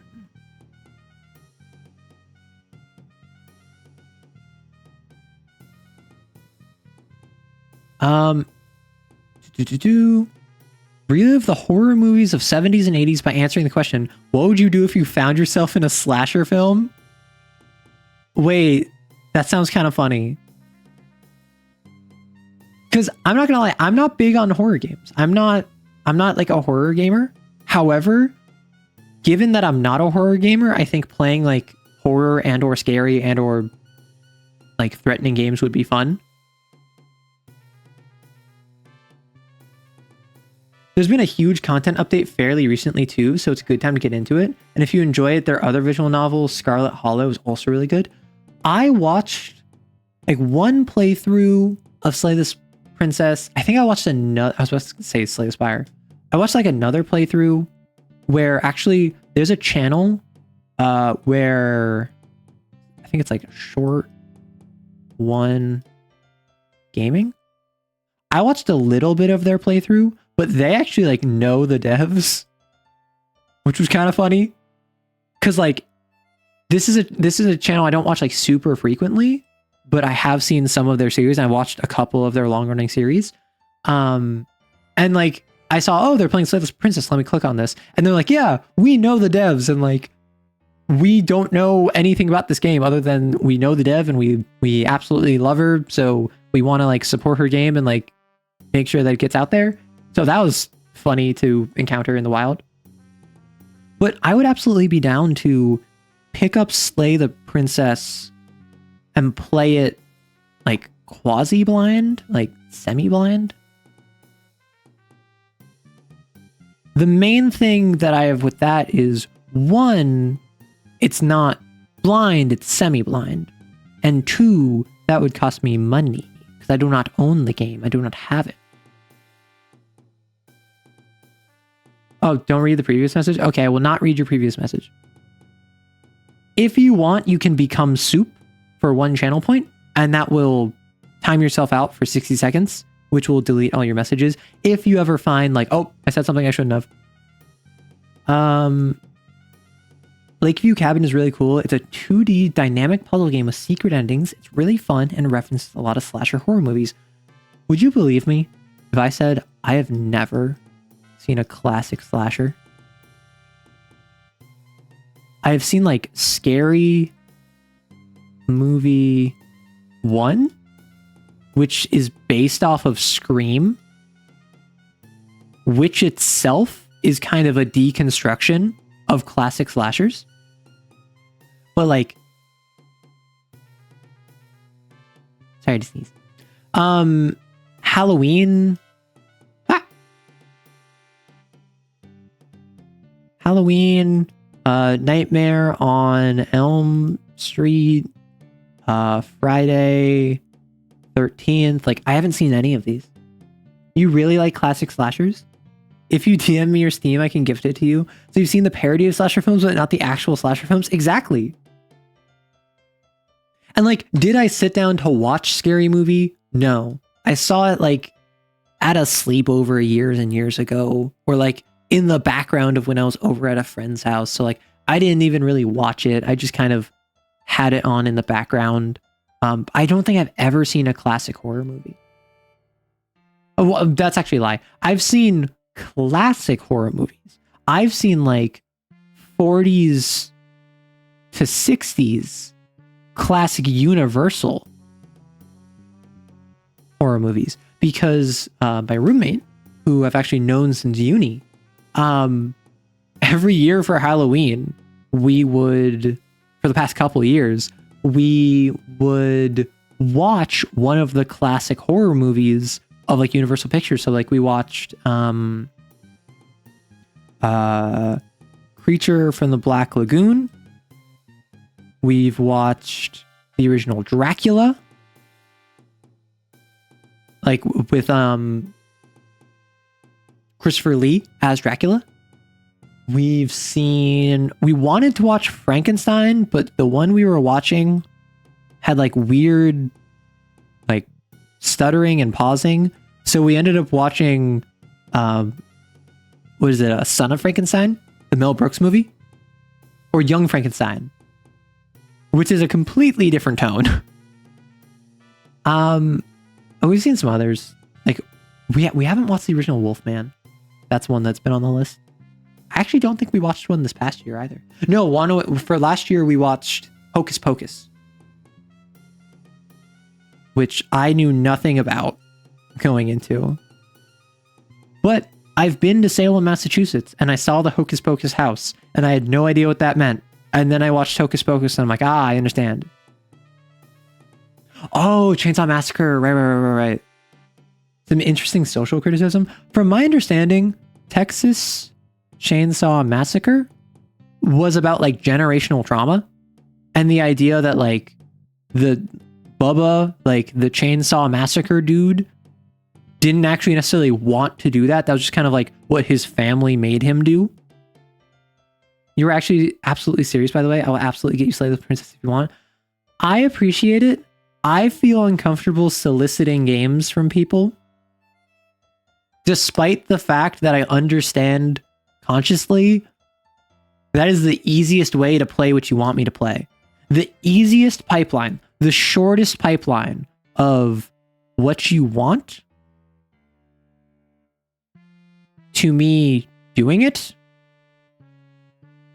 is to just give it to me, and then I will probably do it. Well, you're not soliciting, they're throwing money at you. I get uncomfortable with that. That's why, despite the fact that I literally have like a sponsor, I literally have like a sponsor that I have a revenue cut with them of you can get 20% off their products. And then if you do that, I get a kickback of money, or why I haven't opened a Patreon, despite the fact multiple people have said like, hey, you should open a Patreon. I don't have a throne. I don't even ask for donations, really ever. That just makes me uncomfortable. But fundamentally speaking, like, I have a list of games that I want to stream, and I have a separate list of games that I can play, that I have on my library. So this is actually, I mean, it's less like that. It's more like games I want to stream, games I have, games people have requested seeing, right? So this is the sweet spot. This is a game I have that I want to stream, that people want to see me play. I think this is also an acceptable area where this is a game that people want to see me play, that I want to play. So I can just buy it. I can spend money. I have gotten money from this, so I should spend money on this, right? Ideally, I would be working in here as well, where I have it, you want to see it. Maybe I don't really want to play it. Maybe it's just kind of like, I don't really know. I'm kind of up in the air. Like maybe it's Subnautica or Telltale's Walking Dead or Undertale, where it's a game which I don't think I have any of those games, but those are the sorts of games where it's like, I don't know. It wouldn't be Blind. I don't really know. I don't feel comfortable. The OG Texas Chainsaw movie explores suburban people's fears of uneducated and poor hillbillies living in squalor. Right. Interesting. The first movie and the other ones are not super related. Yeah, that's the thing, is that it's like, I don't know. I've had people donate. I've had people subscribe. I've had people offer to give me games before. It feels scummy. And this is entirely a me thing. This is entirely my relationship with money and finances. But I both simultaneously hate spending money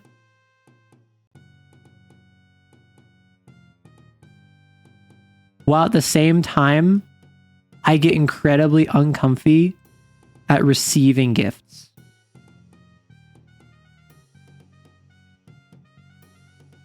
Which, as you might imagine, not a very productive combination to have, I must say. However, that's really my problem. I don't gotta deal with that. So if you want to support me, just honestly, most of the classic slasher tropes by cultural osmosis. Exactly. So if you want to support me, I don't know, buy the use my promo code with Homie and the Dude, which is in the description of all of my YouTube videos. Which, speaking of, there's a YouTube video coming out in an hour and a half. If I ever make a game, you'll totally get a free key. I look forward to it. Free keys. I do love free keys to stuff. However, that is also it's not money. No, absolutely. If anyone in my community makes something, I do want to make this clear. If someone in my community makes a thing and it is stream safe, I would love to at the very least check it out. Maybe if you make a 16-hour-long visual novel, I won't play all of it on stream. But I would love to at least check it out. If you make a side-scrolling 2D Ultra Kill style, really high skill ceiling platformer, that's not really my style. But I'd love to check it out. I'd love to support a member of the community, even if I don't end up playing it for hours and hours. So if you make a pucker up emote, and it's high quality, I might make it an official emote. And that's the simple thing. Is like, thing isn't just game. Thing also includes art or emote or I don't know, assets. I have no idea how Ultra Kill does some stuff. I don't know. I've never played Ultra Kill. I've considered it. I'm bad at I'm bad at FPS. So I would be really worried about like streaming Ultra Kill. Plus, I've heard some so-so things about the community. I've heard that the community gets really frustrated if you don't play optimally. And they like to backseat. But I think I would love to try out something like Ultra Kill. I would love to try out games that are outside my comfort zone, like a rhythm game. Or a horror game. Or a really like competitive FPS. That's why I've been trying, I've actually been trying Marvel Rivals a whole bunch. Off stream. But I am Plat 3, and I have not played Ranked in weeks at this point. I've been so busy. But I'm like Plat 3 in Marvel Rivals, which is something that I never thought I would be able to do, because even though that's like middle of the pack, I am very not good at competitive games in general, whether it is chess or a hero shooter. So to get to like middle of the pack rank, like Plat 3 in a very popular competitive FPS where sometimes I pop off, sometimes I do amazing things, was really interesting to see. And I wouldn't have known that if I didn't try a hero shooter. And honestly, the only reason I ended up trying it is because one of my friends was like, hey, do you want to play? And I was like, sure. It's free. So then I gave it a shot. Horror movies, books, comics, podcasts, whatever, perfectly fine. Games, you turn into a complete coward. That's the thing. When it comes to horror games, I have one of two reactions. I am either none of this is real and you cannot hurt me. Ergo, you have no power and I laugh in the face of your attempts. For instance, if anyone was here when I played Made of Scare a couple months ago, that was like a horror game where it's like, oh, it's like Resident Evil. You're in a abandoned hotel overrun by zombified employees who can't see, but they can hear. You need to hold your breath when they walk by. And I was just like insulting them as I walked by. I was very blasé about the whole thing. Or I will scream. Case in point, Voices of the Void, Llama, and or Terraria. Like, I am either completely unaffected or I am completely affected. Those are my two reactions to horror games, and it's really a coin flip. You know, you stopped at gold because ranked makes me mad. Honestly, ranked didn't make me mad. Rank made me mad in bronze because I was stuck in bronze for like 15 games, maybe 20. I was stuck in Marvel Rivals bronze longer than I played in silver and gold combined, I think.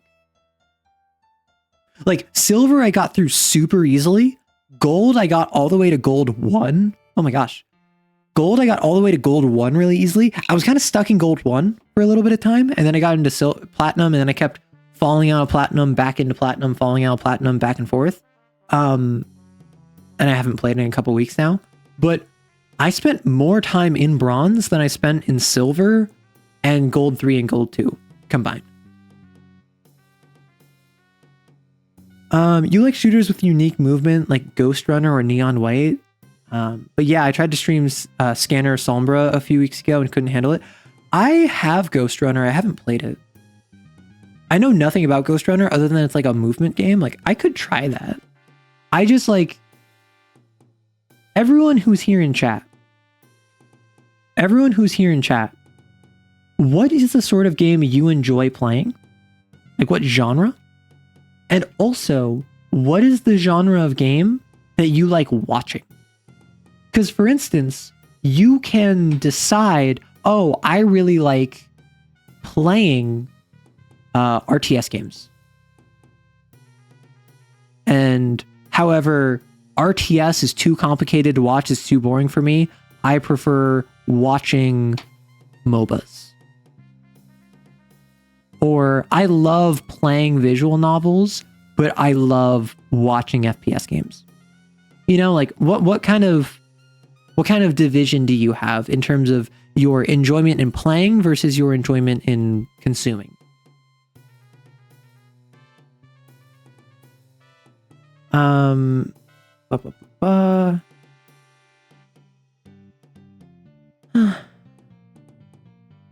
Anything with a fun streamer discounted Fortnite and LoL. That's the thing, is that I don't watch League of Legends, nor do I watch Fortnite. I think I watched a little bit of Fortnite, like back when Miku came out, because a streamer I regularly watch and follow was playing it. And like Neko Boy Blue plays Fortnite occasionally, like we'll stream it. That's a situation where like I don't care about Fortnite. In fact, I would say I have a lesser opinion of Fortnite and LoL than I would of just Call of Duty or Do No Harm or Disco Elysium or whatever. Like a game that I don't necessarily care about or have a strong opinion on, like Subnautica, for instance. If someone's playing Subnautica, that's like, eh. If they're playing Fortnite, it's like, you know? So if it's a streamer I like, I will absolutely watch something like LoL or Fortnite at least a bit. Generally speaking, though, I am not going to watch it as intently as I would a game I actually do care about. For instance, and this also depends on the streamer. So a couple of examples. RT Game is a streamer who I used to only watch his YouTube stuff. But since I've started like streaming on Twitch, I have Twitch open more. I've watched a good amount of his Twitch content. He was playing Indiana Jones and like the Great Circle. Right?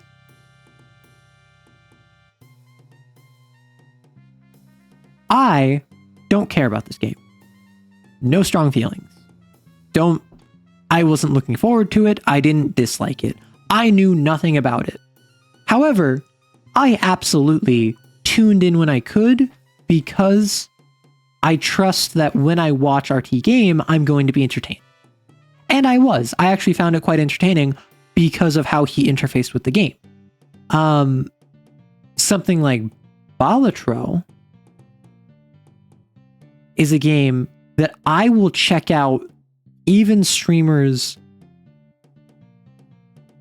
Because like before we've been talking about like, oh, the streamer is like a heck yeah, but the game is like an eh. What if the game is like a heck yeah, but the streamer is an eh? Well, I'll still probably check it out. And maybe it's meh, maybe it's not all right, maybe I don't know the streamer, maybe I have mixed feelings on them, maybe I've never seen them before. But because I understand Balatro, I have that touch point, I'm willing to check out the streamer. Another great example is Persona 4 Golden. I hyperfixated on this for quite a while. So I have a great fondness for this game, meaning if I come across Joe Schmo, random streamer, I will give them the time of day. I will check them out.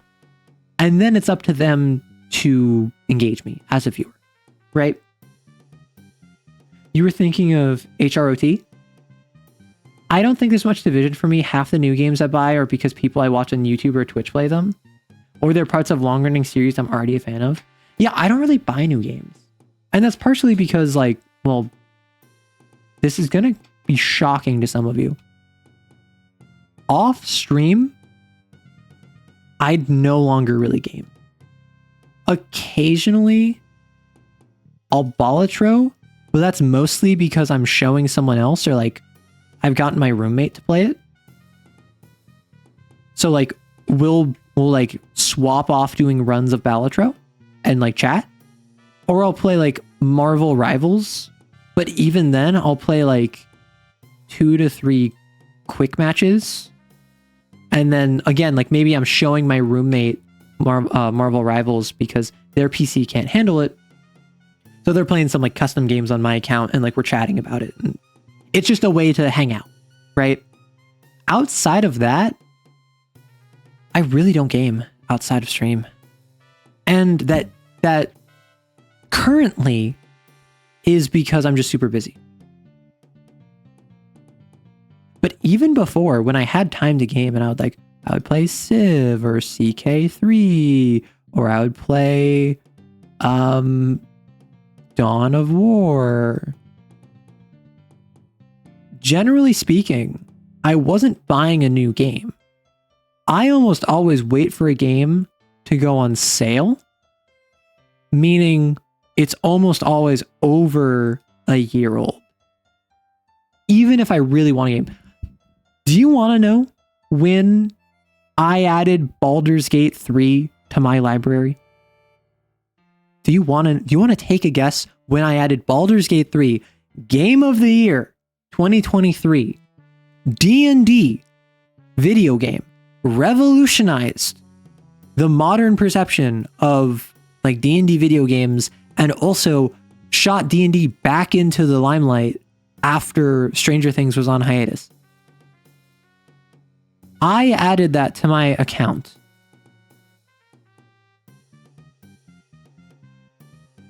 Christmas 2024 because it was a gift. Baldur's Gate 3 had all of the makings for me to like insta lock in and buy it. And then it was Game of the Year, and then that just added to the reasoning. It is now only in my library because I was gifted it for Christmas. Baldur's Gate 3 is so good. So I've heard. I wouldn't know. I haven't watched anything about it because I knew I would play it at some point, but I haven't yet played it. And honestly, it's kind of on my list, but right now I don't want to start another long-running series until I beat Disco Elysium. Because I'm loving Disco Elysium, but I recognize having one long-running series and then having a couple options to pivot off to on an off week, like, do no harm. 1.5 streams. Perfect. Gives us a little break of last stream, and then this stream right now, we continue beating Do No Harm. I experiment, I try something new. It's a chatting game, I can chat while I play it. Then I pivot back to Disco Elysium for the next 3 hours. Right? Fantastic. Amazing. You would totally watch a playthrough of that from you after Disco, of course. Yeah, I have a couple games that I want. One is Baldur's Gate 3. The thing with Baldur's Gate 3 is that I know you're going to say it doesn't matter. I want to play Baldur's Gate 1 and 2 first. That's my same thing with The Witcher 3, which I have the entire Witcher trilogy. But I want to play Witchers 1 and 2 first. Even though I know, strictly speaking, I don't need to. Like, I don't have Baldur's Gate 1 and 2. I do have all 3 Witchers games. I have Outer Wilds. Okay.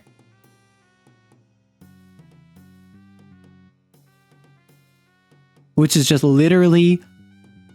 I'm not going to lie, I'm waiting to play Outer Wilds until I grow larger, because Outer Wilds is one of those games that, like, there are communities of people which solely exist to support streamers that are playing that game.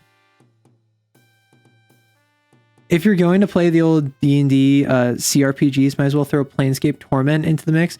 I don't know about that. I don't know if I'm going to go through all of them. I just remember hearing good things about Baldur's Gate 1 and 2 years and years ago. And now Baldur's Gate 3, even if Baldur's Gate 1 and 2 doesn't fold nicely into Baldur's Gate 3, I've heard good enough things about Baldur's Gate 1 and 2, I would want to play those. I can make a lot of suggestions for games to play on stream, but I'm trying. Well, Sunov, you're under no obligation to. However, no one's going to judge you for what you suggest, so long as it is stream safe and PG-13. I suppose M-rated games are fine. It's just stream safe. Games that like don't have nudity and excessive gore and violence or whatever. And I'm listing games I have, right? Would it shock you? Danganronpa? I have the first Danganronpa game. I know nothing about it. So with the nudity thing, so with Baldur's Gate 3, as far as I'm aware, that's a like, they probably have a setting that you can turn off. I know tons of folks have streamed Baldur's Gate 3, so it should, like, it's a fixable problem. Either you can turn it off or it's like not considered excessive, because in Twitch TOS, if a video game that you are playing has nudity, the general consensus of the guidelines is we're not going to insta-ban you because a game had nudity. It's if you are showing it gratuitously and you are not doing everything in your power to limit what is shown to the audience. So for instance, what you'll see a lot of the times is like, I remember one, like again, RT game was playing Cyberpunk 2077. There's a scene in like a strip club which has like a very naked lady, and what he did, he just hadn't, like, if the screen is like here, he just had like an image pop up that would just censor the middle of the screen. So he just, on his stream deck, he just would turn that on, it would block the screen. Naked lady leaves screen, turns it off. Naked lady comes back on, turns it back on. Maybe there's a half second or like 1 second of exposed chest in the VOD. Generally speaking, Twitch is not going to take you down over that because it is clear, because it is clear that you're doing everything in your power to not gratuitously show that to your audience. Naked lady, bang. Or you could do what RT Game does and stick a picture of Goofy on the stream. No, literally, like, yeah. I always feel weird talking about other streamers, even if I'm talking about them positively. Like, I'll talk about Doug, right? I'll talk about Doug and how, like, oh yeah, like, unironically, huge inspiration for me, really influenced how I interface with my chat. Like, watching Doug is what inspired me to have you guys, like, just constantly ban each other. Because that is so funny when it happens in his chat. So I'm like, I want something like that in mine. And now we have our own developed culture of just people purging each other and becoming soup and like banning themselves. And I get a hoot out of it, personally. Pirate Software literally kind of is the prototypical MS Paint writer, which, if it's a Arrow Write stream and I'm not writing on Paint, that's how you know it's not an Arrow Write stream. Someone took over my account and is mimicking my voice. I don't know what I've taken from RT Game. Like, because that's the thing about when you are creating something, the pursuit of uniqueness is, I would say, necessary, but futile. You will always remix together things you see from other creatives. So, any project you produce will be a concoction of everything you've seen and like from other content creators, from other producers, from pieces of art that you enjoy, movies and games that spoke to you. So it's the sort of deal where it's like, I believe that so long as you are putting your own spin on it and you remix, which is not the same as stealing, even though oftentimes it's kind of like tongue-in-cheek called stealing, you're fine. So like, I didn't steal from Doug, for instance. I was inspired by his like constant banning of his chat. So I added in channel point redeems where you can do that. That's its own thing, separate from like using Twitch commands to work with the WebSockets and like interface with the API for specific code words to ban people kind of deal. Mostly due to my own incompetence. Same thing with Pirate Software. I use this less as to demonstrate a point, kind of like he does, where he will just kind of like draw boxes and maybe some circles and like underlines. I do that too, but I do it far more as a lecture almost. Whereas I feel as though with him, it tends to be more of a visual aid. I think I write more on MS Paint than he does. I think he tends to use more visual thinking than I do. And that's not to say one is better than the other or one works with an audience better than the other. It is simply to say, like, I kind of took what he did and I adapted it. Where mine is more text heavy. Mine is more following a sequence of events rather than providing a visual aid to just kind of keep the eyes busy and keep that moving. But fundamentally, it was taken from the same place. It was inspired by the same thing. But I think unless anyone has any specific questions, unless anyone has anything that they want to chat about, which I'm always happy to engage with, we are approaching the 4-hour mark, which I think means I am going to step away, grab some food, take care of myself because I have learned that I need to do that. Just kind of shoveling food before stream is not the way to do things. I do need to take care of myself intermittently. And then we can play Disco Elysium because my plan was finish up Do No Harm today. I got 2 different endings. I wasn't a huge fan of them. I'm not going to lie. With Do No Harm, I wasn't super engaged in continuing like to find other endings, even if the gameplay was kind of fun. So I'm going to just pivot to Disco Elysium. How much yap did you miss? You missed all of the yap. It was the yappening. Hello there, Waffle. I'm doing quite well. I hope you're doing well as well. Well. We can talk about how you're sore from walking to campus for an hour each way because your car broke down. No. I mean, we can talk about that. Why am I so short? It's because it's because my posture. I was like slumped down into my chair. Sorry about that. Yeah, so if we want, we could talk about that. I think I've mentioned this before, but unironically, I would skate to class. Like, this was in like, my AirPods are low as well. I would skate to class. I would go like, this was like junior, senior year.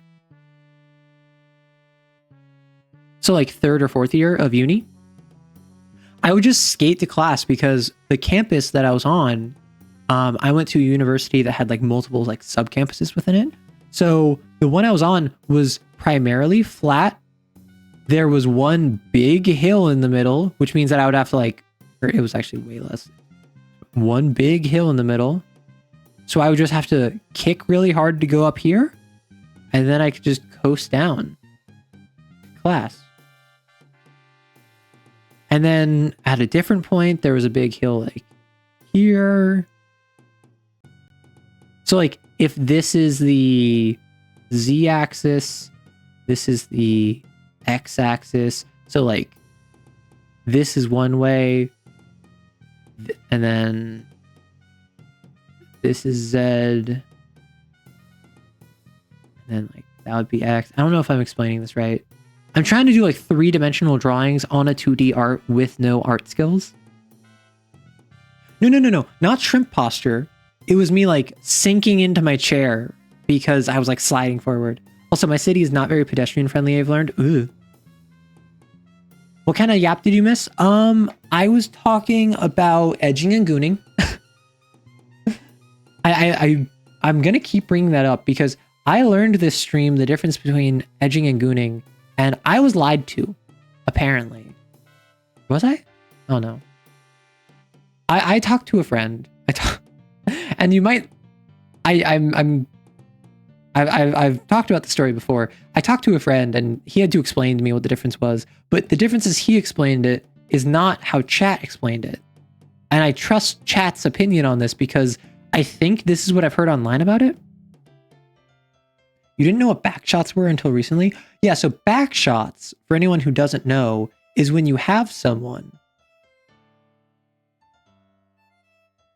and they're facing away from you. And you shoot them in their back. You did research on edging and gooning? See, that's the thing. I can say like, hey, send that to me for research purposes. And people will be like, yeah, I know what you mean. Wink.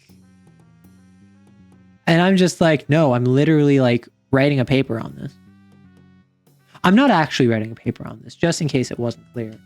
I am not academically minded. I did my share of writing papers in uni. I'm not doing that again. I'm not trying to like, no, I don't want to keep doing that. Although,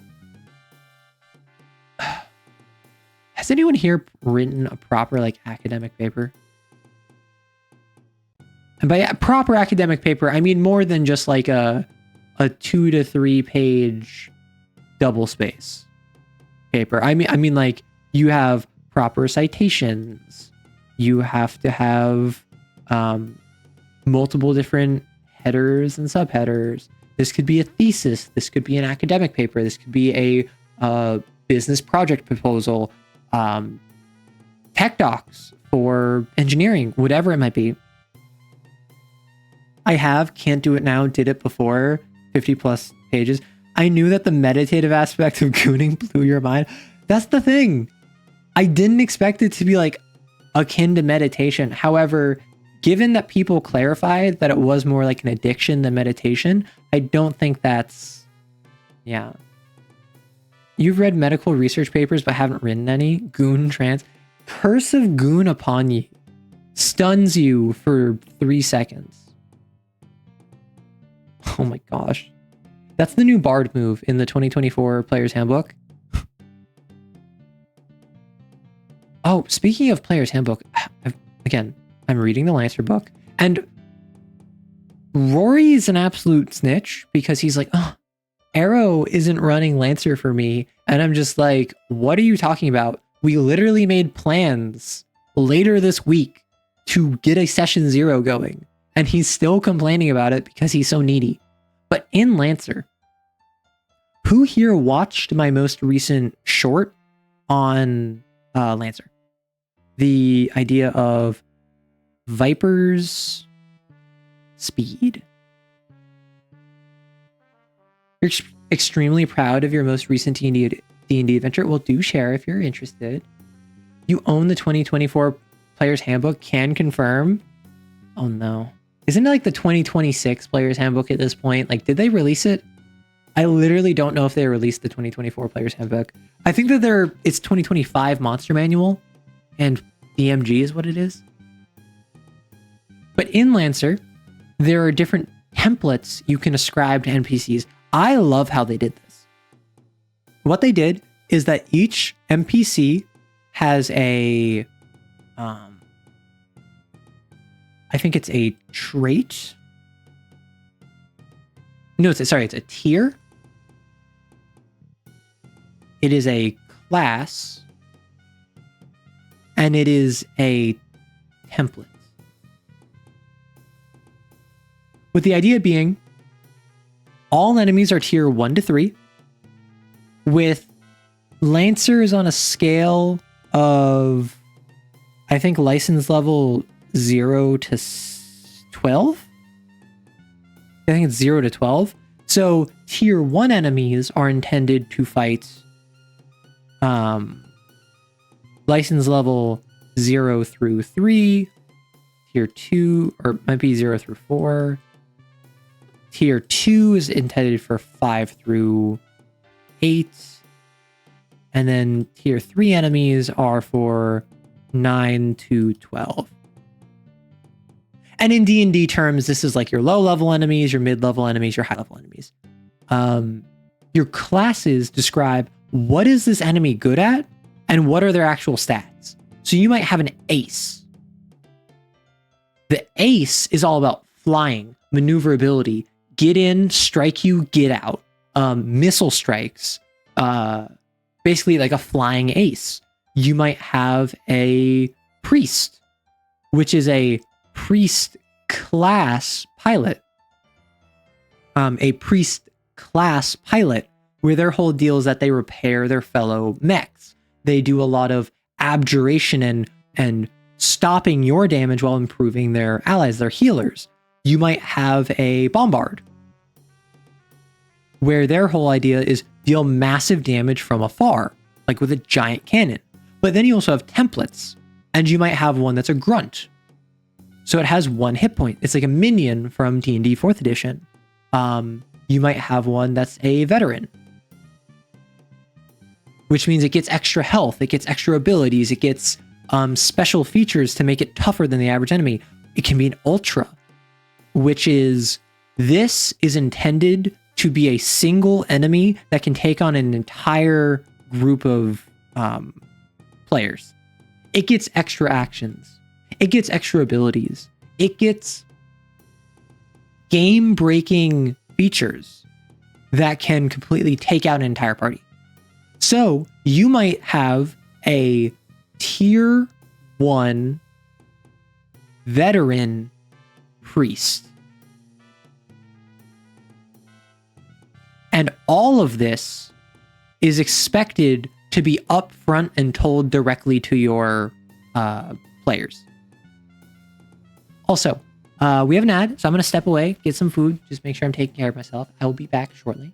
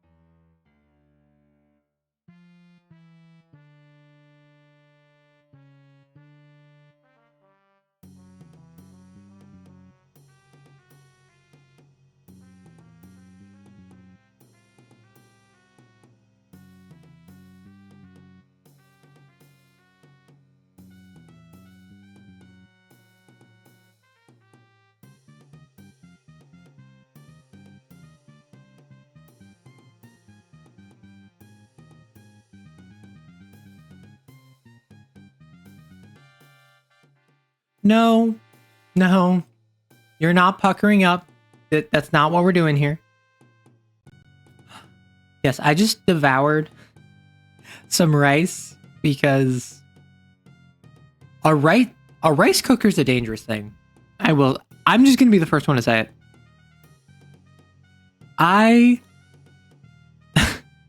If there's fresh rice in that rice cooker, I will simply just devour it. Really? Why are you licking my emote? And of all of the emotes to lick, why the scuff one? If you're gonna be weird and like lick an emote, at least make it one of the... I don't know, one of the other ones? I mean, you could lick like the you could lick the Chad one, but the Chad one isn't a very good emote because it's the lighting is weird and it's like a full body in an emote. I would need to crop that. I could crop it.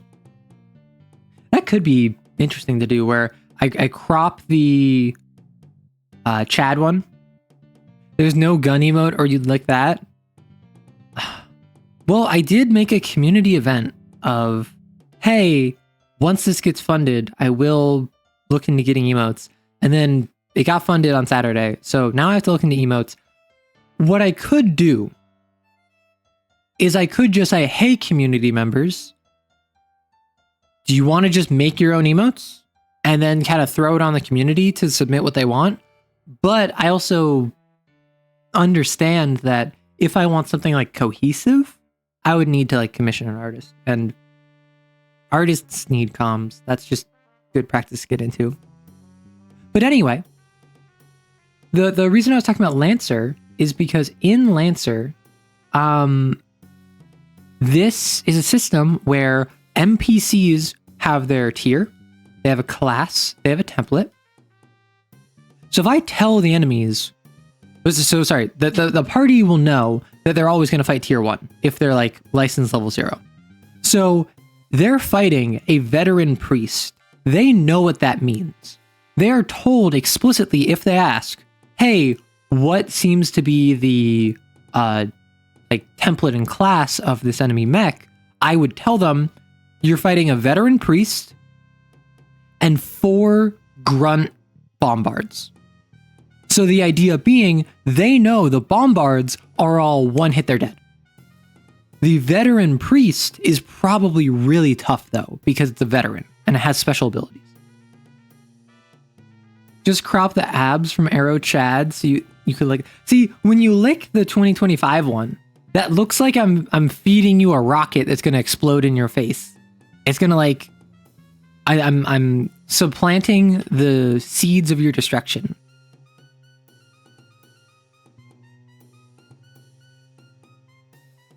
Ba-ba-ba. Ba-ba-ba. Let me... Since I don't want to talk too much about Lancer, because I already have done too much with it, I'm going to turn on the Disco Elysium extension.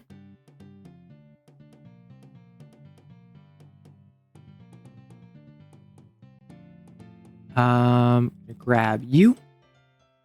In Disco Elysium, we're doing that. Lick the seeds of your own destruction. I don't think... You want to know what? Go off. I can't stop you. I'm not going to stop you. I'm not going to try to stop you. That's my answer.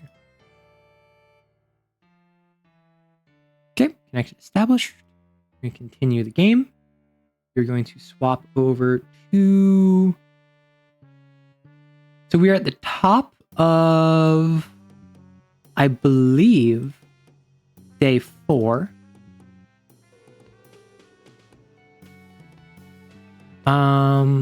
Let me swap over category. Disco Elysium. And we are going to Disco Elysium. Day 4. Blind.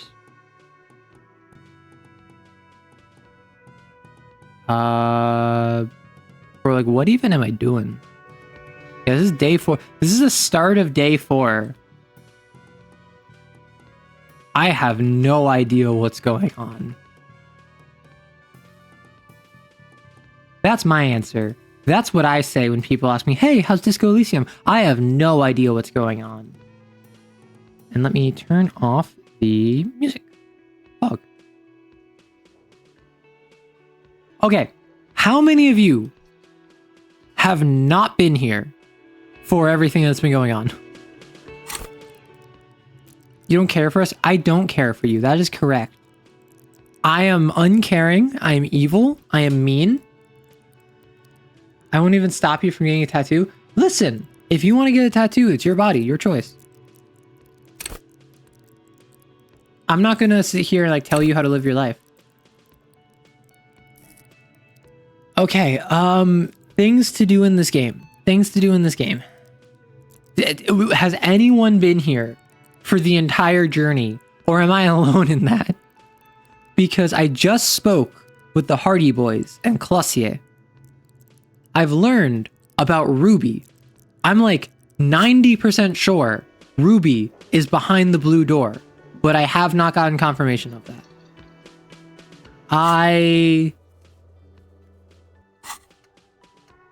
Right, I got Fairweather T500, which means I can just get bonus to enemies who are in FT500 armor. I didn't realize that was a thing I would have to contend with. I want to increase my physical instrument. Very much so. I want to... What are we feeling? What are we feeling? I need to show Joyce my badge. Oh, the shipping container. The shipping container. What do you mean, you? Is it you because it's the homosexual underground? Where I stopped obsessing about sexuality, that was my benefit?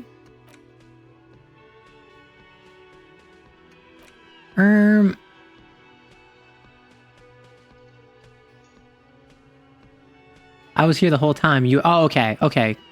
I'm sorry. I get confused sometimes. So I do have a couple thoughts. I was talking with my Wumpty Dumpty Dom Center. I have been informed by my sibling that actual art degree and Wumpty Dumpty Dom Center are two of the best thoughts to internalize, and I don't know why. So I am kind of... I mean, Wumpty Dumpty Dom Center literally just takes 40 minutes. So I could go for Wumpty Dumpty Dom Center. However, I only have 25 experience points, and I know I will need skill points soon. So I think what I do, I talk to Kim. Or no, I don't need to talk to Kim. Right. I forgot. At night, both Rhetoric and Savoir-Faire approached me. And I was like, Savvy, my boy. So now I want to find a starving artist. I want to become a starving artist and become their patron. So I'm going to approach Cindy the Skull and be like, hey, want me to become your patron? I'm going to become a millionaire by doing that.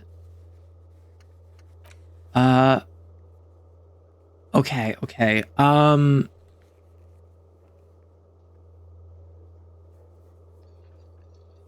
I need to talk to Titus to give up Ruby's location. What are some checks that I can do? So I think checks I can do.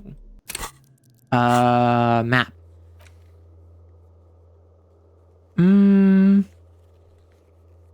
What is the Egghead Physical Instrument Challenge? I didn't even know that. So I need to do the ice cream maker. Because I want to do the church plotline. I can check the different shot markers.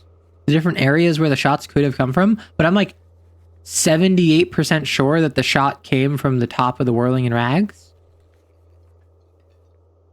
Well, Why have skill points when you can have grill points? True. What do I do first? I'll talk to my partner. Hello, partner. Again? I can't believe this shit. Okay. Never mind. I don't think anything new is in here. Anything I haven't found. I need to talk to Titus. What can I find in the Whirling in Rags that would alter my my chances? There's a door up on the roof that I can't open that I can try to kick in. There is the blue door, which I'm like 90% sure Ruby is behind. There is... Oh, Elizabeth isn't here because I got the information from Titus. There's the volition check I failed with Clossier that I'm really curious about because in speaking with Clossier, there was a volition check I could do, which was to look her in the eye. And when I failed, like 7 or 8 of my different stats all came to like comfort me and all came in their own way to reinforce like with affirmations how I should be feeling, which implies that it's really important. And it was like a legendary check or something. So I want to increase my volition. So how do you fail to look in the eyes? I think it was literally like I tried to look at her, but I was so like ashamed of myself that I couldn't. And that's why it was a volition check. At present, I think I go talk to Joyce. Actually, no, I go talk to the old... Okay, no, first I'm going to talk to the old woman, to the working class woman, because I found her husband. Also, I need to call the library. Huh? Theo? Oh, my sibling told me about these two. They're members of like Cindy's gang. That's one brutal motor carriage. Okay. If I were a real skull now, I'd jack it, paint it in palm tree livery, then bottom light it, neon style. Okay. A snazzy shit-ripped skullmobile like this would make a fine trophy. We could like Be hang neurodivergent fucking like me? heads from the True. Side mirrors, cops' heads, scary tribal shit. Yeah, tribal shit. A cop carriage like this would have proper skull value.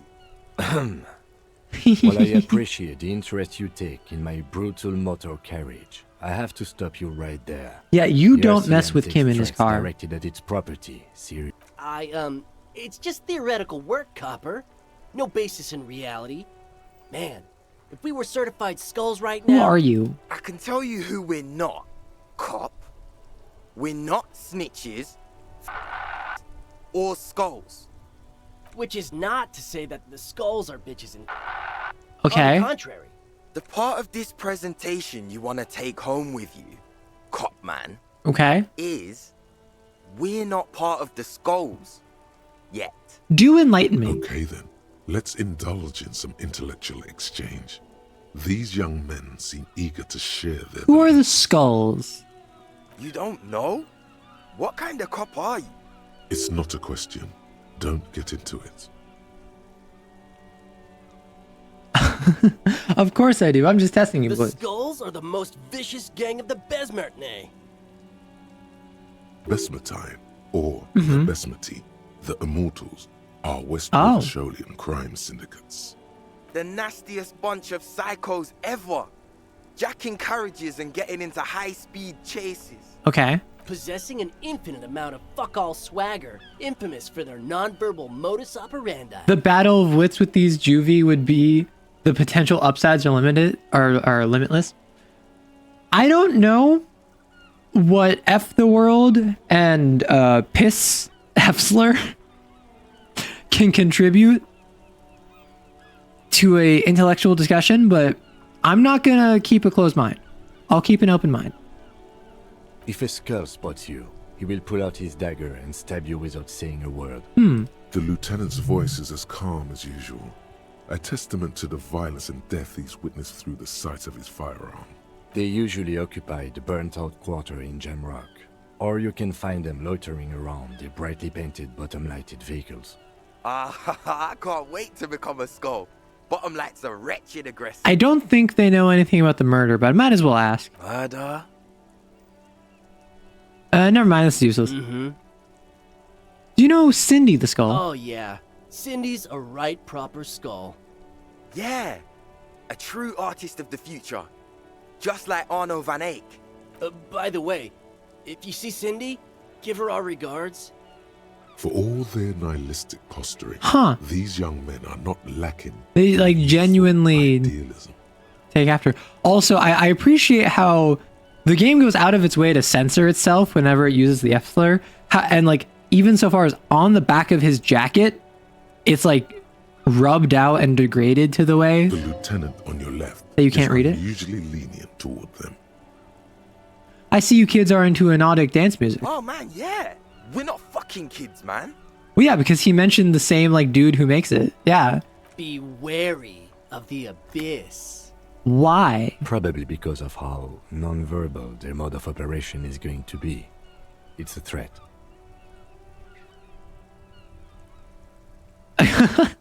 3 is such a little guy option. Although unfortunately, our detective is not a little guy. A threat? Good, I like But I those. don't. In fact, I dislike them so much I'm willing to drag you boys back to the station just to calm myself down. Oh, Kim! Hey, there's no need for that. We're just talking here. Joking too. Stay light, man. Yeah. I think Maybe he's just cops, doing like, that to intimidate have the some questions kids. about skulls or some However, shit? I do find it very funny the idea that Kim is overly protective of his vehicle. Why are there more skulls in The Union Martinez? does their share of policing in Martinez, at least where gangs are concerned. That's why there isn't much organized Well, crime. much organized crime outside of the union. Apart from the unions themselves. Yeah, of course, it's free decor. Don't you worry about that. We're gonna make up for the deficit. Yeah, we are. Your rhetoric is confusing. Are you part of Skulls or We're not? not franchise skulls. Kim Well, waving his not big yet. bad baton. Once we get our No, name out Kim there, waving we'll his have a like chance to join block. them. And what makes you think that the organization would accept you? Because we can be just as psycho and vicious. You'll see. But in a non-threatening and definitely legal way. We'll fuck the system from the inside later. Just be cool now. The damage will be tenfold. Right on, fuck. So what's happening now? Enough of the scullery then. What's with the jackets? What about them? Why does yours have that written on it? Well, first off, it's a statement and not necessarily something that characterizes me as a person, even though the statement has character. And I do like piss. You do? The word piss epitomizes the struggle taking place in the world. Uh-huh. Things being defined as they seem, not as they are. And, I guess, it's also about communal spirit, the future, and Okay. truly appreciating our differences. Also, you've got to admit, it catches the Uh-huh. eye. And since the Grand Piper is slowly but steadily moving towards basing the economy on it, attention, it is imperative that the medium itself convey the message. Makes sense. What I mean by this is, we are all pissed and that the world is inherently meaningless. It seems that the Let's young go. man has a certain expertise in at least Sure, one sure. field, even if it's rather narrow. Oh, he has fawn pants. Why do you have F the world on your Like I jacket? said before, many men keep searching for the one, for so-called true love, which is actually just obsession masquerading as kinship. Uh-huh. The thrill of the chase. The Yeah, my hollowness sibling that told me fills about your why chest he has F fancy the world after on his catching it. jacket. To catch a fish, you'll need to hurl the lure many times, and even then it isn't certain that you'll get anything. If you blow up the lake, though, Blow it up. you get more fish in a shorter time. Uh-huh. And, for time is of the essence and fleeting ever so quickly, one Sure. must think of a way to fuck the whole world Of course. and not get caught up in fucking someone. Sure. Because when one fucks everything, he Uh-huh. fucks nothing. And that, to me, feels glorious. Oh my gosh. Sticking your dick into the void. Hate to admit it, but in a weird way, Yeah, like, he's got I a can't point. argue with that. Is it a coincidence that here we have 2 badass jackets No. and 2 badass costumes? No savoir faire. Oh my gosh. My sibling has told me about this. My sibling has told me about this in that one of the 2 times in the entire game where Kim will get upset at you. One of them is if you become racist, if you like subscribe to Measurehead's like advanced race theory. The other one is if you try to get him to wear the jacket. Savvy, no. Savvy, we're not doing this. Definitely a Your coincidence. lack of imagination is baffling, but you do make up for it with, yes. Oh my gosh. It's a half-light check. We'll be, well, talking with you has definitely been something. Let's call, oh yeah, and that brings it to 8 p.m. or 8 a.m. because I think that's when the library opens. Inside, you see a set of steering levers, a radio microphone. Pick up the radio again. Precinct 57, how may I assist you? Connect me to Jamrock Public Library. I'm afraid they're closed. It Oh, says here 10 that a.m.. The library is open from 10 a.m. to 6 p.m. We should try again during. Anything else, detective? That's it. 57, over. In the cabin, you see a Close the door. Okay, let's go talk to... I mean... No, I shouldn't talk to the old lady, to the working class woman. I need to call the library first before I do that. So I suppose I could go talk to Joyce. And potentially even Cindy. Like, I need stuff that will help me with physical instrument. I can... Yeah. Oh, the working class woman isn't there. Where'd she go?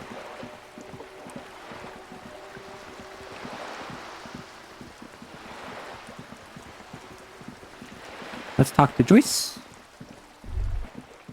Oh. There, on that balcony. Oh no, Savvy. Do you see it?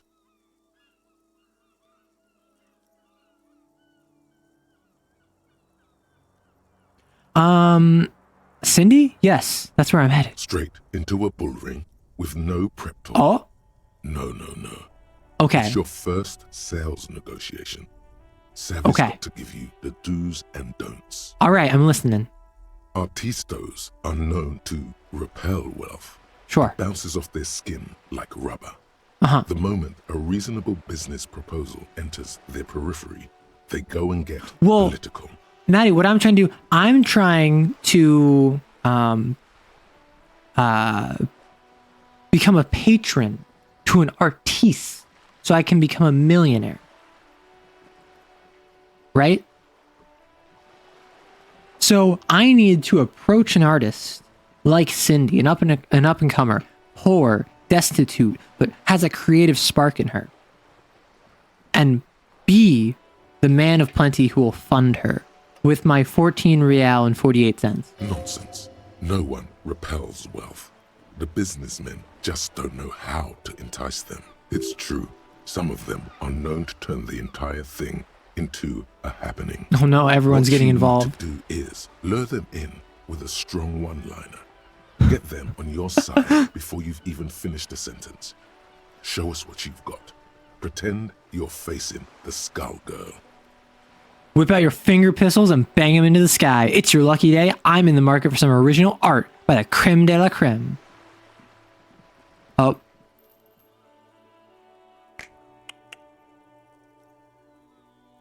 Oh, I'm walking all right. And start your own money laundering scheme? Exactly. Mamma mia. If this isn't the top seller in La Delta, See, Savvy, you no gotta one trust me. expected you to Also, lose welcome on in, the new. First try. Yeah, we're currently on day 4, Congratulations. so things are silly. Okay then, off you go. Let's see what you've got. I was gonna talk to Joyce, but like I feel like I gotta talk to Cindy. Hello again, officers. Have you come to admire my mural? I feel like I first introduced that I know her crew. I don't believe it. I've never known those boys to have manners. The bemusement in her voice doesn't fully mask genuine tenderness.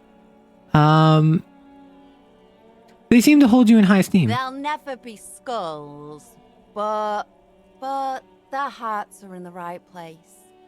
Skulls are silly. What are you even trying to achieve? She throws you a conspiratorial glance, then presses her finger. That's to how her you do it. lips Exactly. and squints up at the sky, With my 9mm as though finger straining guns. to hear something. Suck in the poor, distance. suck the poor dry for their skills and live fat on the profits. That's what I'm gonna do when I become a man of plenty. Have you noticed the quiet? Every so often, you might hear a gunshot pierce the air somewhere in Jamrock. Mm-hmm. But in Martinez, no gunshots, no sirens. That's true. The Martinet is people very are quiet. languishing So in quiet that I can boredom even and hear complacency. the like invisible sound wave cryptid This sometimes. place is a sepulchre. We'll paint it red. We bring the raucous. You bring the sirens. It's your lucky day. I'm here to acquire some original art by the creme de la creme. What's that? The piggy's looking to get into the art market with a snappy business pitch. Watch She out, called it or snappy. you'll be auctioned off and face the chop. The lieutenant straightens his back, waiting to see where Kim, this is going. look away. She stares at you, fearlessly, waiting Um, for a response. I do like saying I am the law. It's very silly. However, they're all very on brand. Love the little persona. This little persona will grind you into a sausage if you don't stop. I'm not a sellout. The whole point of Graffitio being on the street is so everyone can see it. No charge. Expression for all. What if we change that incentive? There has to be a way to convince her. Everyone has a price. I'm after something a little more challenging. I have an actual art degree after all. I haven't internalized this thought. You're lying, Harry. Face Cindy. I thought you were a pig. Both police work and art criticism require analytical talent and informed judgment calls. Yes, I'm a pig, but only if we decide to deconstruct what it means to be a pig. Ooh, little piggy knows the big words. What a waste of a perfectly good saucy son. Stuffing it full of art speak. Sorry. Even with your fancy degree, I've been you've got rejected. nothing to offer me. Perfect. She isn't interested. All the more reason to move on. I'm from this so little sorry, side task. Kim. Your partner here gets it. Anything Wait, else I can not do for you, gentlemen? wait. Actual art degree, art cop, Wumpty Dumpty Dom, snappy pitch. It's all coming together. She's locked up tight. No! What does she want? Maybe it's as simple as asking her. But why not? Come on, isn't there So any she way I can prove feels. myself worthy? Squeal. Then maybe we can talk business. I'm not gonna make him do it. No, I'm not gonna squeal. Oh, come on. I was just starting. Catch you later. Bye. Okay. So, let's talk to Joyce. I have my badge now. I can actually get proper information from her, and I think she likes me well enough because I told her some information about Everart. Limp-wristed reimagining off will always be my go-to art phrase. Limp-wrist reimagining of? That is hilarious. You're back. Good. What Found can my I badge, by help? the way. I love you did. Fast, observant. Right. Like an electronic printer. Pleased to meet you, Lieutenant W. Freighter Dubois. Mm-hmm. I am glad to see a man of high qualification. The situation I don't is think you precarious. are. What can I help you with, Lieutenant Freighter? How about you share your information on the lynching, now that you've seen his... Yeah, I don't really need your information for the lynching now. The goalposts have moved, Lieutenant. In the absence of the badge, I have informed my employer there will be a probe.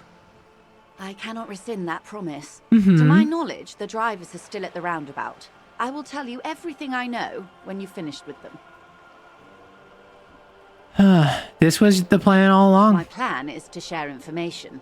The only way to do that now is by telling my employers you've kept your end, Mm-hmm. which I hope you will. Because let me tell you, we are in dire Listen, waters. I didn't agree to that. Meaning, the information she has will raise the stakes in this game. Okay. The sooner the probe is finished, the sooner I can share crucial information with you. Now, is there anything I can do for you in the meanwhile? Fine. Joyce, you're useless. You gave me money. That's it. So I guess what I've heard, nothing with Cindy, nothing with Joyce. I want to wait until 10 a.m. for the library before I speak with the working class woman. I want to investigate the whirling in rags a little bit more. I need to increase my physical instrument if able. I have a point for it, but I want to, at the very least, I don't know, buy something, maybe? 3 T's, how idiomatic. I want to at least buy something that will increase my physical instrument before I spend the point to increase it further. The goalposts have moved. My sister in Christ, Joyce, you moved them. Yeah, she knows what she's doing. And we hate her for it. Over there.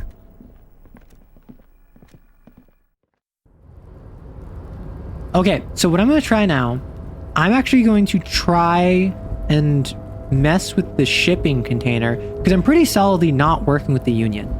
Like, I did one thing for Everart, which my sibling told me it was actually Gary. The door that you open to, like, for Everart is A Gary's. rusting control panel with marsh.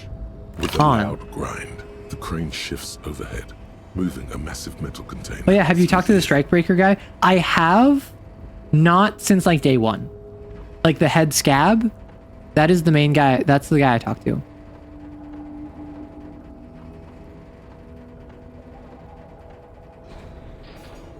I haven't spoken with him since though. I realized very quickly that the head scab is literally just like a paid strikebreaker by the Pines.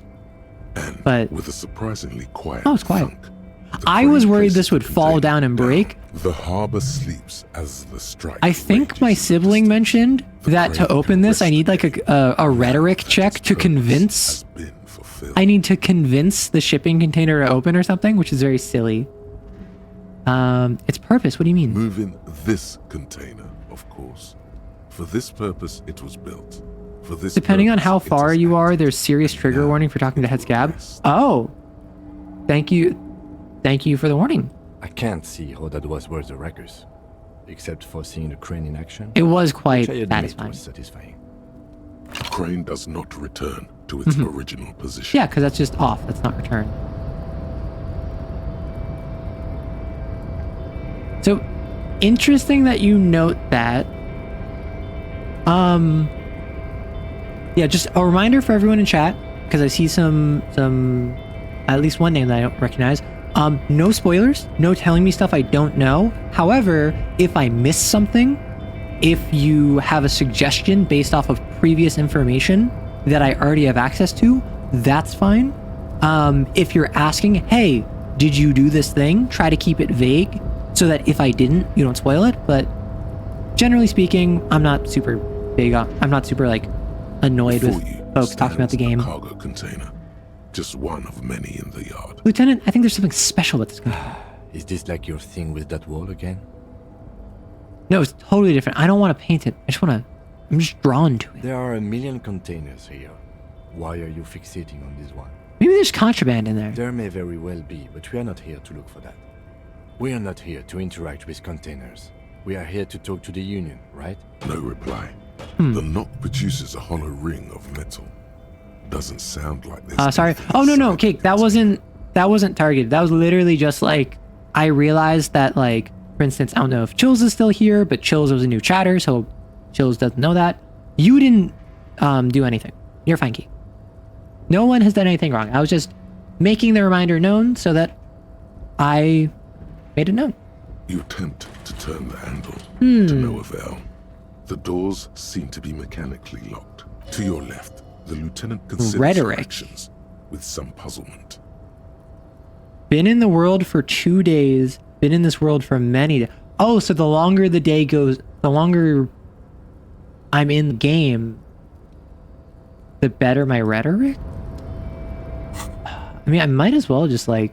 I have clothing for rhetoric. That's minus rhetoric. As we go through all of our clothing to maximize rhetoric.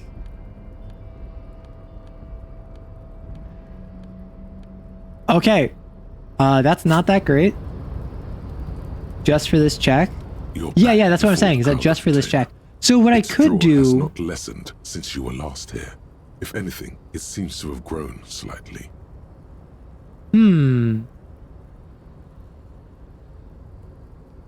This is a low enough % chance that I could utilize Twitch integration if you'd be so kind as to allow me bonus to this. I don't know how effective that would be though. Like, I don't know how much I want this. I don't know how much I need it. The draw is there, but I have a limited amount of experience. What else would I get experience from? I only have 1 level up. Plus int minus anything else? Yeah.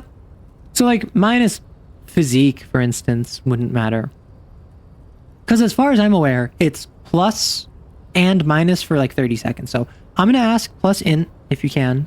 And minus like physique, maybe motorics. Doesn't really matter. The goal is just, if I go from like 17% to 28%, that's a pretty noticeable jump. 28%. 1 in 4.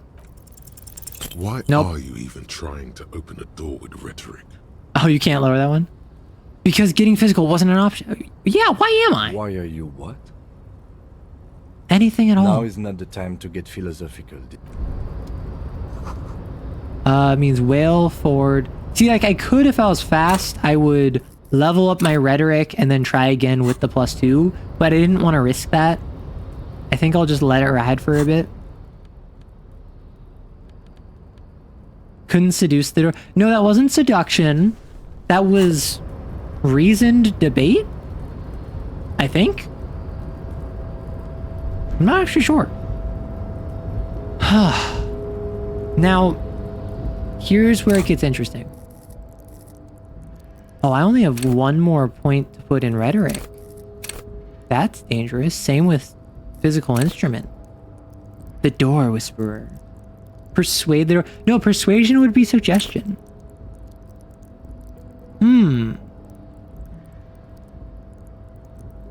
I'm struggling what I should do here. Because I only have 1 more level up, and then I need to grind for XP. I think what I do is I head over. Can I not fast travel from here? I don't think I can. I think what I do is I head down to the waterfront and I investigate a bit. I head to the waterfront and I talk to the drunks, because that's something I forgot to do. I also forgot, or now I have access to checking out the different sites where the sniper might be. That probably will give me some experience. Because I need a point for physical instrument. I need a point for rhetoric. I need to talk to Titus, which could be any number of things. And I also need...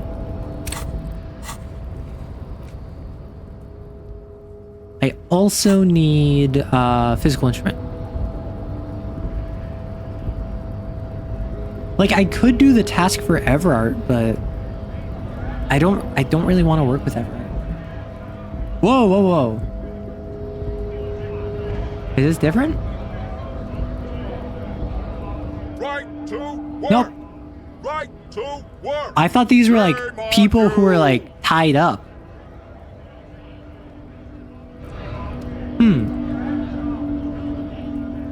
Unfortunately, I am not the door whisperer.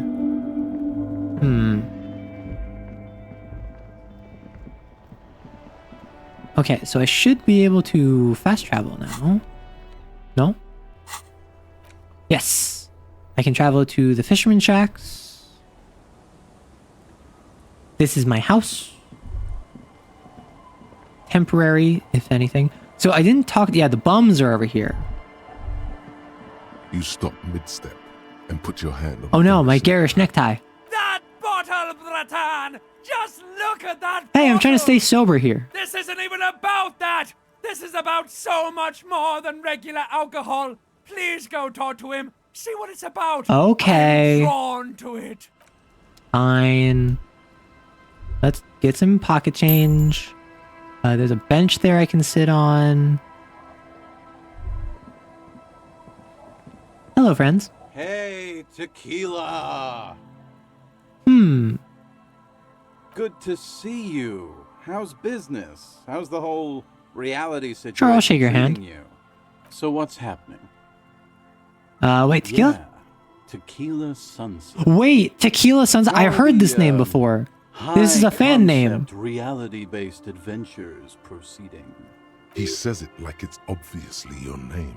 Like you call someone Billy Brunel or leader of the 4th Street Gang. Good. These people Oh, know no. your true name. Looks like it has preceded you, Mr. Oh Sunset. no, Inland Empire. More on that later. As much as I appreciate Inland Empire, I don't think Inland Empire is a good... I like this guy. You Oh, should no. too. He respects you by calling you your true name.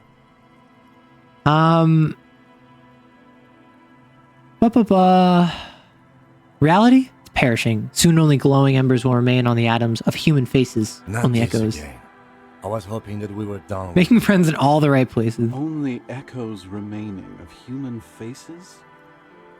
That's a pretty good apocalypse. I wouldn't mind if it came down to that. Things aren't going super well for Idiot Doom Spiral either. Haven't found those keys yet, haven't won that great piece of ass back. No word from my business buddies. This guy's your buddy. You feel it immediately.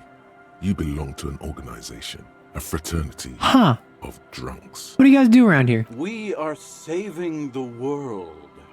Please. Please don't go. Huh. Don't go. Okay. Okay, we're drinking. We're drinking alcohol. That's what we're doing. I tried to save the world once, a long time ago, with enterprise, creativity, Sure. and willpower. But that didn't work out. So now it's a pirate's life for me. So I already know, but Tequila Sunset. It's you. How do you know You're this? Tequila. We've met before. Don't you remember? No, you sure don't. No. Aha. Do you want to know how Tequila Sunset Yes. came to be? Tequila Sunset. For some reason, the name Tequila fills me with foreboding. Maybe I shouldn't learn what it means. You think you feel bad now? Oh, Wait till no. you've heard the story. No, you need. Go ahead. Mhm. Let me take a sip to moisten up my chords. Tequila Sunset rolled into Martinez last Friday. And The by man, Tequila Sunset, the myth. I mean you. The man, the myth. Wait, did we meet on Friday? Hey, let's not jump ahead of ourselves. Okay. This is your story. Okay. Stop interrupting. Wait, this is actually like really important information. You got here on Friday to solve a case, hoping to be the early bird who gets the worm. Uh-huh. By the worm, I mean the buzz. Because as far as I know, all you did was get piss drunk. Sure. Word on the street is you went around the local hostel telling people that you're a police officer, and that it would be really fucked up if you shot yourself. That would be in the really head messed up. Right in front of them. That's pretty I am high an art cop. concept, That if does you make ask sense. me. The lieutenant's brow is furrowed. He's listening as casually as he can. Please continue. It was a late Saturday night when Uh-huh. we, the Union of Moribund Alcoholics, were getting our drink on. Sure. Nothing remarkable about this. We get our drink on 24/7. Makes everything warm and glowy. Sure. I trust you know the feeling. Oh, yes, you do, Bratushka.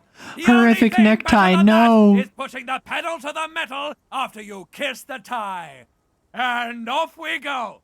One moment we hear the sound of a motor carriage revving up somewhere on the plaza. Yep. Followed by a series of Yep. dings and That was me bangs. crashing my car. Do you remember the sound of wood cracking? The billboard? Naturally, loud noises pique the interest of anybody owning a pair of ears. That's just the reality. Naturally. Anyway, there was a brief silence. A gasp of Uh-huh. silence, if you will. Followed by a real commotion. We heard the carriage careening towards the coast at top speed. Sounded like someone jumped the canal. We grabbed our brewskis and rushed to the jetty. Not the Never brewskis. underestimate the speed of an alcoholic. What we saw was a sight to behold. A beat-up police carriage Sure. containing you. Right there on the beach. You revved the engine and screamed at the top of your lungs, "The time hath come!" Yep, that sounds like me. So, naturally, being the curious cat I am, I asked what time hath come. To which you replied, "The time hath come for tequila sunset, the end of all things." Every word I said it was true. Tequila sunset will break the looms of reality. Yeah, looms. Why not? Then you jammed the pedal and plowed right In off the 3 jetty lifetimes, into the you'll ice. never be that cool. That's the thing. That's the thing. That's really funny. But also, Idiot Doom Spiral, great storyteller. The muscles in your right leg tense up. We ran towards the ice whilst you crawled your way out, miraculously unhurt, covered in seaweed and shit. Like some kind of sea monster. Of course. When we finally got there, you were sitting on the beach crying. You said that your badge and uniform were in the car.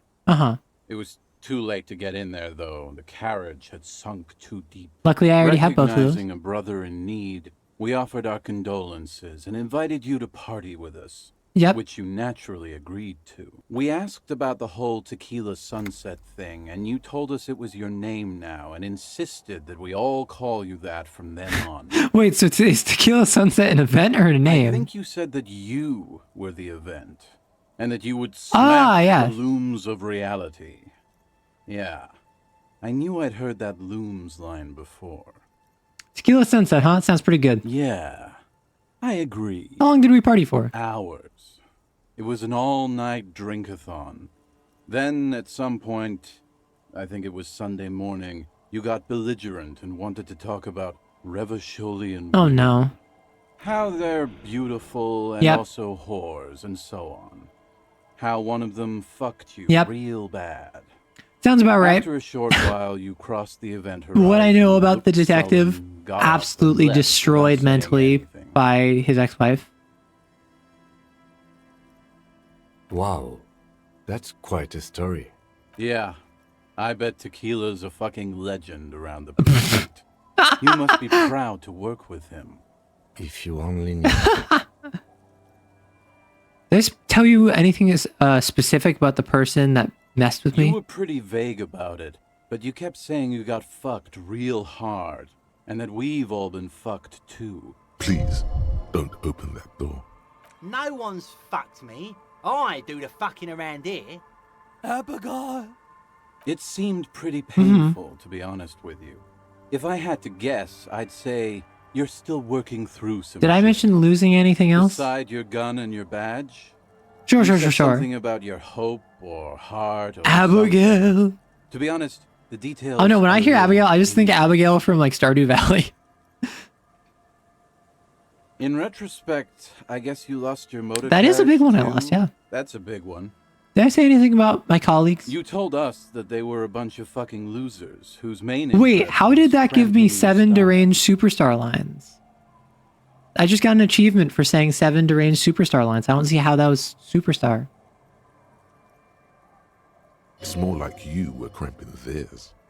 No specifics, though. Mhm. It was more about you that night. You were the star of the show. Wait, is this Sebastian in the future after Abigail marries the farmer? No, Sebi would never. Also, I've heard the take that Sebastian, his romance is so sad because his whole thing is like, hey, I want to leave Pelican Valley. I want to go to the city. I want to take programming and build a life for myself somewhere else. And then by marrying the farmer, you effectively like shackle him to his hometown where he wanted to leave. He wanted to go. And despite the fact that he does care for you, that he does love you if you pursue him, at the end of the day, he never wanted to be with you, or he never wanted to remain in Pelican Valley. He wanted to go. Sebastian and Sam is a better ship than Abigail and Sebastian anyway. Yeah, you just cut him off from his dreams. And that's the thing, is where it's just like, oh no. I think that's such an interesting take. And it's similar, it's kind of similar where it's, I've heard, what's his face? What's the jock, the football player? Alex? His romance, if you're female, if you're femme presenting, is basically like your stereotypical like toxic relationship where he disrespects you, he doesn't put in the same effort to you that he expects from you, he is like kind of misogynist to you. But if you romance him as a guy or as a mask presenting individual, suddenly he becomes way more humble because he learns something about himself, and that makes him reevaluate things about himself.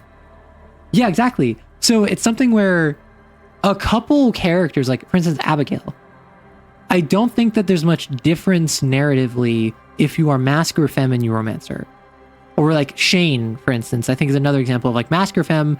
It's primarily about him struggling with alcoholism, which is quite relevant to Idiot Doom Spiral.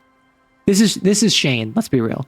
But someone like Alex completely shifts based on what gender you're presenting as. Someone like Sebastian is independent of what gender you are, but still has this melancholy to it by virtue of choosing to romance with him, as opposed to just not romancing him, just being friends with him. It's really interesting. Yes, to get over his internalized homophobia and become a better person. I think, does Haley have the same thing? Or is Haley just awful all the time? Also, we're about to hit an ad, which is why I'm just kind of yapping. I'm just kind of chatting right now. We're going to wait for the ad to hit. There's one tiny difference with Leah, but only in her ex's gender changes to match the players. Wait, I zoned out. When did we start talking about Stardew? So one of these drunks is called Don't Call Abigail. And he's just like, Abigail! So I was like, man, that just makes me think of Stardew Valley. And then we started talking about Stardew Valley. And how Sebastian, his romance is actually quite sad because his whole like affection events are all about wanting to leave, build a life for himself, start coding off in the city, drive his motorcycle, never look back. And by romancing him, you tie him to Pelican Valley. You make it so that he doesn't leave home. And that's something that he's wanted for basically all of his teenage life, or I suppose all of his adult life. Because I think, and we're now in the ad, I think there's like 2 tiers of, there's like 2 tiers of ages with the bachelors and the bachelorettes. So it's like, I think there's like 6 masculine ones, 6 feminine ones, and there's 3 that are like young adults, 3 that are like more middle-aged. Similarly, like 3 young adults, 3, I think more like 20s. Because with the men, you have Elliot, Sebi, Sam, Harvey, Shane. I can't remember the third one. Who's the final? Oh, Alex, right. Right. These are all like, if you told me they were anywhere between like 16 and 21, I would believe you. Meanwhile, these are more like 25 to 33 to 35, right? And then same thing with the female romance options, where it's Abigail, Haley. I think Leah's a little bit older. Emily is a little bit older. Penny is young. And who's the sixth one? Oh, Maru. So there's actually like, it feels as though this is in like that 16 to 21 range as well. And then these two are more in that like, I don't know, I would say almost like 20 to 28 range. It feels as though the female romance options skew younger than the male romance options. Sam feels really young in his heart events. Yeah, like I wouldn't be surprised that, because I think Sam, Sebi, and Abigail are all like the same age. They're all like 16, 17, 18. Alex and Haley similarly are like 17, 18, 19. Penny and Maru, like Penny strikes me as like a teenager. Maru, if you told me she was like 21, I would believe that. If you told me she was like 17, I would believe that. Right? Like I could see her being like a STEM student in like high school or like a recent college grad. Right? A lot of the romance is actually bittersweet. What if you're cheese presenting? Then you're outside of the gender binary, so you're non-binary. Congratulations. Okay, back to the game. Also, we should have had Sandy from the Desert as romance option. Nah, Sandy from the Desert is Emily's romance option. And that's why if you romance Emily, you were taking her from Sandy. Although I do like some... Okay, back to MS Paint. Because I just closed MS Paint, but I'm back to it. I do appreciate how in Stardew Valley, basically all of the... I'll call them suitors... have some degree of life outside of you. There is, if you don't pursue, like, Abigail, I was gonna say Abigail, Sam, or Sebi. It's like, Sam, Sebi, or Abigail. It's implied that there's, like, something going on between them. I think that the common assumption is that it's, like, Sebastian and Abigail. But, like, it could also totally be anything between the three of them. I think Haley and Alex are implied to have a thing if you don't get with one of them. I'm mostly basing it off of who dances with who at, like, the spring event. We should have gotten Pam's romance. With absolutely zero context, Game Masters versus Girlfriends is what I'll assume we're talking about. Wait, Game Masters? And Girlfriends? I could see that being a thing. Wait, that'd be... Wait. Game Masters and Girlfriends? That would be such a good name for, like, a D&D themed dating, like, visual novel. Game Masters and Girlfriends? Romance and Regrets? Romance and role-playing? Romance and role-playing? As a TTRPG themed dating sim where each of the different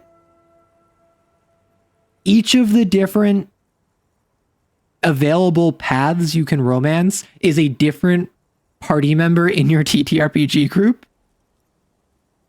Wait a second. That would be so funny. Cause it's like, and maybe you're the game master. Maybe you're the game master. And then you have like, I don't know, maybe to keep it reasonable to a D&D group, but at the same time give options for whatever demographic you're looking for. It could be a group of 6 where it's 2 masc, 2 femme, and 2 androgynous individuals. There are story sessions in and out of the table. Exactly. So it's like, this is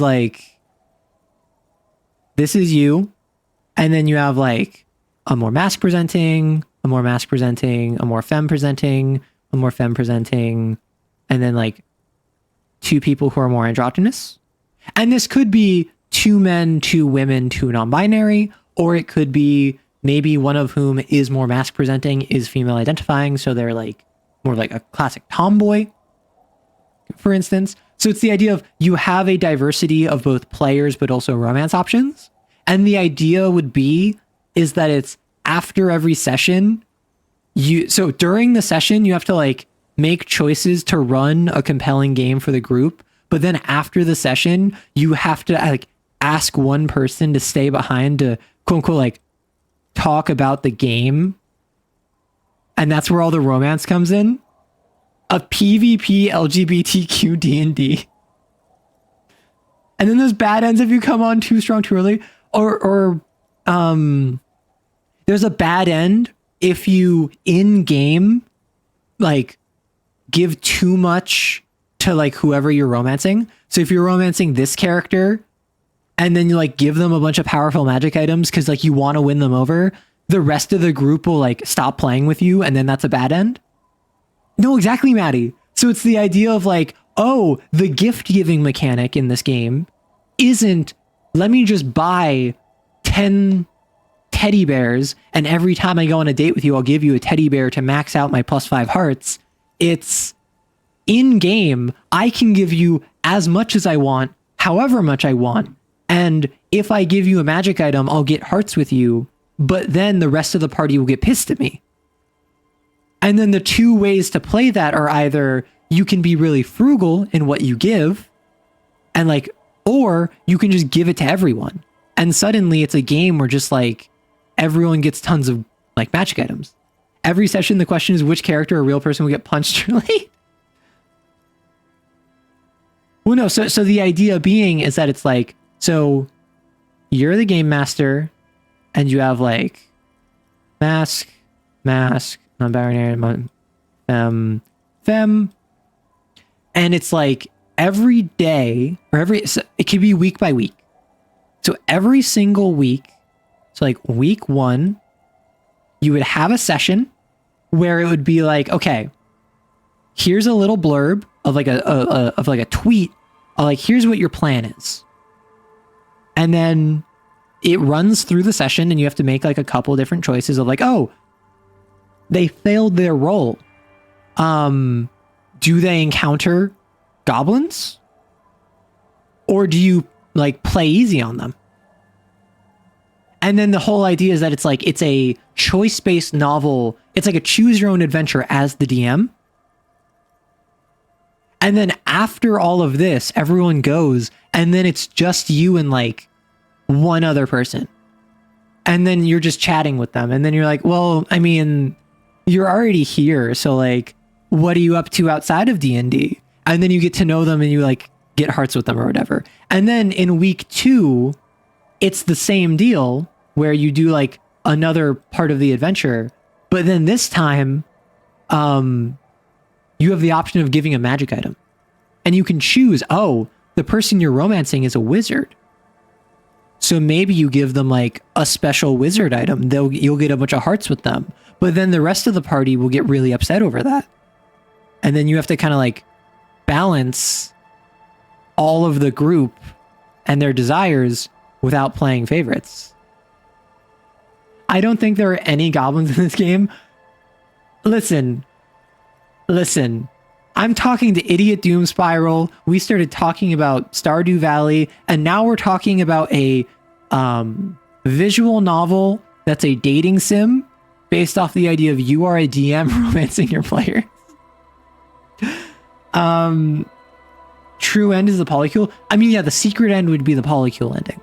That would be what happens if you give everyone magic items equally. Because that's how you win everyone's hearts. Meta to the max, love it. Oh my gosh. That would be so... Do you want to know what the worst part is? I have experience programming in RenPy. I could do this. If... Oh, tagline roll to seduce? Oh my gosh. Every session, a house rule dictates at least one player has to... Oh! Wait, Riolu! That's so good! Yeah, like, oh, one player has to help clean up So it's the idea of like, oh, and then what you can do is that it's like the DM chooses who that is. So then in the beginning, like every time you choose someone, they lose a heart because they're annoyed that they have to clean up. However, talking to them after a session gives you the opportunity to get like more hearts. So it's like a net increase of +2. But it's the idea that if you're constantly badgering someone, if you're constantly making them stay after to help, and you're just like flubbing it, you're actually losing progress with them. Wait, this would be such a silly game. Oh my gosh. That'd be so silly. Okay. I could do this. The worst part is I could do this because it'd be very easy. It would just be the biggest hurdle would be making 6 unique paths and probably assuming that it's like, oh, every single time is 1 week. Maybe the session ends. Maybe it's like this is over the course of like a summer, so you only have like 8 to 12 weeks. So then you would only need to come up with 8 to 12 like choose your own adventures. The biggest hurdle is the artwork. I thought we were playing Disco Elysium. We are playing Disco Elysium. It's currently hidden behind the tangent that I'm on. I'm cooking. Don't worry. Don't worry.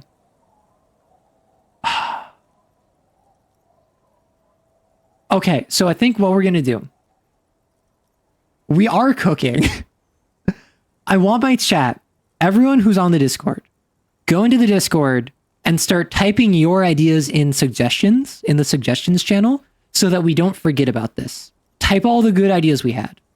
Then what I can do, I can go back, read those, and what if I did a guerrilla stream? What if I did a guerrilla stream where I start coding this game? But for now, I think I am going to continue Disco Elysium. I do enjoy Disco Elysium. I have a lot of fun with Disco Elysium. And currently, for folks who are just tuning in now, we're on day 4. I've learned about Ruby from the Hardy Boys, but I don't know where she is. I'm trying to set up the Anoptic Dance Club in the church, but I need to use my physical instrument to open the icebox. I am trying to convince the shipping container to open itself with rhetoric. And outside of that, I'm really just kind of like floundering. I'm just kind of exploring at this point. Did I say anything about the case? You said it was no biggie and that you a Twitch Gorilla stream was what you were about to suggest? Anyone to do it. Idiot Doom Spiral is my guy. No, that's the thing. Idiot Doom Spiral, actually fantastic storyteller. Like, I'm playing this game mostly blind. My sibling has played this game a bunch and told me like, oh, there's this one guy called Idiot Doom Spiral. And like, he gave me the guy's backstory. And I'm like, oh, that's so funny. And then I come across and I'm like, ain't no way. No, like, I actually really dig Idiot Doom Spiral thus far. A lot of cops go solo and hermit once they reach that level of terrorism. It's not meant as a joke. He's sorry for the hermit cop. Did we talk about politics? Yeah, you kept talking about how the coal mine owners were fucking us all over. I'd play a TTRPG campaign run by Idiot Doom Spiral. Oh my gosh. Now I want to talk about, have any of you played Inscription? I think Arrow said, yeah, in the suggestions channel. Yeah, so just feel free to dump your ideas about the game, whether it's something we said or otherwise. And then I might just like have some guerrilla streams. Because I think that'd be really funny. It's just like 11 p.m. EST. I hop on. I start coding a video game. We talk about the different routes. Inscription's Leshy, the antagonist of Act 1, is just a really good DM. Has a lot of atmosphere, has a lot of personality, has a lot of set dressing. And honestly, I get the same vibe from like Idiot Doom Spiral. He's like, no. Don't rush it. I'm telling your story. You screw screamed at the top of your lungs, "Tequila Sunset." It's like, it's so I great. didn't agree with you, by the way. The spectral hand of the market makes sure everyone You're gets an exactly ultra-liberal. what they deserve. Did you get a read on what kind of cop I was? You kept telling us that in your work you've seen a lot of blood, but that it's nothing compared to the great Oh no, blood it's that because I'm an comes. apocalypse cop, isn't I it? believe you mentioned something about the ground cracking open to swallow cities and dreams alike. Yeah, I remember that simile, or whatever the fuck they are. Okay. It's a hard thing for a man to confront his past. That's why I avoid mine at all costs. You seem like you're characterized by your storytelling ability. I agree, Harry. Want to tell me another one sometime? Whoop-de-doo. So now I'm a fucking storyteller. Right. Why not? Better than a beach bum. Yeah, want to tell me how you became Idiot Doom Spiral? It depends, really. Are What do you willing need? to help me out? Booze. Did you already forget our party? The thing I relayed to you earlier. So, have you got anything for good old Idiot Doom Spiral? A bottle for a story. Seems fair. Oh, I'm absolutely going to enable him so that he tells me more. I don't know how good is Potent Pilsner.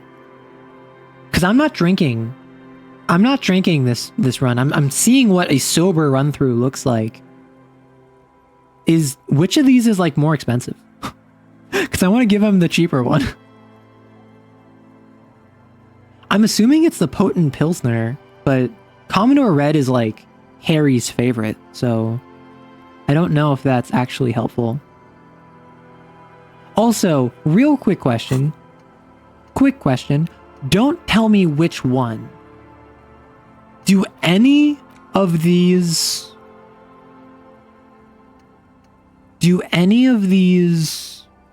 thoughts that I have access to increase my physical instrument? I need physical instrument increase. Desperately. Like max level increase. So don't tell me which one. But like this one decreases my physical instrument. Will it, like, do I have any that will increase it if I get the solution? You heard market in a positive tone and felt a Metal Gear Alert sound in your soul? Yes, you are cooked. Not much, but it will do. Hey, Spiral Boy, you gonna share that? Don't call Abigail. Shut up, guys. I'm telling a story here. Something happened to you. Something happened to me, too. My actual name is Right. But around here, you are. I was once a reasonably high net worth individual. A founder / junior partner at a Was you a founder but also a junior partner? Agency. When my story begins, Uh-huh. I had just landed a major contract with an insurance firm. I used the profits from my agency to finance what I called a cultural incubator. Abstract value generation, value per person, high concept stuff. I developed the paradigm, worked within the paradigm. But the burden of leadership weighed heavily on me. So I went jogging every so often. Wait, how many people did you have working for you? 22 full-time employees. That's like an a pretty large team. A potentially historical set of individuals. Worrying about Did the them jogging often kept me help? up well into the morning hours. It did.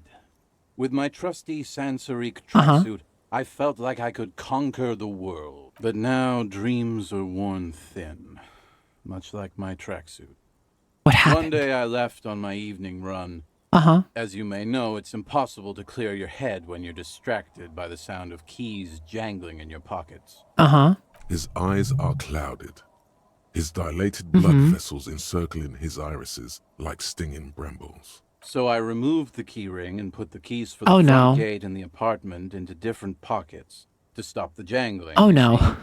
At least, that was the plan. I was halfway done with my usual lap when it started to rain. How wet The reality are we talking situation exactly? became very wet, very quickly. Wet, okay? It was raining really hard. Okay, calm down. You're the GM here. You're the storyteller I made here. my way back home and discovered that I didn't have the key to the front gate. I'd mixed it up with the key to the letterbox, which was useless. Naturally, the situation required me to climb over the gate, which I did. There was no climbing down because I slipped and landed on my ass. Say nothing. Reality was looking rather grim just then. Me lying on my ass in a mud pit in the middle of a heavy shower. But when life knocked me down, I always got up. So I made my way across the yard. Standing in front of my apartment door, fumbling with my pockets, I realized that I'd also forgotten my apartment no key. way. I wish I were, Tequila. I wish I were. Instead of my apartment key, I'd taken the key to the office. What happened next? I rang my neighbor's buzzers. It was late, and most of them didn't even answer. Those who did assumed I was trying to sell them something and hung up before I could even explain the situation. People are naturally wary of men, you see. One moment someone chats you up, 5 minutes later you've bought a box of edible lingerie and a strap-on. Excuse me? I don't begrudge them, especially since I was known to be one of the best. Heavy is the head that wears the crown. Just then, I experienced a moment of clarity. Right. I still had the key to my office. I could wait out the storm there. But when I reached my office, I remembered that I'd asked Are you one of my serious? producers to change the locks that day. And since I hired only the best, he'd already Happens to the done best of us. and Arrow, I why is Purge 1? Purge has been at 1 for like a month. So if you want to start purging, it's 1 channel point. Anyway, long story short, life spiraled out of Into some sort of idiot doom I spiral. haven't gotten into my apartment for years, and my girlfriend left me because she didn't want to date a homeless man. The company, well, you see where I'm going with this. Right. So, now you've heard my tragic tale. What do you think? Like nothing you've ever heard, huh? Well, yeah, and Maddie, that's the thing is that it would be a TTRPG style. It would be generalized. It wouldn't be like a DM. It would be a GM. It would be a discount D&D. But no, that's actually. It sounds really fun. I would love to do that as a community event where community members can contribute art. I would build the paths with all of the community members. It just sounds like it would be really fun, particularly if we kept it small in scope.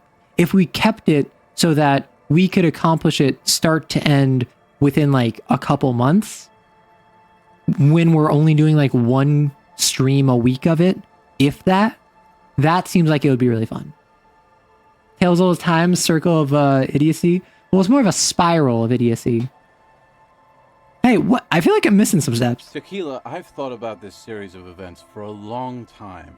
Right. If there was anything else to it, I would have thought of it by now. Why didn't you go to the authorities? Well, at one point they came to me, but, you know, I didn't have any idea Sure. on me. So they tossed me in jail for 2 days. I can't say it increased my faith in the RCM. No offense, gentlemen. Listen, on the bright side, you got one heck of a story. Yeah, maybe I've exaggerated certain parts over the years. When you tell a story too often, it begins to take on a life of its own. But what matters is that it's true to my subjective experience. Anyway, that was all the story 1 bottle gets you. Almost empty, this one. Wow, you're already almost done with it. But why do you keep losing all your Good stuff? fucking question, Tequila. If I knew the answer, you think I'd be hanging out on a beach in this formerly premium but now extremely dirty 2-piece lycra tracksuit? Yes, I do think that actually. I used to own my reality situation. My business buddies and I had our own creative services agency. I had a nice apartment, an even nicer piece of ass. But somehow I can't it all believe got away. that years of alcoholism have degraded your ass. Now I can't hang on to anything. Just last week I stole this nice new jacket, but then I lost it too. The only things I haven't lost are these 2 drunk. You of all people should empathize with Yeah? this. Perhaps this lost jacket is something you could help with? What's this about a lost jacket? Tequila, it's a verifiable tragedy. It was practically brand new. Sure, it didn't really go with my lycra threads, but it did itch a lot less. Say, you're a detective, right? Maybe you can help old Doom spiral out. Sure. Solve I already the found a case of filthy the jacket missing near the jacket. boardwalk. Holy shit. Tequila, how did you... Never mind. Here you go. Let me see. What? This isn't my jacket. My jacket was beautiful. This is fucking filthy. What am I supposed to do with this? What do you expect? You left it outside for a week. I'm not taking a disgusting pile of hobo rags. I may be in an irrecoverably This was my first thought, was to decaying give him orbit, this, but because I'm just still like, I not guess standards. this was what you Either left. Bring it back the way it was before, or find a dumpster to burn it in. You know, despite the guano, it looks like the jacket itself is stain resistant. It Huh. may just need a good scrubbing. You got any more I do. stories? But as you can see, my fuel tank is running quite low. If you catch my drift. Here's a Commodore Red. Classy.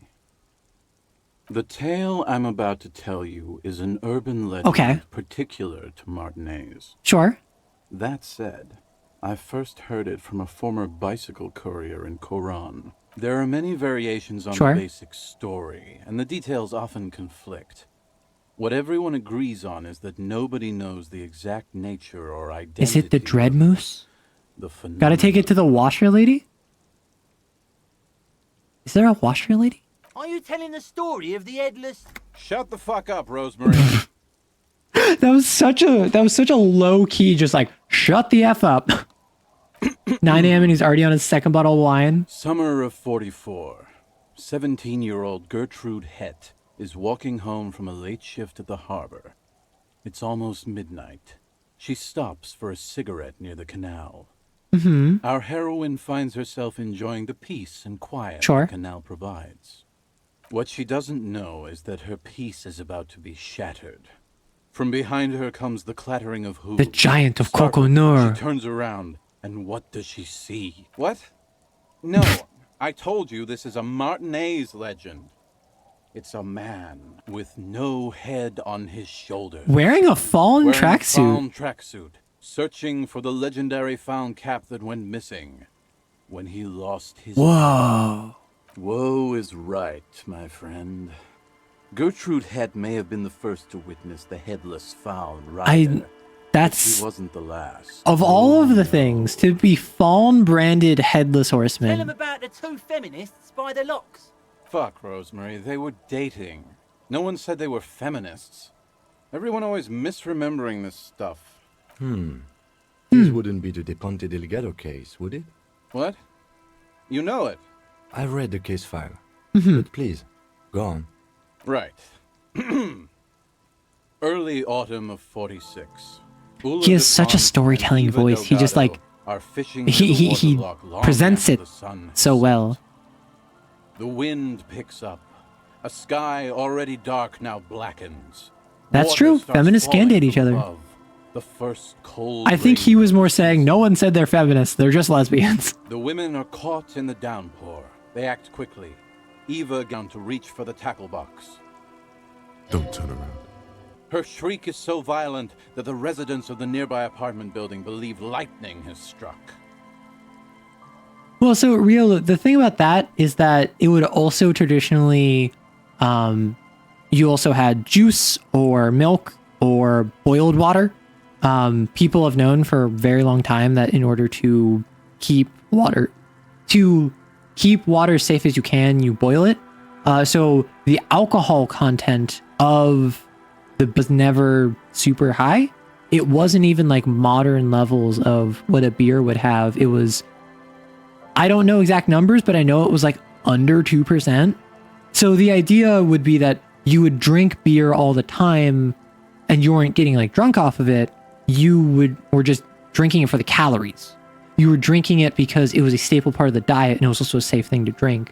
But it wasn't actually like notably alcoholic. But there is no lightning. Unfortunately. Only a heavy downpour and the silhouette of the headless faun rider looming on If the you're an horizon. anti-feminist lesbian, do you simultaneously love and hate women? I mean, I guess. Yeah. Or you're a trad wife, but you're also a lesbian. Ula makes a run for the shore, but Eva slips on a No. wet rock and disappears into the cold, cold canal with nary a sound. Well, thank you for the follow, Bonnie. Her body is never recovered. Sorry that when you first got here, we were a bit distracted. We go on tangents. What did the case file say? Naturally, Ula de Ponte became the prime suspect in the disappearance of Eva Delgado. De Ponte maintained that it was the so-called headless fallen rider and that she ran, fearing for her life. During the investigation, it became apparent that there was a love triangle, the third party being some small-time businessman. I don't remember the exact details. The leading theory was that an argument broke out on the jetty, and De Ponte pushed Right, Delgado small into the beer. canal, then I forgot quickly that's what it was stupid called. cover story. Yes, traditional low alcohol content drinks such as small beer typically had ABV between 0.5 and 2.8. Historically, small beer is a popular beverage in medieval Europe and colonial North America, often consumed daily by both adults and children due to its low alcohol content and the scarcity of clean drinking water. I should probably, I guess, say that that is from a Eurocentric point of view to say that that was a very common thing in history because it was common in medieval Europe and particularly Western Europe. But that was what I was thinking. No, she committed suicide before she could be taken into custody. They found her in the bathroom with a rifle, her face slowly peeling off the ceiling. Not a pretty scene.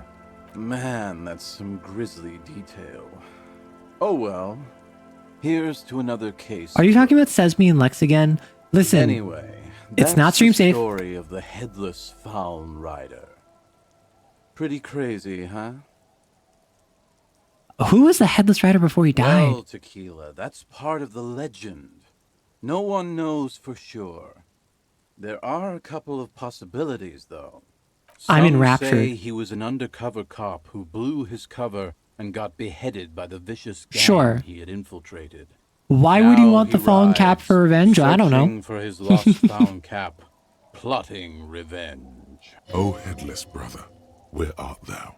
Others claim he was a professional jockey who Sure. veered off course during a steeplechase, ended up in somebody's Not an backyard, exceptionally and got taut decapitated clothesline. by an exceptionally taut clothesline. Personally, I think he was just some guy who hanged himself from a really I like the tall idea of it tree, just being some and the guy. fall was so violent that his No, head not turned getting blue on. clotheslined. Coincidentally, at that exact moment, a horse happened to pass under him, and his beheaded corpse mounted it, where it remains to this day. I do. But then, I like that no one theory. really knows. It's some guy who just hanged himself on a really tall tree. He fell so quickly and so hard that it snapped his neck off. And at that exact moment, his body fell on a horse. You were watching a very sapphic episode of Deep Space Nine For yesterday. some reason, this does strike you as the most plausible theory of them all. I agree with you. Your theory sounds the most plausible. Isn't it? All the pieces fit together perfectly. Some silly little guy That's who how just I hanged know it's himself. right. Anyway, to each his own. You want to hear any other stories? You know what? Some weird stuff fits right Hard in. to argue with that, I suppose. That's the reality situation for you. You Yep. think you got a handle on it, then blam! It throws some Blam. wild shit at you. You gotta stay well hydrated, which why drinking it's alcohol critical will to do the stay well opposite of hydrate you. It will actually dehydrate you. That's nothing. I got an even crazier story. Yeah? Why don't you go eat shit, Tequila? There's no way you know a better one than The that. gnome of Jeroma dissolves its victims with acid. Acid gnomes? Sounds like a stupid. I got an even low-concept crazier one than yeah. that. The giant of Why don't Coco you go Noor eat is as shit, big as a Tequila? mountain. Giants? That the best you got? Come on, bro. Give me a break, Tequila. All right, whatever came with the headless fallen rider. No one knows. Some say he stalks Martinez to this day and can be seen near the canal when the clock strikes. Makes midnight. spooky gestures with his free hand. He won't, though, because it's just a stupid legend. Aye. I saw him one night when I was right shit-faced. Got any more urban I myths? actually do have one. The strangest of them Give me a all. break, Tequila. But I'll need Okay. to fortify You know myself what? before I can Maybe tell I that need to quench my own thirst in order to match Idiot Doom Spiral's wavelength. Do you have anything to fortify old Doom Spiral? Man, you Tell really me bleed that's me the dry. I don't story. want to give you any more. It's very hard to tell a story when one's mouth is dry. Be seeing ya. You too, Tequila Sunset. What a character. Okay. So now we are going to investigate the building that could be a potential spot for an unsuccessful model. A 25. Interesting. Oh, I took the long way. Whoops. Okay. I want to get up there. Yeah, Kim just went the fast way. So, this is... I'm assuming... Oh, the reason I can't open this is because I didn't have the crowbar open. Crowbar! Oh wait, this is the boombox. Whoops. Money! And dose fed. The stream is choppy for me and I don't know why. Is it a choppy for anyone else? Because it could be a stream issue, in which case I would need to do some diagnostics, but it could just be for you and you might need to refresh. Doom Spiral's voice is so rich you can practically feel his tongue moving around his mouth. You see, a once bright mural, right. A slogan used to intertwine. So I've already looked at this, I've already talked to you. Find it to wash the dirty jacket. Oh, at the abandoned fish market. Determine where the shot can... Check the boardwalk for bullet traces. Check the island. Check Land's End. So I assumed it would be up there is where the bullet traces would be. You're having some trouble? Didn't say anything because your internet's... Okay. So what it could be...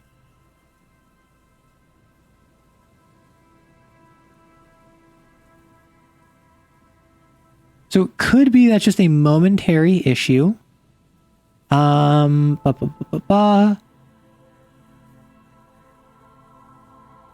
could just lower the resolution of the stream for a moment.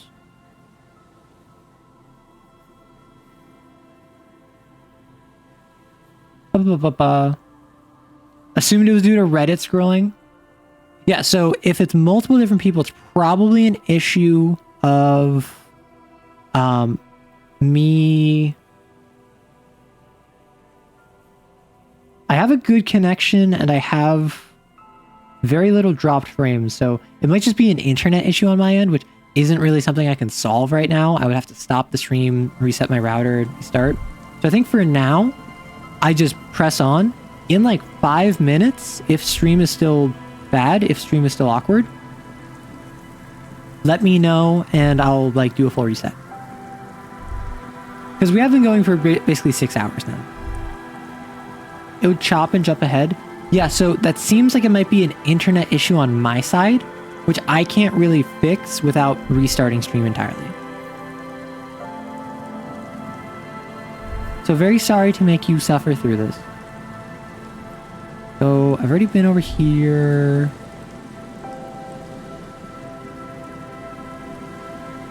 Where is...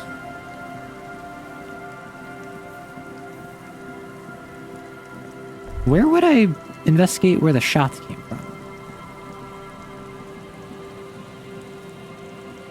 I don't think the church...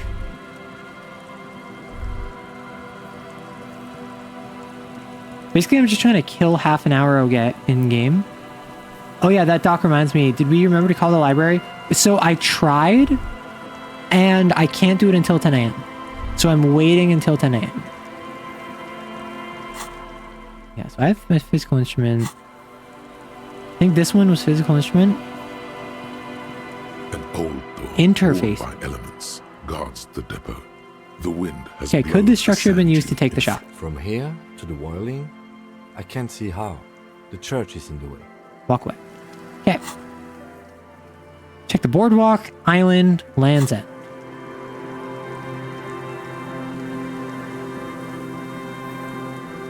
I think it was up here.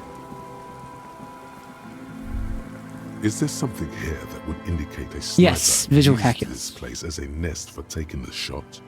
Just some urban detritus. Mhm. A bottle, and a dilapidated old comms You just like to tower. hear me yap, did not want to miss anything. Thank you, I appreciate it. And I don't want to have a choppy stream. I would prefer to fix it up, but at least at present, everything looks good on my end. I checked the wiki if you want. Show your available thoughts possible for Fizz. Okay. So, Mazovian socioeconomics, indirect modes of taxation, white mourning, actual art degree, magnesium-based life form, bringer of the law, date of birth generator, wasteland of reality, Wumpty Dumpty Dom Center. Do any of these increase my physical instrument without confirming which one it is? Visual calculus is the coolest of the actual detective focus skills. Yeah, I didn't think I would like visual calculus that much, but every single thing visual calculus has shown, has done, has been super cool. None of these will give me Fizz. That sucks. In the distance, Okay. you can hear the breakers roar. I don't see it, Lieutenant W. Freitor. I don't see a person take a shot here and hit something there. In the whirling in rags. On the top It's not comms possible tower? to climb that ladder. And even if it were, why? There's no platform up there to aim from. Can I summarize my D&D adventures for you? Of course. There, 1.2 kilometers over the waves. Yeah, across the this is bay, not through where heavy, the shot was dark taken, grey which is good. curtains of rain, you see the smallest rectangle, barely visible, a glowing light on the third floor of the whirling in rags. With binoculars, you would see a young woman's shape move behind the glass. Yeah, so her limbs long and slender. does anyone know how I heard from my sibling that eventually physical instrument can like be coach physical instrument, and like you can get a thought where physical instrument will be like, you're pathetic, let me train you. I haven't gotten that. Does anyone know how I get that? To warm his hands before pulling the trigger? Perhaps. You know where to But get that anyone one? could have made this. Is that at the The gym? coast is specked with fire. Is that the red check with the dumbbell? With the barbell in the gym? Truthfully, this seems like a very poor choice to take Yeah. a 1.2 kilometer rifle shot from. Visibility is awful. Okay. There's water vapor I think I go everywhere. back, I do think we can that, rule out fail Medieval it, crime, and then physical instrument clowns on me. Those? A smoking assailant who favors Tumutiri to Astra or Joan? Don't think I Cigarette can butts still are get it? everywhere. This is a common brand for all men. Why can't I get it? Still, you felt it was important enough to make a mental note. That means something. You didn't pay attention to any of the other cigarette butts on the coast. Okay, so that's that. Make a mental note. Tumutiri seems important somehow. Okay, so this one was the island? Land's End. So... Huh? Oh, that's one of the traps. I forgot to check on these. Whoops. Whoops. There's a trap in the reeds at your feet. Look around. The reeds shake sadly in the coastal breeze. There is a trigger that Weighed down probably by isn't rain. available anymore, but you could try They talking seem to to be waiting Renee for or, something. and Gaston. I did talk to them a whole bunch. The wind picks up here, near the Cape's end, surrounding the narrow strip of land from three cardinal directions. It's like my first Shivers deck, cold maybe like my this second or time of third. year. Locusts are crawling around in the trap, confused, Dang. but uneaten. You see no carnivorous reed phasmid gorging on them. Big surprise. Anyway, 1 down, 3 to go. It'll be the next one. Or actually, no, I'm with Kim. I'm a skeptic.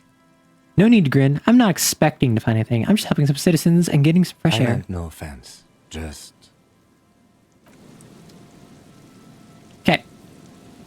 I don't know if I can... Like, I've spoken with Renee and Gaston. Basically, everything I've done everything I can with them. I've gotten the boule. The only thing I haven't done is I didn't do the red drama check to try and convince Renee of my own skill. Everything else I've done.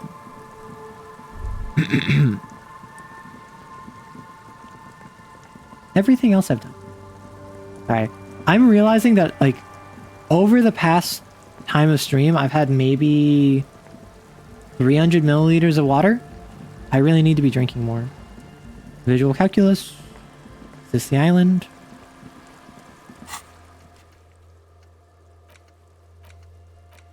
Well, no, so it's there, there, there? Arrow, water's... Yeah.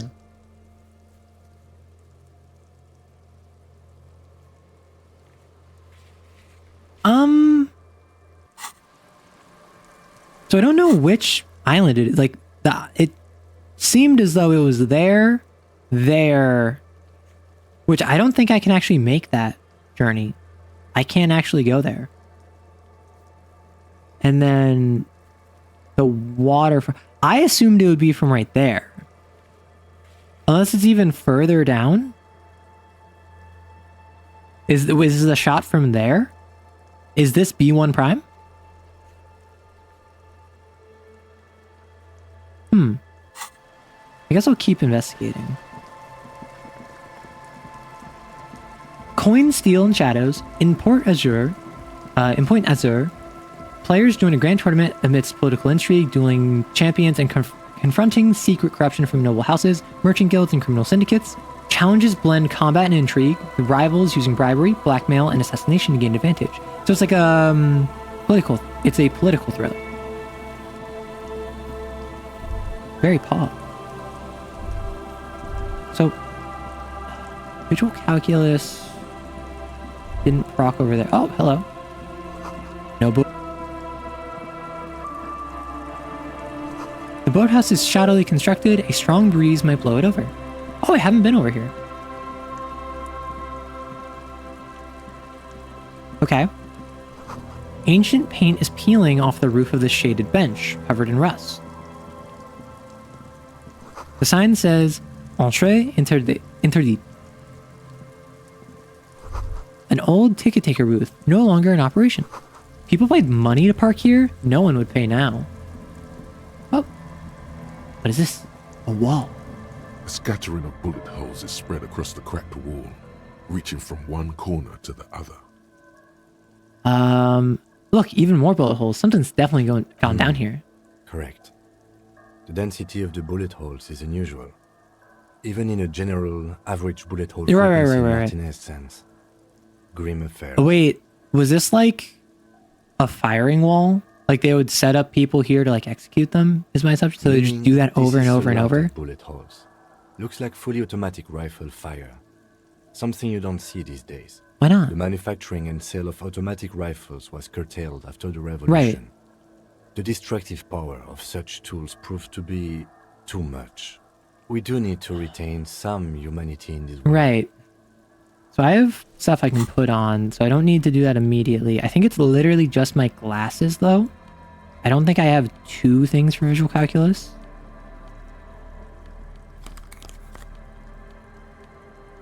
I have my jacket that gives me visual calculus. But I already have that on. A scattering of bullet holes 72%. Cracked wall. A row of ghostly shades stand facing the wall. That's about what I was expecting. A dozen at least. Their heads lowered and eyes blindfolded. This is the felled engineers that got executed in the revolution. 10 meters away. Other shades are lined. That doesn't look like 10 meters. That looks like 3 or 4 meters. Primed. A gust of wind blows by. The coats of the firing squad flap slowly in the breeze. A single person. My visual calculus popped off right before checking with Harry's visual calculus. Droplets of rain fall. Or Tequila Sunset's visual calculus. The surrounding sand dunes. The clouds block out any rays of light.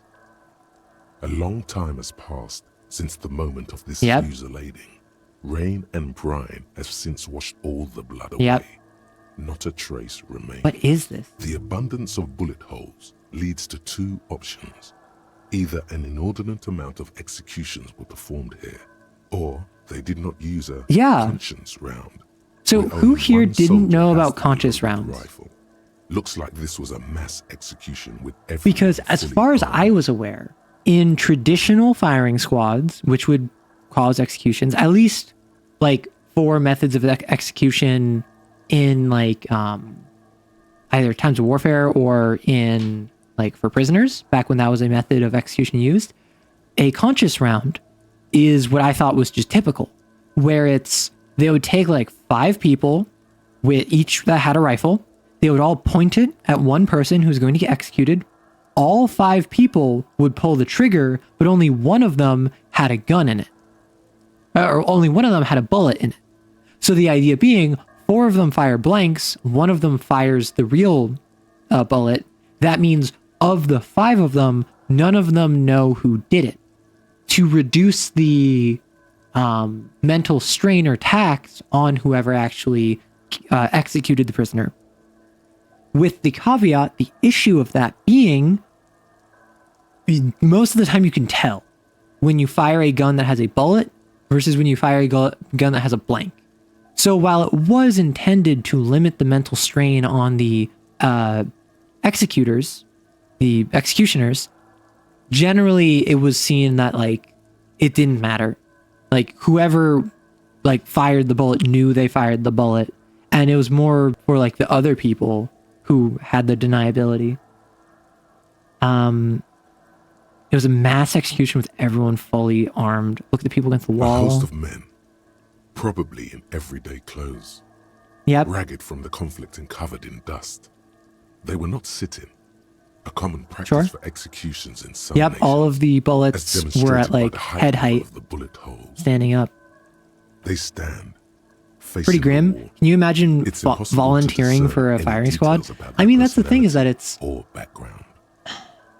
awful. Because I mean, it's a way to take life. However, even in the modern day, like within the past couple years, there have been prisoners on death row who have lobbied to bring back the firing squad as opposed to lethal injection, because they believe it is,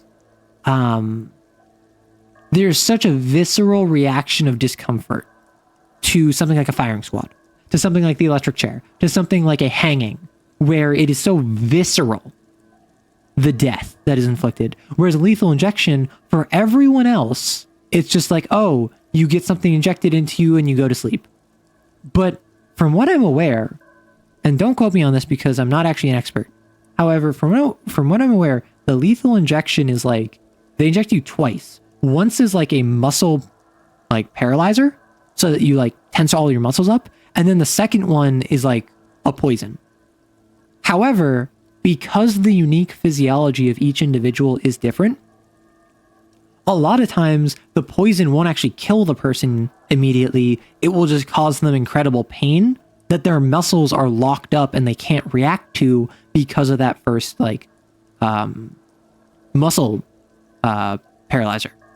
So the idea being is that it's like you make someone trapped in their own body and then you inject them with something that you're just hoping is going to kill them, and then it might not. So then you have to inject them again with something different that their body won't be able to handle and that will execute them.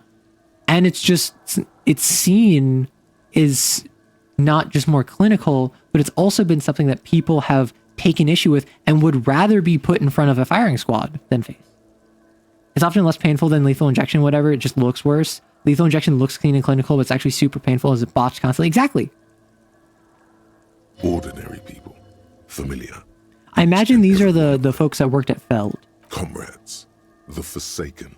The wretched. Ah. Who tried to rise against the horrors of the world. Look at the line of 7 soldiers. men in combat uniforms and dark coats, holding automatic rifles aimed at the people. Soldiers from some side. But from which one? Men of duty.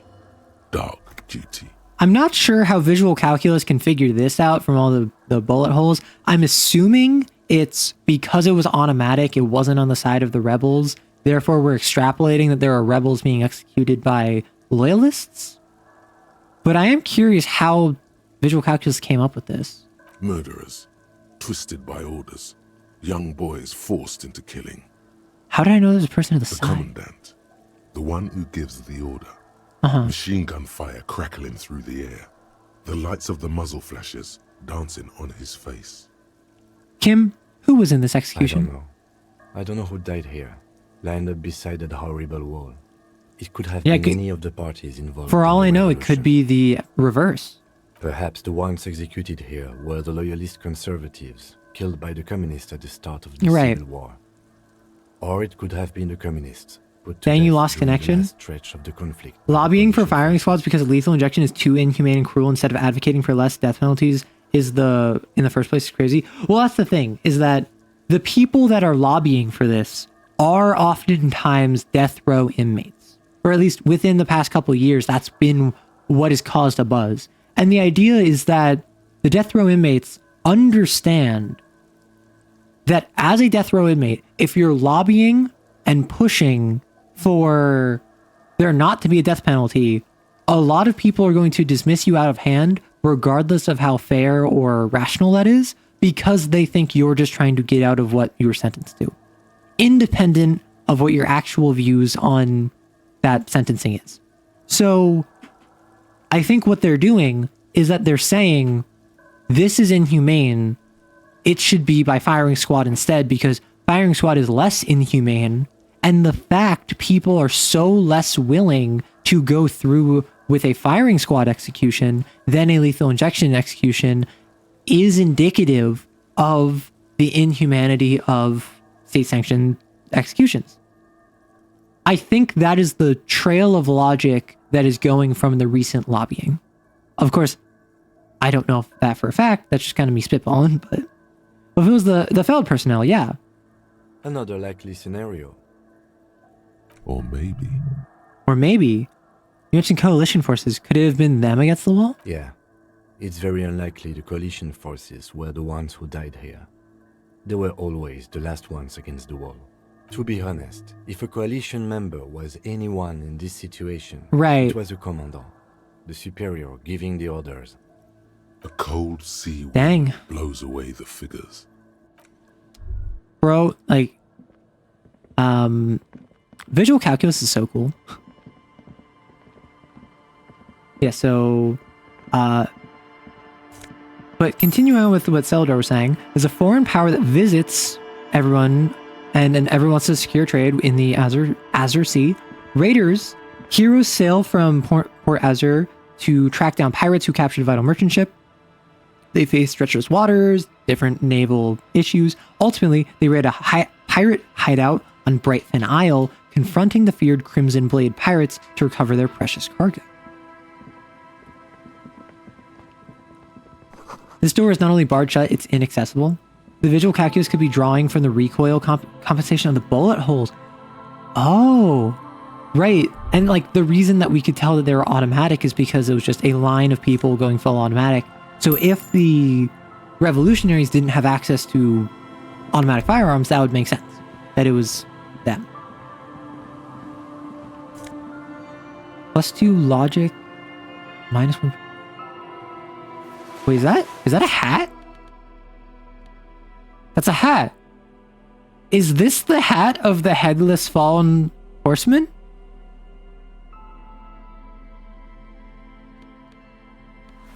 Oh my gosh. Verdant Vengeance, the Wrath of the Green Lady in Port Azure, angry face spirits sabotage logging efforts, animating tools, and lumber to attack. Players confront Woodland Fae and their leader, the Green Lady, balancing diplomacy or combat in the ancient Emerald Grove to resolve tensions. So currently we're in an ad. What I'm going to do, I'm just going to wander around and just continue to explore the spot because I don't actually know what's here. But I don't know how interesting or important it is outside of just, well, exploring.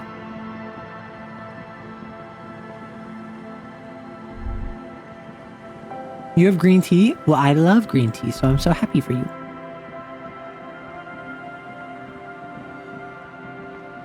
And I shall drink it, pinky out. You must be the most fancy of fancy drinkers.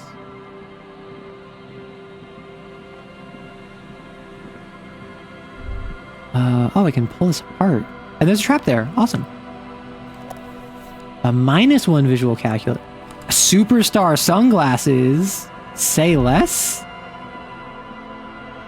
I'm just kind of stumbling on all the different traps. A familiar apparatus lies among the reeds. Look And around. behind you, The ruins of a residential. Reach This for the trap. trap is also full of panicked. Another empty trap. Again, I want to make it absolutely clear. I don't believe they exist, okay? No. How are you enjoying the cardio? Always up for a good jog. Otherwise, would I still be on this case with you?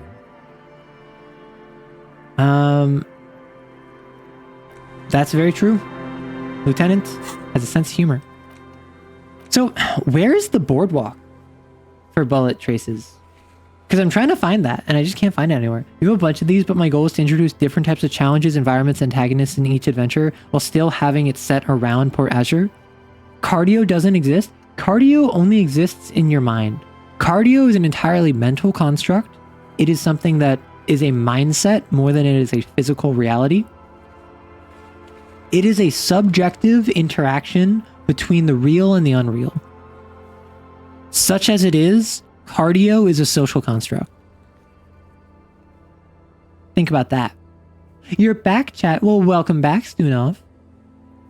Currently, I'm just waiting on an ad to run up.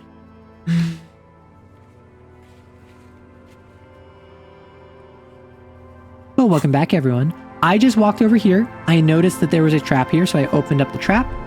And I was making a snide remark with Kim about doing cardio. I wonder if I have the plastic bag. Are there any bottles that I can do? Nope. Okay. So it's about 9:45. Oh wait, and then this is the original. That's right. This is the trap Morel just set. Checking it over, he said, the reeds by the abandoned campsite. The later it gets, the colder. Remnants of the camp can still be seen in the sand. The fire that's gone out. Stunov, strange. What are the odds I get you? You're war thundering while arrow maxing? Well, enjoy. This trap as well. Definitely no cryptozoological monstrosity. Empty as all of them. One more of these and we're done. The entire... No, I'm fine. I didn't mean to complain. He's short-winded. I'm gonna go try... I guess I go to the gym. I was hoping I could go up here, but I don't think I can. So I'm actually gonna run over to the waterfront real quick by my car, explicitly because I want to check that final trap. But an arrow kisser, you'd pucker up. Yeah. What is with the puckering up? Like, what? Looking back at you from the rust-colored water. You.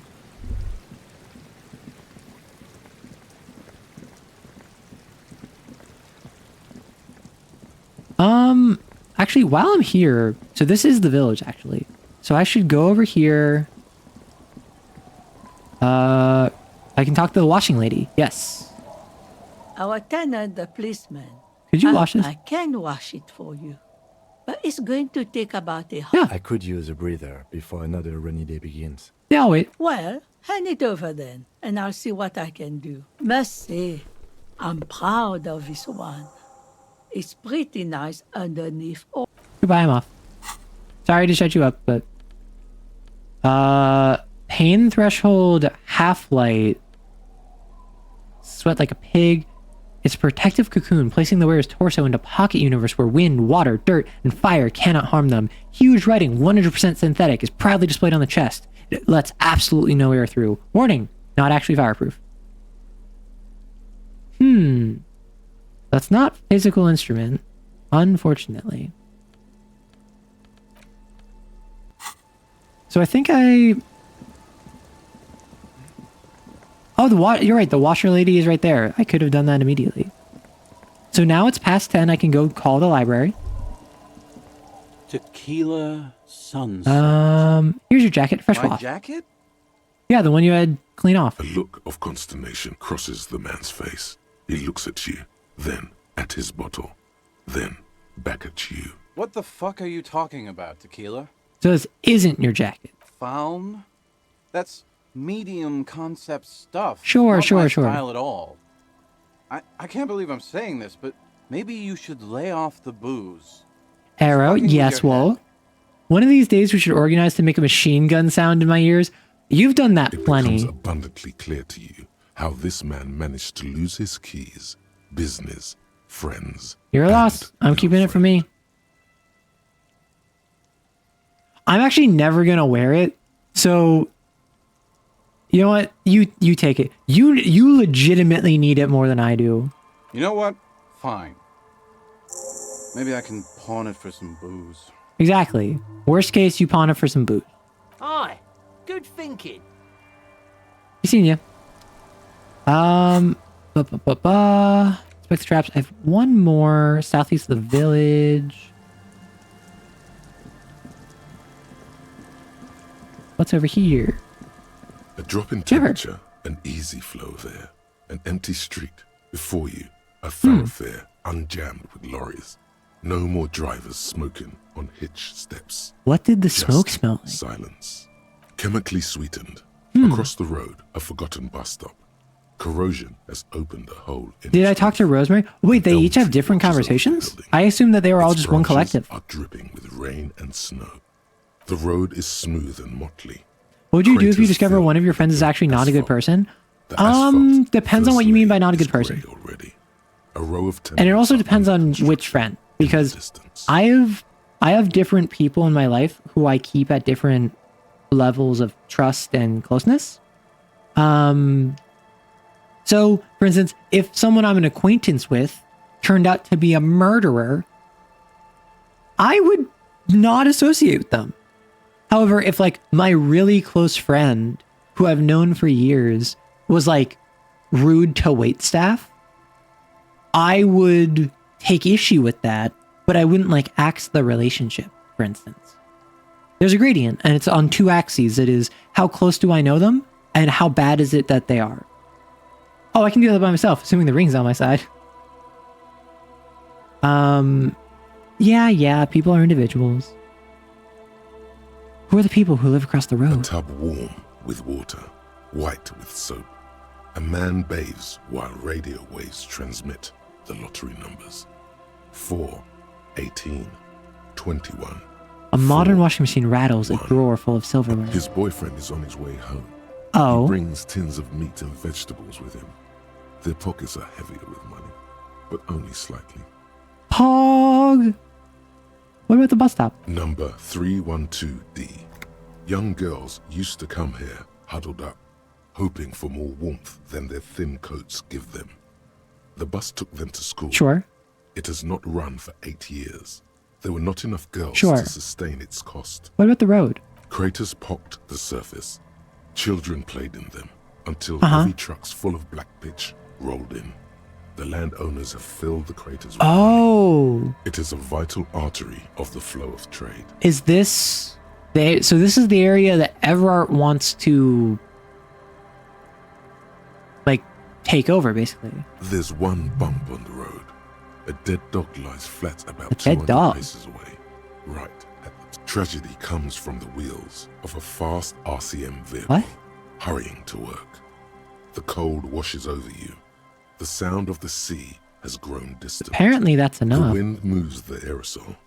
A detective stands behind the boom barrier. A breeze moves a curl of his hair. Uh-huh. Interesting. So I didn't realize I could talk to each of them individually. I thought that it was just talking to one of them talks to all of them. Hello, Rosemary. Good to see you, friend. Do I have deals Oh? set up for you, Deals? buddy boy? What are you talking about? So what do you want? I got smokes. They're cheap. Very cheap. I got Pilsner. Great deal. You won't get a better deal on that piss. 300 Go real? for 300 real. I also have speed. And by speed, I mean amphetamine. See? There it is, Bratushka! Oh my gosh. That's what the... Spirit! That's who the necktie wanted me to talk to. 300 real is a lot, but this has to be done! No. It's our end game! No. This is just another stupid drunk idea I'm having, and I'm attributing it to my necktie. Bratan, you don't understand! It's not just So if you... another If drink. This so is like if what our someone you relationship consider to be has been building cool, but you towards weren't that all close, these and you years. discover that they This remain is the silent about climax, someone else the being abusive to some mystery, other people. The virginal sigh! version of Sai, I was reading something from chat. Necktie is just electrochemistry and Inland Empire's horrible love child. And despite that, I love Necktie all the same. Despite the fact Necktie is just really a terrible influence. Necktie, at one point, I failed a check, and Necktie let me retake the check because Necktie wanted to try again. It was very funny. That's why, even though I have better items to equip on my neck, I refuse to take off Necktie. Necktie is my homie. Necktie is like real like that. But if I knew someone and I thought they were cool, and they're like an acquaintance, I want to get to know them better. I'm not super close with them. Turns out they were staying silent about someone else being problematic. My question is then, were they staying silent or were they trying to help behind the scenes? Because there is a distinction between if someone is being problematic, between kind of just like letting them do their thing and trying to quietly stop them, trying to help whoever they've hurt without making a scene, trying to guide them on a better path without making a ruckus. It's the sort of thing where I would want to know, were they just enabling this bad behavior or were they actively trying to help? Just not making a big deal of it, because sometimes you don't want to make a big deal of something, even if a big deal needs to be made because you're scared or you don't think it's your place or you someone else has asked you to keep it quiet. That is what I would look into. And then assuming it's literally just this cool person was helping someone else via a lack of accountability. They were being a bystander when they should not have been a bystander. I would probably stop associating with them. I would probably, at the very least, pull back because that would just make me uncomfortable. And that's me. That's not what you should do. That's not advice. That is what I would respond with. I have been in situations where people I thought were cool were not cool. I've been in situations where people I thought were supportive were problematic. And I've had to pull away and sometimes axe people from my life. Things run a bit deep, but I won't burden you with the whole thing. We can always drop it on the Discord, and obviously tons of folks there are willing to listen, even if they can't solve your problems or give you their own advice. They can listen. You have to buy it from him!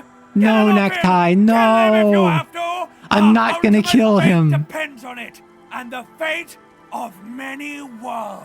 The lieutenant looks at you, looking at the bottle of spirits. Oh then no. At Rosemary, suspiciously. He knows something is going on in your head. Pack smokes, Pilsner, sell me some speed. Isn't that like... Isn't that just amphetamine? Hi, by amphetamine I mean speed. I think you didn't hear me. When I said I'm a police officer. Sure did, buddy boy. That's why I said amphetamine. I mean speed. I mean amphetamine. I got both. I thought by speed you meant amphetamine. Hi, that's what I said. Right, got it. Good, my man. Now what can I offer you? Quite the business venture you set up here. Oh, the system's been good to old Rosemary here, and I'm milking her like a bitch goat in the backyard. What do you mean? You see, friend, man makes his own luck. Uh-huh. And I made mine real good. Got my hands on 3 bottles of liquor ex-squeeze. Sold 2 to the fellows around here, and immediately invested the profit. Bought cigarettes, bought beer, even bought a bit of speed. Uh-huh. And look at me now. I got everyone on my hook. The hook? Where is it? Sure. I can't see it. Looks like you're on your own hook too. Of course. It is what it is, you know. What it's always been. People, buddy boy. It's the people. Nonsense, Jakey. A schizo Necktie is talking, listen and learn. Okay, call it boring. I'm being like, I'm not drinking. I'm sober. I'm not doing drugs. I'm stone cold. I'm working with Kim. And my necktie is being the bad influence that I always wanted growing up. He has long forgotten what you were talking about. Why does a bottle of spirits cost 300 real? See, friend, It's real valuable. Worth every real, if Sure. you catch my drift. Got it from a bit of a business venture. No one can buy spirits. You know what? Sure. You know, it's funny actually. He's finding it difficult Sure. to focus his watery gaze. What is? What? Keep him talking. What do you mean, what? What did you think was funny earlier? This guy. Oh my gosh. Conversation might bring a discount, no? Where'd you get the bottle of spirits from? No, this is medicinal spirits. The good stuff. Got it from the doctor's office. He ain't shitting you! Medicinal spirits are a blast, bratan! Thank you, Necktie. The I flaming appreciate it. truth of this joke of a world! I got one of those scientific ampoules a few months ago. Huh. Torpedo, they call it. It's supposed to keep a man from taking a drink.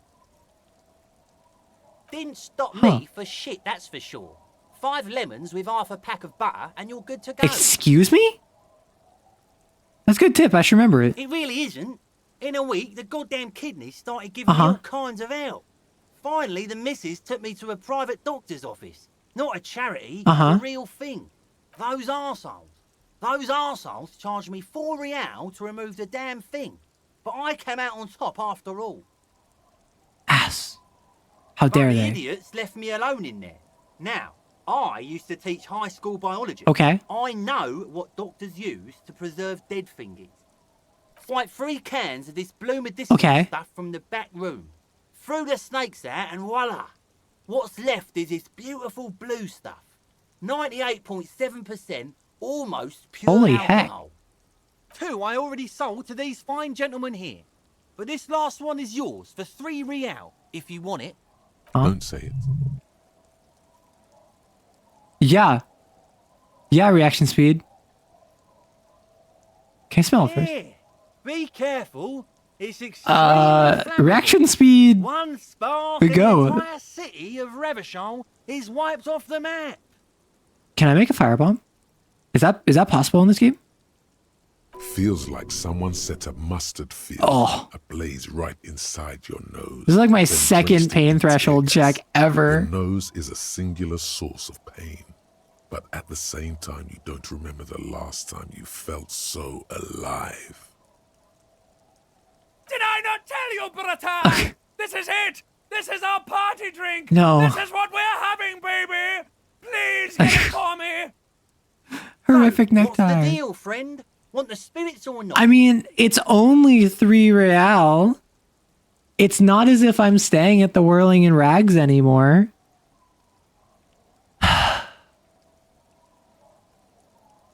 No. So what do you want then? His tone is aggressive. You're getting on his bad side now.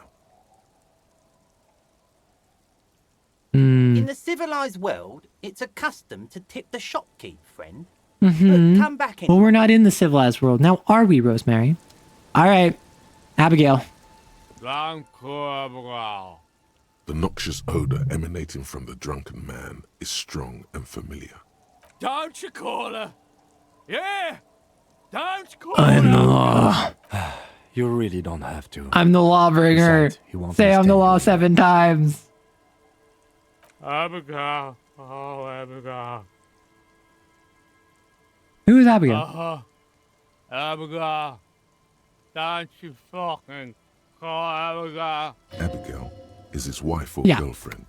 Chances are she's gone. Calling her wouldn't make it any better or worse. You're not going to get anything out of this guy. He's too drunk. Yeah. Oh, Abigail. Yeah, you've really got nothing. So I think what I do is I go check the final trap. I wanted... Well, actually, before I do that, can y'all point out where I should be checking for the boardwalk and the island bullet traces? Because I assumed... Oh my gosh. I assumed that visual calculus would prompt like it prompted at Land's Point. Like, do I talk to you again? Hello. Isn't this a fine morning? Like, is it not... Is this not the boardwalk? Like, I can't go up there, can I? Yeah, that doesn't lead me anywhere. Not up here? You just have to trust the necktie. When has it ever been a bad influence? I mean, basically all the time. However, I'm not going to sit here and pretend like it's never had a good idea. The horrific necktie really do be a homie. Okay, so I need to call the library because it's after 10. Sorry to yawn. So I don't see anything here that I can do, like where I can do the visual calculus of the boardwalk. So I guess I just...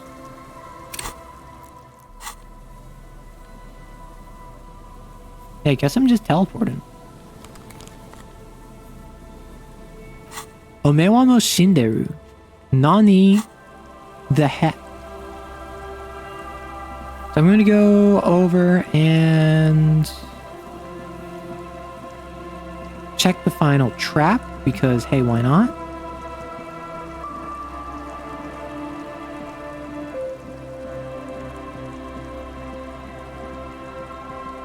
So I'm gonna run all the way past my car.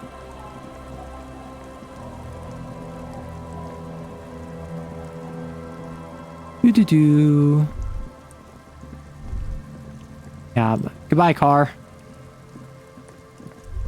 And then there's the trap. Here's a series of footprints.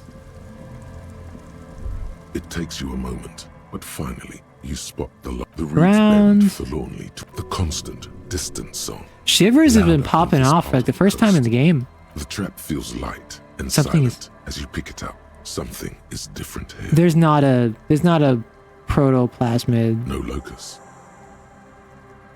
No phasmid either, but still. Well, the bait worked on something. This doesn't mean it was a reed monster, though. Unless you see one in there. Sure. I just see an empty trap.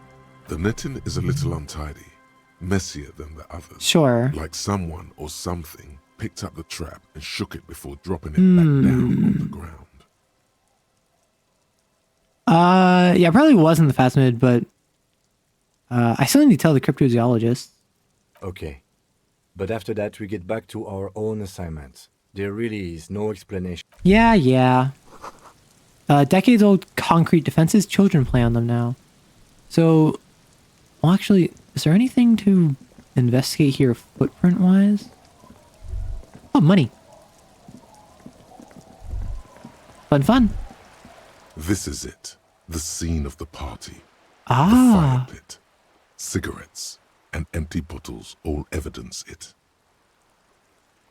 Yeah, looks like a lot of folks partied here. Looks like they were here a while, judging from all the bottles.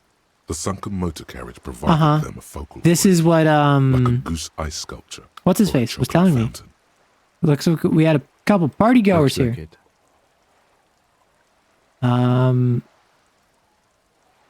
Looks like they had a great time Hey, let's laughing. keep moving, detective. Somehow, he doesn't want to dwell on it. Huh? What? Oh, I thought that was like important. I think that was literally just like a graphical camera glitch. Okay, so I can try talking to Sealang. I don't remember what the rhetoric check was, but I can put on my rhetoric shirt and go talk to him. All I remember is that he had a rhetoric check that I needed to do. Wait, what's over here? It's a thing that I can't interact with because I require a multi-tool. Empathy, but no logic.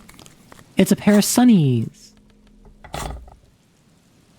Actually, Inland Empire and empathy at the cost of authority. I have a new interaction? Folded library card? No, nothing here. Just to be clear, the blue liquid is alcohol. Well, yeah. I assumed that the liquid that was being sold for 300 real and just became 3 was alcohol. It's just like ethanol. It's not like drinking alcohol. Everything's still cool here, officer. I mean, sure. Sure. No need Oh to my dress God. this one up. Just tell him what you... Oh, okay. Never mind. I've already tried Are this. you trying to ask for... Sorry, detective. Nope. I can't believe I rolled a 3 on that. Good thing I got the bad roll out of the way, because that's how that works. Okay. Actually, is there anything here that would increase my physical instrument? There's a pine... You like sunglasses? Stylish shades, huh? Try the shades Abort. on. These are hideous. What's more, Damn, awful. officer. You look like a mega secret... it's going to be very difficult for... No, you are definitely not buying those. You're right. I'm too sensible for Are you those. sure? But they look so good on you. Electrochemistry. You should think this Shades through, of self-destruction. These are all boring. See, like, I have Boring actual third money rate. to spend now, Those so I can UV actually look stickers through the are shops to see if there's almost anything there for the for show. If physical anything, instrument. These lenses probably... These are all first-rate sunglasses. Premium design, super material, very cool. UV... Let's conceptualize. I think that's all I can conceptualize. Oh. Conceptualize. Conceptualize. Conceptualize. Conceptualize. Yes, I understand. I'm just saying the same word over and over. Shine on these sunglasses Conceptualize. lasts a lifetime. No Nope. luck. All you find is this lime-colored cellophane visor. Oh, that visor is perfect. Hey, at least it might actually offer some protection against the sun. Not like those cheap plastic shades. Should we be prepared for I firefights? hope not. You don't like it? Sure, Square. Plus one perception. I mean, that's just a flat bonus. Let's check some of the other stuff. All alcohol is drinking alcohol once. No. No. Save the economy. That sounds off. Closure. Haven't you heard, officer? We've got to be economically conscious. Recycle your cash, keep it in circulation. Don't buy new things. Buy... Thanks for the advice. I'll try to be more economically conscious. Very cool. The The economy thanks you. You see 2 lowly, defeated speakers. Thralls. Slaves, Okay. basically. Perched atop them like... I can see you've a taste for luxury, officer. Can't keep your eye... A pair of found Yep. ultras. The design Yeah, is Fallen is impossibly sleek pretty and simple. expensive as a brand, I futuristic feel like. silhouette with a sleek monochrome colorway. How did you A jet get the black upper equipable and a ledger? silver-lined midsole. In the like day 1, back or no, I think this was day 2 when I was doing the field autopsy. Or no, it was when I was checking the trash can in the dumpster out back of the Whirling and Rags day 1. I found the ledger and I got like the ledger of like failure and regret. Those sneakers, mister. Conceptual eyes, conceptual eyes, conceptual lies. Super air, super Too bad you fine, gave away the jacket so you super can't get the cool. full set. Only Oh, you're 50 so right. real. But Kuno is the one with the pants. I wouldn't be able to get the pants. Only? That's madness. Found Ultra. We're the future. You remember the slogan from some magazine. Uh-huh. Actually, let me inspect the speakers, just the speakers because of why these not? once respectable speakers have been conquered, reduced to a mere prop by the indomitable. I mean, they're currently being Found rained on, so. Ultras. A small heat emboss on the veneer reads. So I'm thinking, Solidarity. does the man from Helmdall have a physical instrument speakers bonus? themselves don't seem to display any magical qualities. No, don't look at the speakers, officer. But I already looked Look at the sneakers. sneakers. Then look at them again. These are the premium lifestyle sneakers. Can't I just officer. buy the sad, best on the conquered market. Samaran speakers? No way, officer. These aren't for sale. They're bad speakers. Low-fi socialist junk. I'm a bit of a lo-fi socialist junk myself. No, officer. You're a high-class policeman who accepts nothing less than the best. Lucky for you, I've got the best on sale. What if I do deserve more than a lo-fi socialist sound system? You do, officer, you do. Remember, Instantly, we don't have to self-confidence resort to socialism. We skyrocketed. can have nice things too. And Okay, let's put back on our esprit de corps and physical instrument. Kuno wanted to sell the pants, yeah. The t-shirt from Helmdahl, yep. Yeah, so the t-shirt from Helmdahl is right here. I have spending cash, so I can buy that.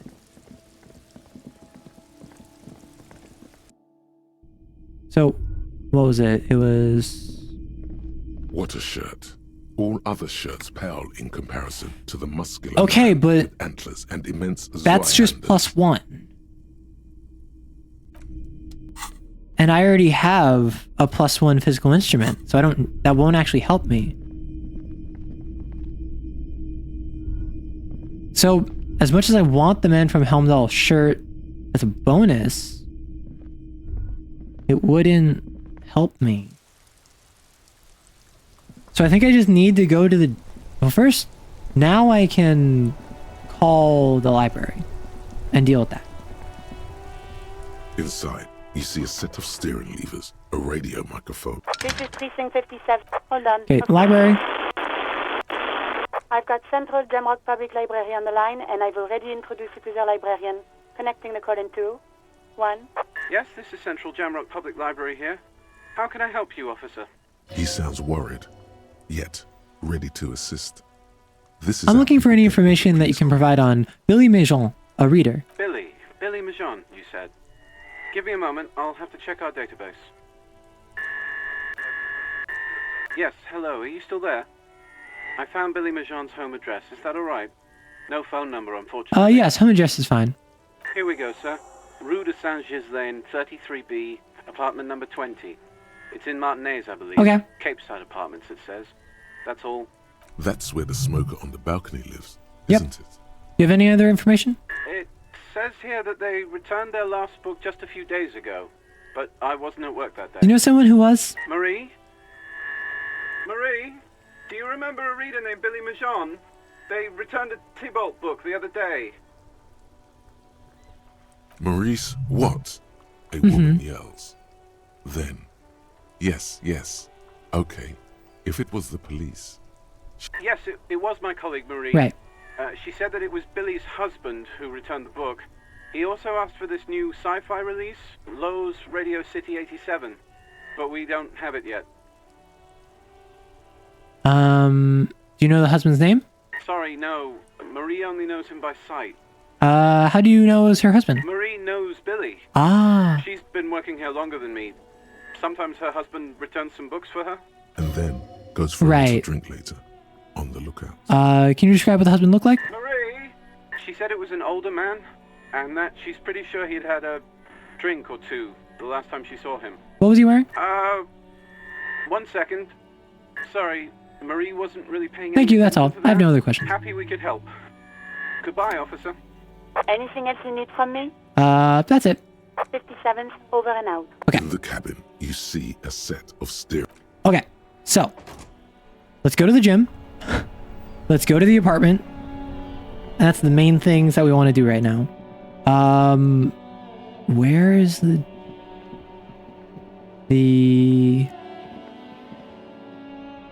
I want to try the gym. I think this is the fastest way to the gym, no? Yeah. All right. We're going to hurt ourselves. And that's okay. The barbell waits patiently on the floor, like a dog for its master. We're going to get this. One shot. First try. You understand me? Oh, no.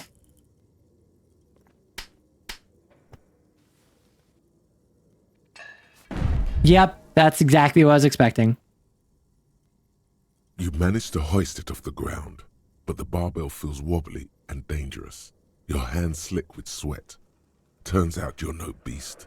Just an That's old what I man thought. with bad form. See? See? This place is cursed. Seems like I'm just a little out of shape, or maybe these gloves are just suck. Proper weightlifting gloves would definitely afford a better grip. Come on. Wait, that didn't even give me freaking coach physical instrument. I just hurt myself for no reason. This is awful. Okay, so now what I'm going to do, I'm going to... I thought that's how you got it. I've heard, is it that you just have to fail a bunch of physical instrument checks?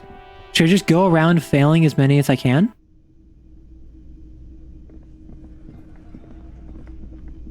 Oh, hello? Oh, it's Morel and Gary. It's great to see you again, officer. My wife can't wait to thank you. Go. Okay. Oh, sweetie, I don't even know how to thank you for finding my husband and helping him out. I hope we Coach was from playing the Bull game properly? I checked the wiki, don't think the trigger for that is available anymore. I played the Bull game properly. I succeeded on the Bull check. Dang it. Just doing my job. Here, I want to give you a small token of my gratitude.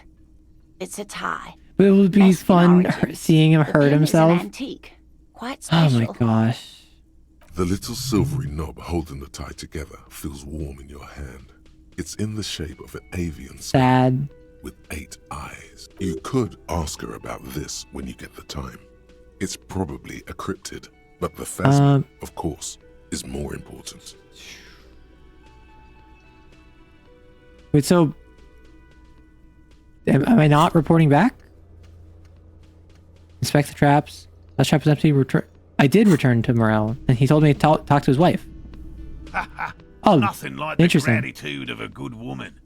Now then, what can I do for you? He tries to play it So I cool, checked all the traps. remain professorial, but inside. Did you toss the this bull? man Yeah, I is tossed the itching bull for into the water, and then I found and replaced the bull.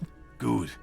Okay. And one of them was empty. And completely empty? Yeah, there's nothing in the trap. No locust, no fast No bull. locusts? No phasmid either? That's not ideal, but It just means the Insulindian phasmid is even more clever. Yep, than that's we exactly what that means, Lena. She's engaging in a well-known self-deception called motivated reasoning. You should correct. Rhetoric, I don't think now is the time. More clever. You're dealing with a subject near and dear to their hearts. Yeah, that's what I'm thinking. Suggestion. Lightly. yes, the Phantasmadeia picked off the locusts and escaped. This is good news, though we'll have to reconsider the design of the traps, make them more secure. Another trip to the reeds. Shut up, Gary. No one likes you. Are you sure you've exhausted all the alternative explanations? Of course we have. Wait, Morel. He may have a point. We have an obligation to rule out other hypotheses. You're right, dear. It's a fair point. But what other Oh no, I have to like give him a reasonable be? hypothesis. Pardon me.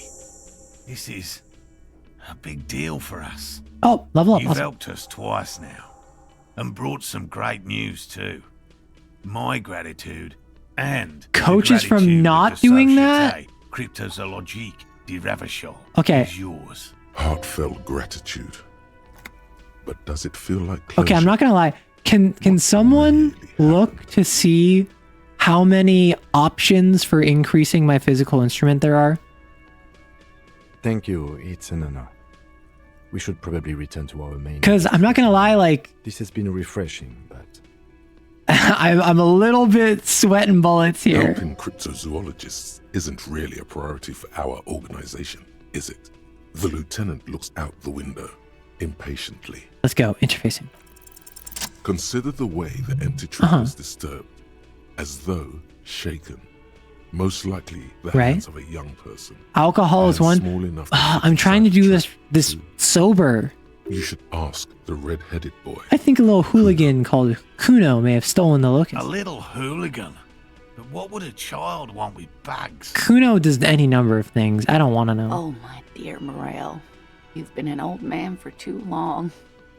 Kids love to torment insects. I'll talk to the little gremlin and see if anything comes up. Delinquents, my favorite.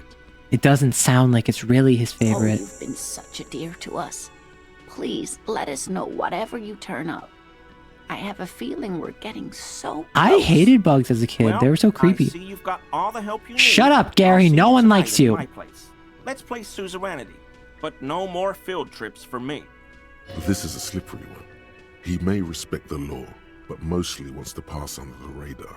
You won't get a chance to talk after you walk out of. He hasn't been particularly forthcoming before. He may well still be hiding. Okay, there is another way. Are you sure you want to know? It's too late.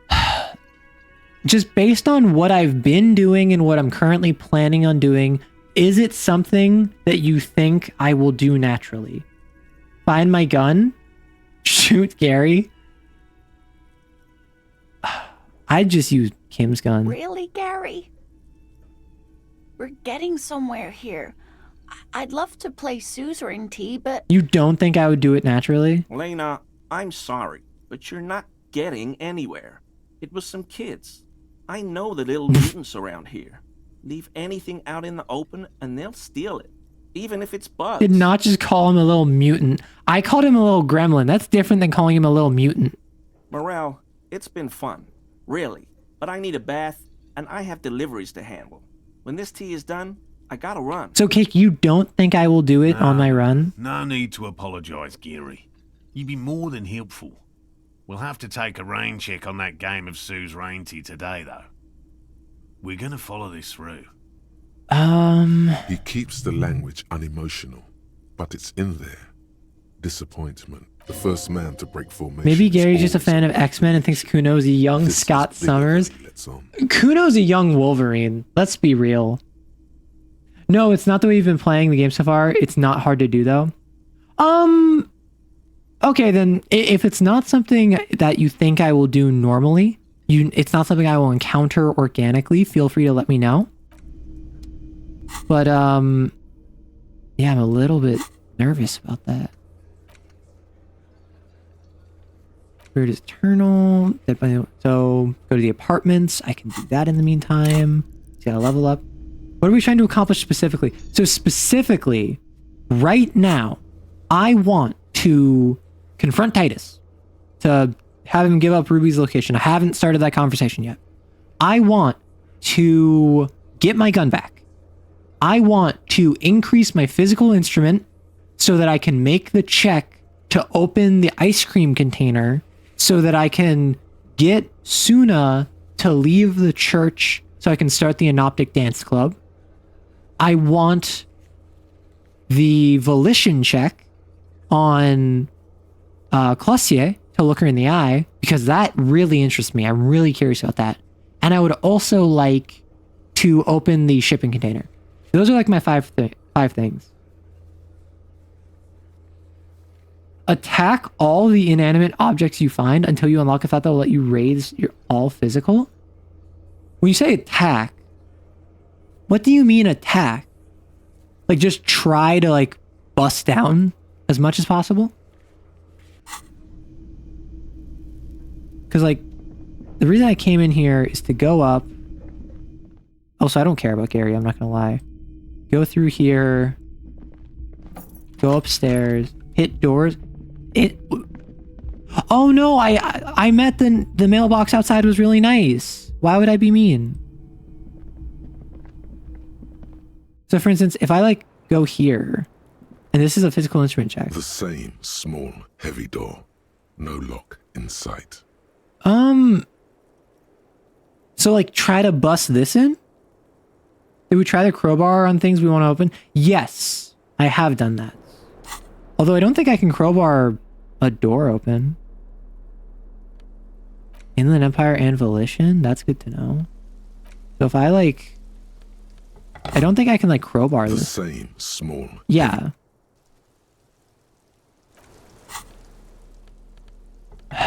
Kick it. It's used to take... Oh my gosh, don't be weird about it. Okay. My physical... I feel like I'm gonna kick this and hurt myself and then Clossier is gonna laugh at me. But that is what heroes do.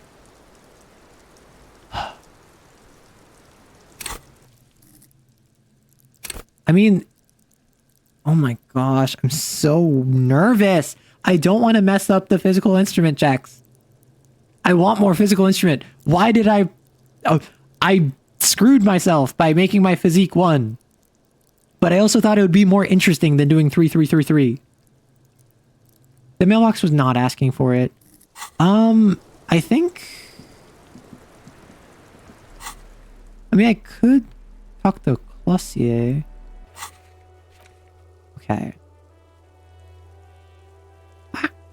What is... Volition Legendary.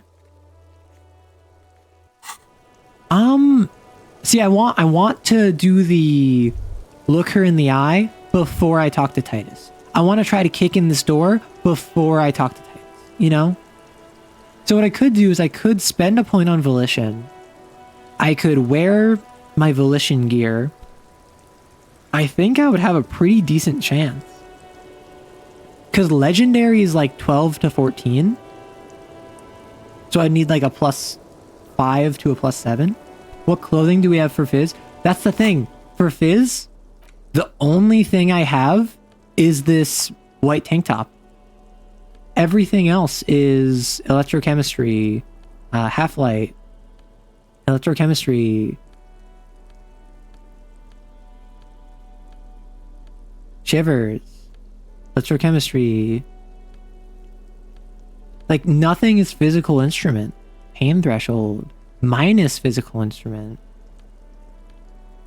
That's the issue I've been running into.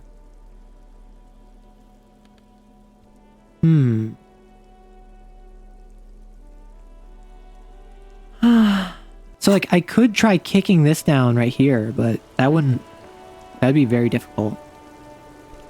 I think what I do, I think I go retry the rhetoric check of all things. I think I go back to the shipyard. I open the shipping container. Ideally. I have one more rhetoric I can do. Right? Because it's that or Clossier. Like, I can do a Volition right now. If I heal up my Volition, I'm at 4. If I spend a point on Volition, I'm at 5. And then I wear... I think I have 2 Volition items. I'd be at +7. I think I put the point in Volition. I don't know. I'm so nervous. Wumpty-dumpty-dum.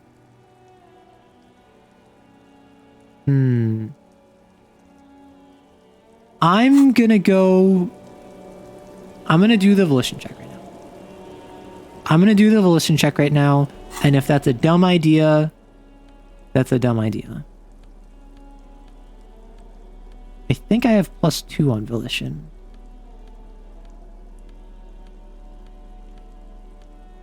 Or not. Yeah, I only have the +1 on Volition. As opposed to...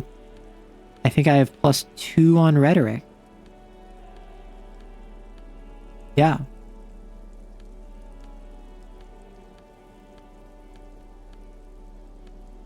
Yeah, I'm noticing I have a lot of like plus logic. I have a lot of encyclopedia. I have even some shivers. But I feel like anytime I want to do something, I'm not getting it.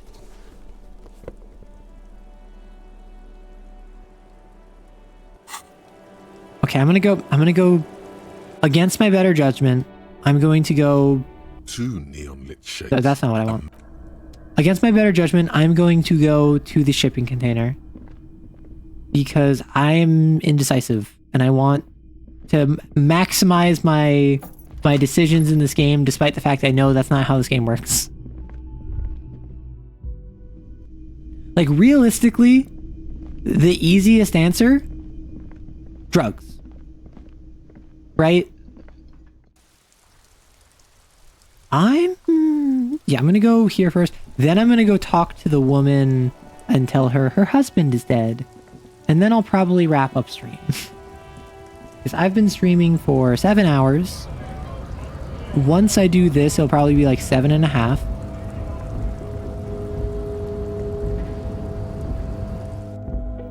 I don't want to work with Everard, though I am concerned I will physically not be able to find my gun if I don't. What? What's down there? Huh. I missed one. Oh, I think that's the door I opened. Okay.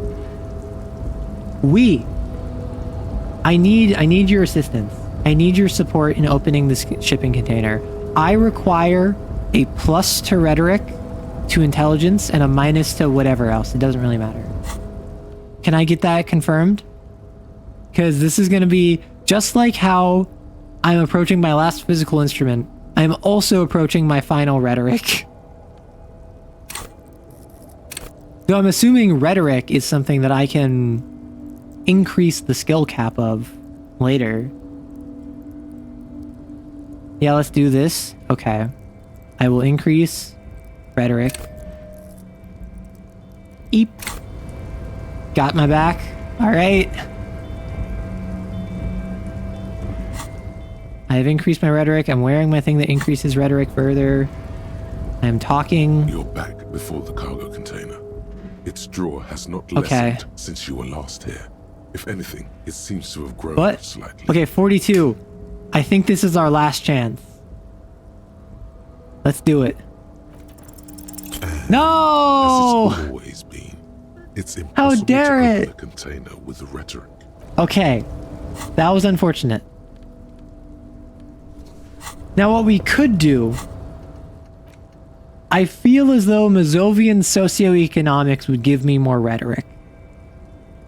I feel like if I become a communist, I would get more rhetoric. And I'm already... You can already see... I'm already pretty communist.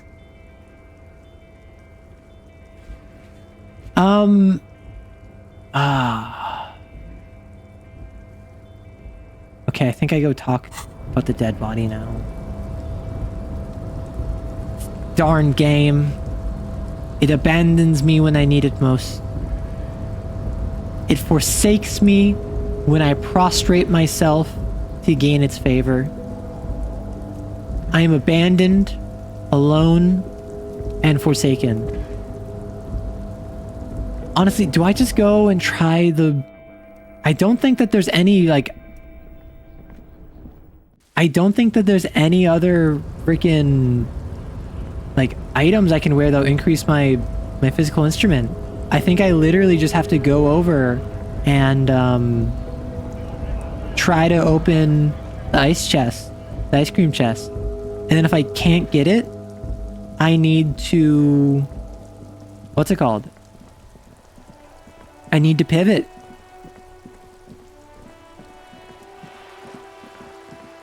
In the meantime, I'm gonna go talk to the woman. The working class woman. The woman who is of the class that is working.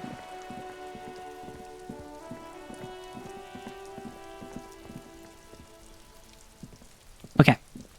So it's apartment 20. Where in here is apartment 20? That's a good question. These shoes all come in 3 different sizes. That's nowhere special. Apartment 28 was on the upper floor. Presumably... Oh, I can actually just ask. Hello. Give me a moment. I'm looking for a Billy Maison. Do you know where she lives? It's about Victor, isn't it? It's always about Victor with her. Upstairs, one of the doors on the balcony. Thanks, I'm off. I assumed it would be upstairs, specifically because if apartment 28 is upstairs, it's probably apartment 20 is also upstairs. Question is... Which one is it? Is it this one? Let me, just in case, swap around what shirt I'm wearing, because I feel as though it's gonna be, I want empathy, I want drama,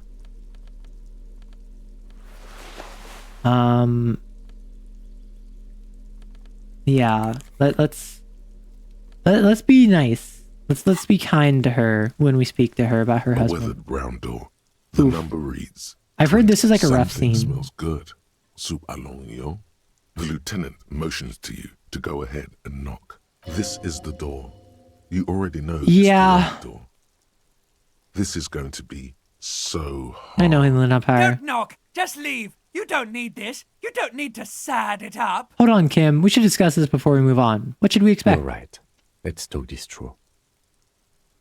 You hear some light footsteps and what appears to be a daily weather forecast playing on the radio. We have our first preliminary identification. Yeah. In all likelihood, the deceased is the husband of Billy Méjean. Yes. We need to confirm this, as well as deliver the death notification to Billy herself. Now, delivering a death notification is never an easy task. There's a reason why it's often called the most stressful part of our job. This is why it's usually done in Sure, because then it's not incumbent on one person. Monitoring reactions, ready to act if necessary. Do you have any advice on how to tell her? Just don't say that you know how they feel. Sure. You don't. Good advice. That is good advice. What if I don't want to do, if I don't want to do this? Yes, it's hard. But there is no easy way to handle this. I mean, she needs to know. This is more important than me not feeling up to telling her. I think I'm ready. Lieutenant motions toward. Hello? Who is it? And someone turns down the radio. Is this Billy Méjean's house? Home? This is the police. Please open the door. Police? I probably should have looked at Kim. Please give us a moment. I like spending time with Kim. Nervously. There's fear in her voice. Come in. The door is open. Oh no. She's inviting us in. Oh, yellow circles. An empty pack of red Astro cigarettes hidden under the bed. Packages of humanitarian aid macaronis. Windows covered in old newspaper clippings. Hello, Neko. Who of you does not know who Neko Boy Blue is? Because Neko is a thorn in my side, masquerading as a catboy. Absolutely terrible individual who you should make sure to follow, make sure to bother, make sure to invade the stream of. Meowdy. Just in time for sadness? Yeah, we're about to have a super depressing scene. I hope you know. A chalk-drawn chart for children's growth over the years? Oh no. Posters of contemporary pop stars adorn the walls. A textbook for high school mathematics, trigonometry mostly. The clock is ticking away with an odd cheerfulness. Its ticking makes you anxious, rings hollow in the room. Yeah, we're about to tell a working class woman that her drunk of a husband died alone and after lying to her about where he was. So I hope that you're ready for that. But do tell me what you were up to. Was it more tactical breach wizards, or were you pivoting over to Neb?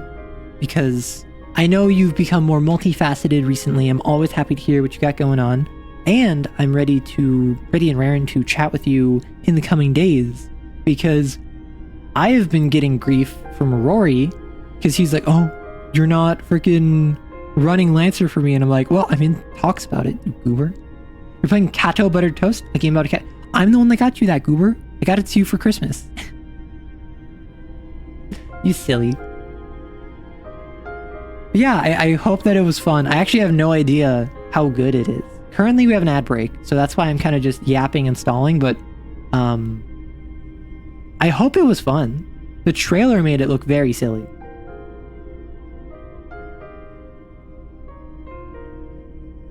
Is it a very intellectually intense game? Is it like the game where you have to string together specific combos or work with a unique style of platforming?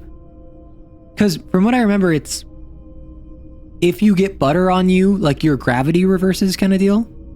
It's like the idea where you're playing as a cat, you're platforming, and gravity is really wonky because, if you have butter on toast, the butter will always fall face down. If you have a cat, it will always face feet on the floor. So if you put buttered toast on top of a cat, suddenly perpetual motion. Implying you had brain? Listen, no one's out here saying Neko has brain. No one is delusional enough to think that. Also, that toilet is very close to the door. That door is scraping by the toilet seat. It's a little tricky sometimes, but it's just solid performing puzzles. I mostly got through World 2, but then it got more complicated and I knew I was running out of IQ. Yeah. Neko is delulu enough to think Neko has brain. Listen, Lulu is the Salulu. Tick, tick, tick goes the unfeeling mechanics of the cat clock in the kids' room. I know they have kids. And like, obviously they're not doing well because they have humanitarian aid macaroni and their high school age child is in a room with another sibling. Their bedroom is the main living room. Like, they're not doing well. And now they're gonna have to deal with a dead father. You wish you had brain? True. Stay to Lulu, ooh woo woo. Fun fact, if you believe in IQ, you're already off a bad start in assessing intelligence. So that's partially correct, Riolu. IQ, as a means of discussing an average of intelligence, is actually useful. If I have an IQ of 115, which is like one standard deviation above average, and you have an IQ of 85, which is one standard deviation below average, by and large, I'm probably more intelligent than you in more areas consistently. However, if you have an IQ of 85, you might be a spatial awareness savant. And you might have...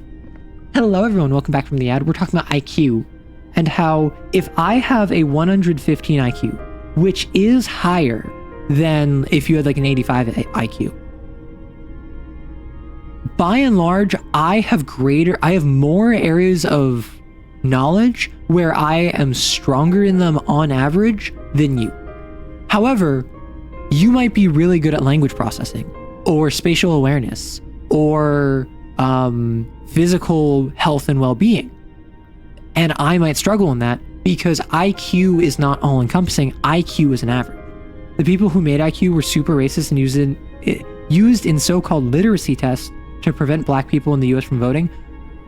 Yeah, and that's the issue with something like IQ is when you say, here is a measure of intelligence, who made it? Why did they make it? What biases did they have? The questions in the test were super vague, so they could always just say any answer was wrong. Did you know that initial literacy tests to prevent black Americans from voting following the Civil War and like Reconstruction were not English literacy tests? They were American history and politics literacy tests. So if you had someone who, after the Civil War, no longer a slave, now they are an American citizen under the 14th Amendment, they take a test, they take a literacy test to attempt to vote.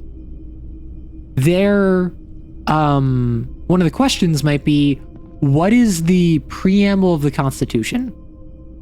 And that's like, we the people of the United States, in order to form a more perfect union, establish justice, and ensure the domestic tranquility, provide for the common defense, promote the general welfare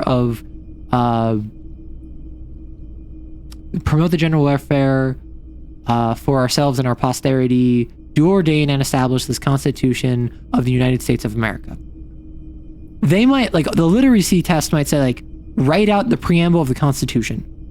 Which, first of all, if you are someone who, in Reconstruction following Civil War, was a slave, would not have had access to reading up until that point, so you would not know it. Further, you would probably not know how to read and write, so you'd need someone to read and write for you, which is probably a test proctor who is, bare minimum, not going to look favorably on you, if not be violently racist.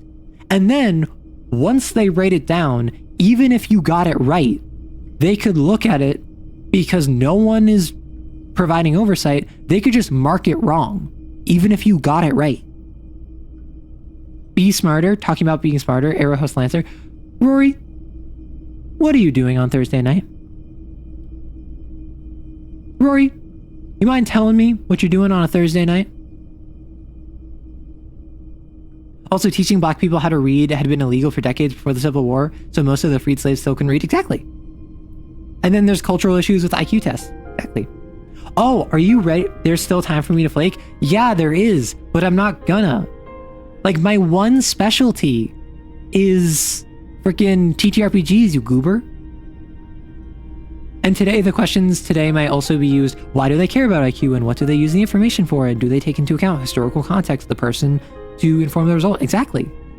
Not to mention, like I was saying before, that ignores savants. That ignores areas of expertise. That ignores if I suck at geography and I don't know Paris is in France. I can't name 3 countries in Europe. I don't know more than the state I live in the US. My IQ will drop multiple points because geography and geopolitical information is a section of like various IQ tests. Meaning, I am considered less intelligent on average by not knowing one specific domain of expertise. There's the Rorsler. You didn't realize we were talking about civil rights? You wouldn't have made that joke if you knew. Too bad. Too late. We already caught you in 5K. Okay, are you ready to be depressed? It's you from the book stand. Did you come to bring my cockatoo back? I don't think I introduced myself properly. Hi, Billy. I've talked about you as the working class woman this entire time. Say hi to chat. Lemonade? We're out of coffee. I would love some lemonade, The personally. lieutenant has taken off his foggy glasses and is busy cleaning them in his I'm considered less intelligent than average. I really am. But luckily, I still have people like you to make me feel perfectly average.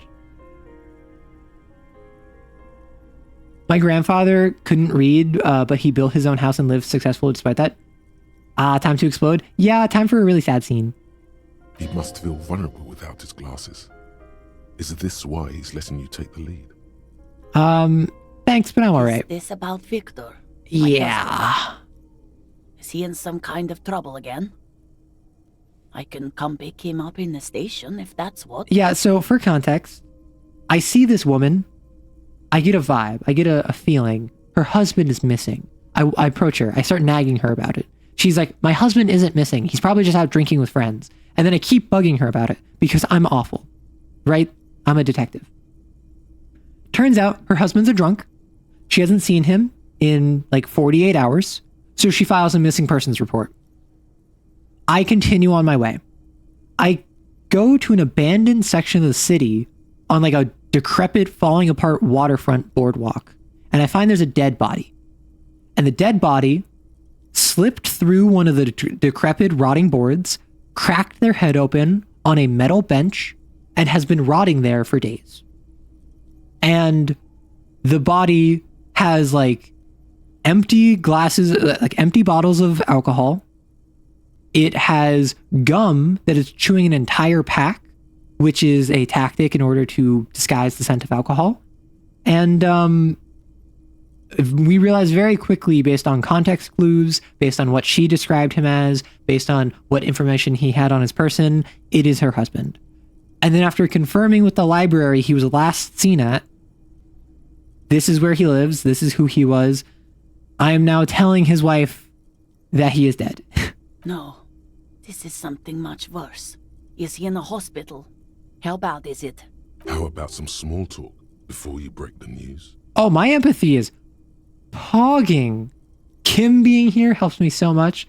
Kim gave me his handkerchief. I discussed it with Kim. I got the library card and the leather jacket. I'm just gonna cut straight to it. I don't know. I don't think so, Rhetoric. I think I just cut straight to it. You've done this before. Just keep your focus.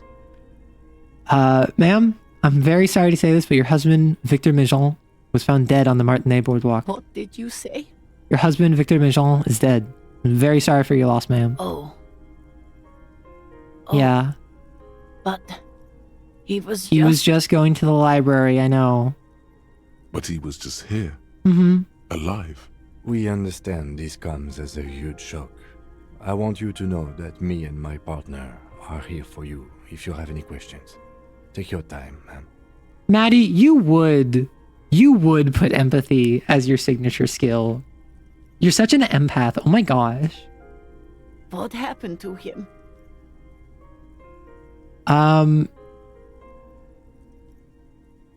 It was an accident. He fell through a hole in the boardwalk and hit his head. Was he drunk? I think I just say yes. I don't lie to her. Yes. I see. And you just found him there. Maybe this is Lying because in I the don't cold. have a lot of tact. I'm a very direct person, but like I feel like she knows, and trying to lie about it would just make her feel worse. How long had he been there? If you say 2 days maybe, it will be etched in her mind forever. Empathy, no. It couldn't have been long. She blinks, eyes welling up with tears. So as much as I was just like, well, you know, I like being direct. Nope. Immediately backtracked. The handkerchief.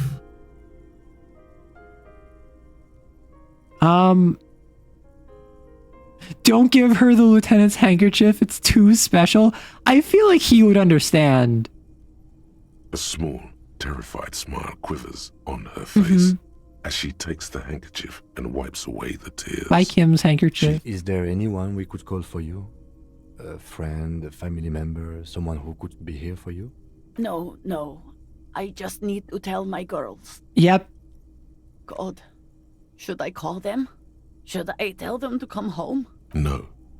A day. No, take a day to recover. Like, they need to know, however, you need time to make it. Like, you need your time first. Good. That's probably the right thing. Thank you. Just tell me, what do I need to do next? Where is he? Can I see him? We've taken him to the city morgue. The local coroner will be contacting you shortly to arrange the funeral. Yep. Here's his number in case you want to contact him earlier. A very good call. It's a very good call, yes. Is there anything else that the RCM could do for you? No, I'll call you if something comes up. I'm still... Thank you. Again? Thank you for telling me. I'm very sorry, babe. I know how it feels, just to wrap that up. And talk. Yeah, I gave her the library card. Okay. This scene gets you every time. The whole quest line goes from silly to intense. It's crazy. I did not think this was going anywhere. I was just gonna badger her because people in chat were like, "Oh, you should talk to her," and I'm like, "Fine." And I talked to her, and then she wasn't responsive. So I was like, okay, bye. And then everyone in chat's like, "No, it goes somewhere if you keep badgering her." And I'm like, "Fine, sure." And then it ended up being like actually so sad. You did well. Yay! Affirmation.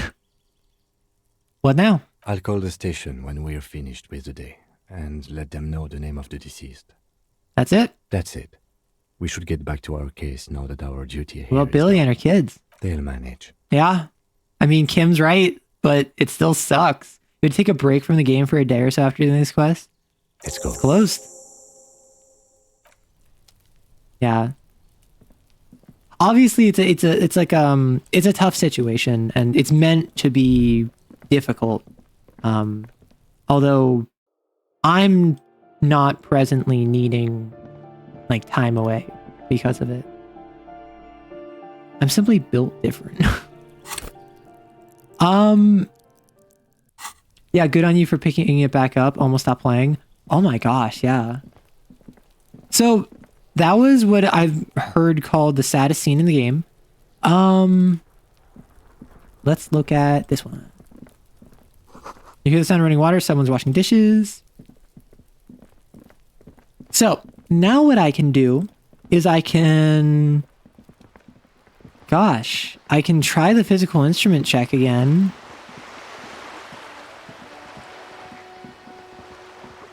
Like, I don't even know what to do now.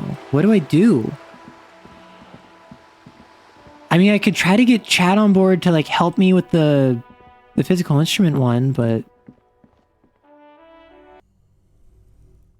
let me actually... I don't actually think I tried kicking open the door on the roof. So I can go try kicking that, and hopefully I'll get a thought from that. Because I've tried to break stuff a bunch of times I don't know if that'll actually work though. We could do that. I don't know if this is going to be effective though. I mean, just for the sake of it, I will ask that you give me a boost to physique, or I'll just get lucky. Like, if I ask for a boost to physique, that will bump me up, so it goes from like a 3% chance to like a 17% chance, I think. So if you would be so inclined to give me a boost to physique, that would be appreciated once I put this on.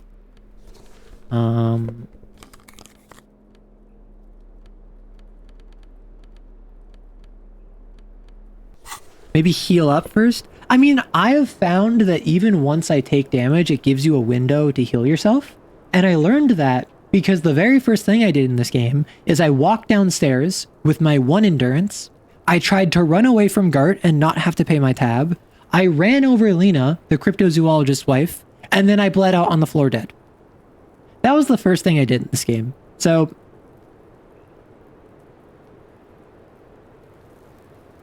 nah, we'll be fine. Okay, so I'm gonna go over here. The same small. I'm gonna try it. No lock. I'm gonna try it because why not? If you can give me physique and like decrease motorics, maybe, because motorics doesn't really matter right now. All I'm looking for, increase to physique. I'm trying to kick this door in. Claudia is gonna laugh at me. Claudia is gonna find it very funny, but 8%. I thought we were gonna be like 17%. All right.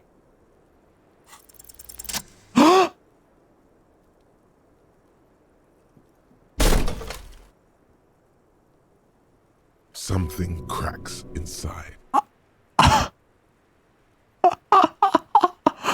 I was not expecting that at all. I got exactly that because you voted. It is an unbelievably satisfying. Yes, physical instrument. Nice. Sounds like the property damage wasn't in vain, at least. Would it hurt to look in? I thought it was an Ace's Low moment, Kim. I don't know about that. He smiles uncomfortably. It totally was. Okay. I used the fort. I literally did. Oh, wait, a yell? There's a tiny hole in the wall. You see a bedroom. Someone was peeping on. Footprints? You clearly see footprints. Wait, I was not. I wasn't expecting this to go anywhere. I wasn't mentally prepared for success. Jackpot. These, unlike everything else here, are new. Someone's been here within the last week or two. 3 weeks maximum, from the dust coverage. It could easily have been 1 week too. You know, officer. This is good. Yeah. He likes it. Yeah. To smile there. Yeah. In the dark of the workshop. Wait, this is so hype. It was a stereo investigation. Yes, the secret passage. It has now converged with our main. And I kept talking about the stereo investigation. To consider. Okay, what does this mean? It means someone snuck through what seems like a secret route leading to the roof. The roof from where you can shoot our victim. Okay, so what it was is that from the blue door, they climbed up here, went out here, shot the victim, went back in here, barred the door from the inside. This prints, officer, could be the prints of our killer. And if not, yeah, at least there are good argument for this Ruby doing it. To present to I don't know if Ruby did it though. It sounded more like Ruby was on cleanup detail after the murder. Similar thing happened with shooting the body. No, literally, I just succeeded when I didn't expect to. That's why it was an Ace's Low moment. It shouldn't have worked, but it did. That's so silly. Okay. Large crash lower. prints, most likely made by boots. The size. I was so worried I was going to hit a wall. Sole could be bigger than vamp. The soles have left a pattern, uniform, horizontal lines. One person has been here. They've gone back and forth. So yeah, one person went both ways. It doesn't look like the odd-soled print we found at the hanging, Kim.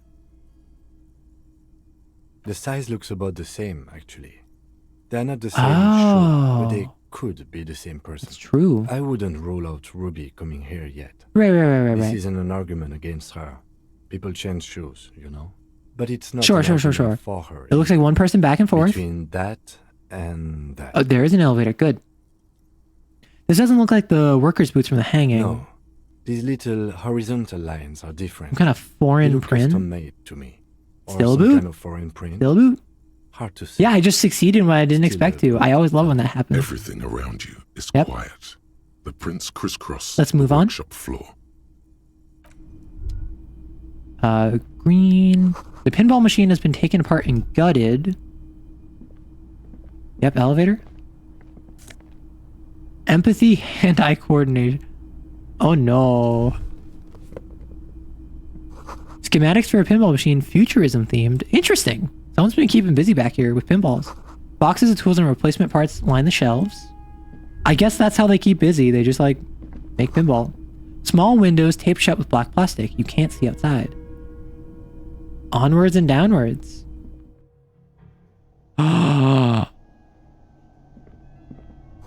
The pinball is white Diora. The back glass shows a female figure in mourning. A note, NB. The spare key is tied to the bush outside the corner room window. Wait, bush outside the corner room window. Remember that.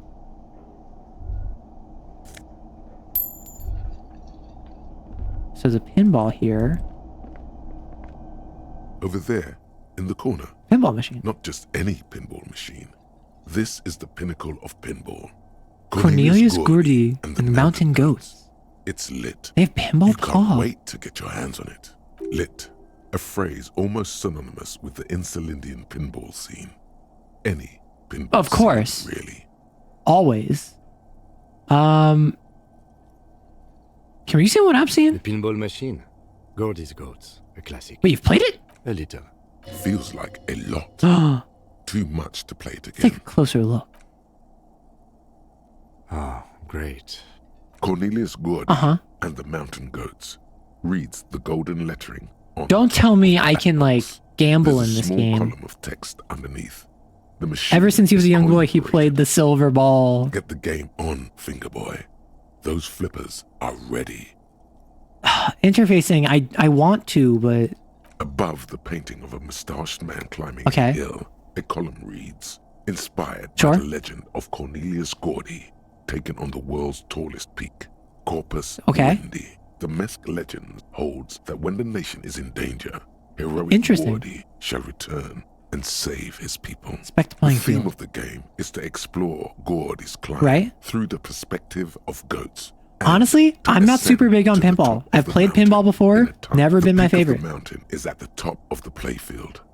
All the balls have small Oh, that's goat cute. icons on them and represent the goats. Yo, Kim, as they I race know we up just and told that down woman her the husband died, but check out my pinball skills. Areas around the playfield represents Gordy's climb, places he was said to have camped, which the goats can discover. Get them to What's the with all the summit. goats? Indeed. Think of them as balls. Pinball isn't for me. I might come back later. So if I... Interesting. You see a heavy steel door with a prominent dimple lock. Its Door's painted connected to the one upstairs. How do we There get must be a through? key somewhere. Oh, Probably somewhere in the world. so that's where the key is. So not too outside the We can get bush in and in the out using the corner roof room window. So that's how I... So is that all? It's just pinball? But it was the footprints was really important. This small elevator is dimly lit by a bulb that's been glowing Look in. smells of nougat and sweat. Your head brushes up against the ceiling. Interesting.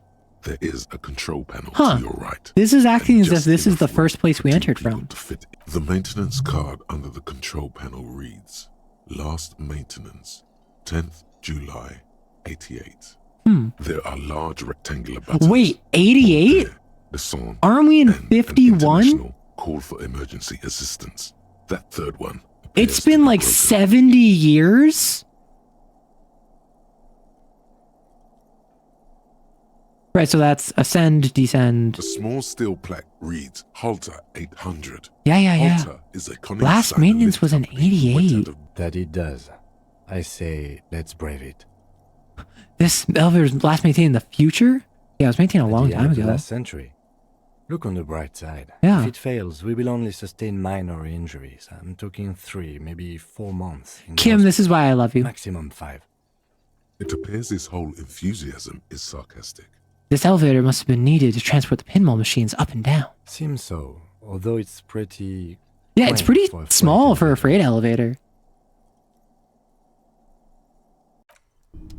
Yeah, so I've already been up here, which it's weird that interacting with that seemed so like this is a. where they brought 40 pinball machines to fix them up. It's weird that it was acting as if that's the first time I've seen the Everything elevator. is covered with dust now.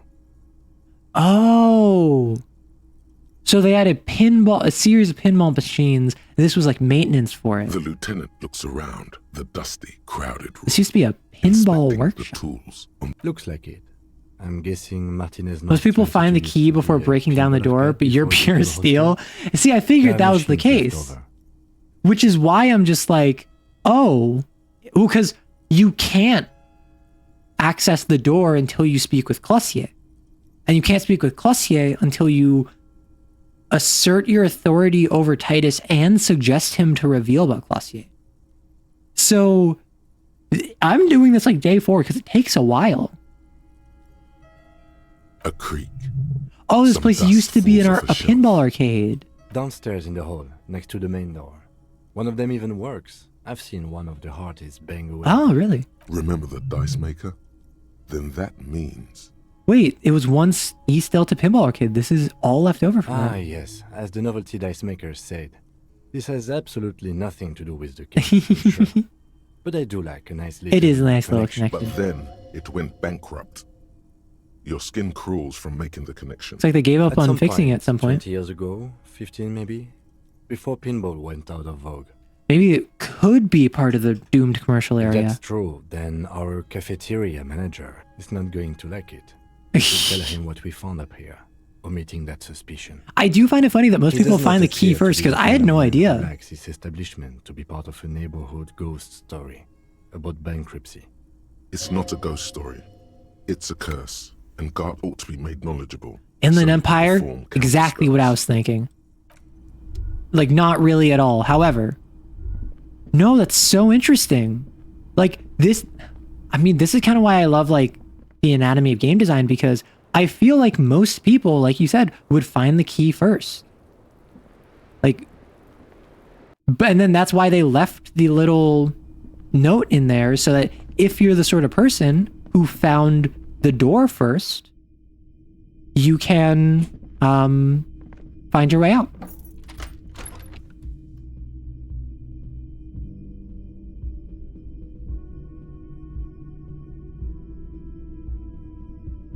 Yeah, so that's so weird. So I'm assuming, so first off, let's tell Gart. Hey, was there something? I saw a another thing. Great. I love. What if I told you I got into the back room behind the steel door? Oh, okay. Well, I did hear you make noise back there, so good for you. He's really holding himself back here. It takes a lot of willpower not to ask. Aren't you going to ask me what's behind there? Wanting to know what's... Okay, what is back there? Pinball machines, a pinball workshop. I knew it. I've always wondered where those machines by the You door came blazed from. it? No, And that's they told me there was some 420. kind of You pinball glazed thing it? here too. I knew it. Were there any back there? In working order, I mean. Why? Do you want to play a game? Because I might be up for a game. No, I was just wondering if you found pinball 10 minutes too late. Okay, good night, Wolk. It's always a pleasure to have you here. If your thing is selling those pinball machines, I want a fat cut C-suite. I'm a disruptor. I feel a capitalist plot coming up. Capitalist plot. The pinball we have in the corner now is broken. I want to diversify the entertainment options. Good night. It wouldn't hurt to get a little life in here. Other than the hellish karaoke machine. That one's always causing trouble. Sounds like he cares about the place. He's not going to be overjoyed to hear that it's part In of your the dreams, all deemed arrow commercial kissers are area. pocket. Oh my, what is up with you? He should still know.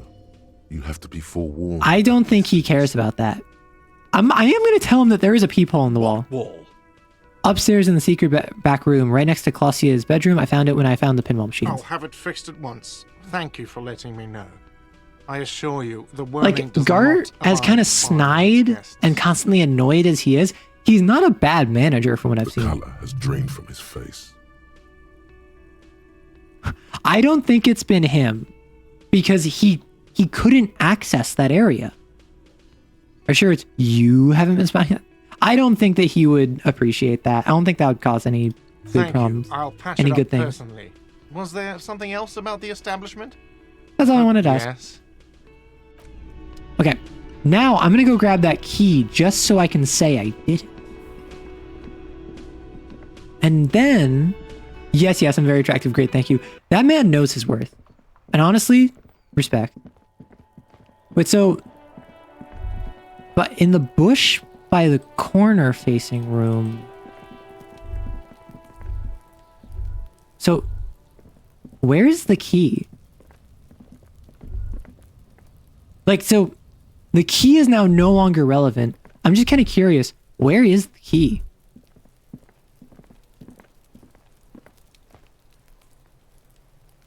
Goodbye, good night. Always a pleasure to have you all, even if you're oddly obsessed with puckering up. So if anyone knows, feel free to just tell me where the key is, because I don't actually... The Hardy Boys room?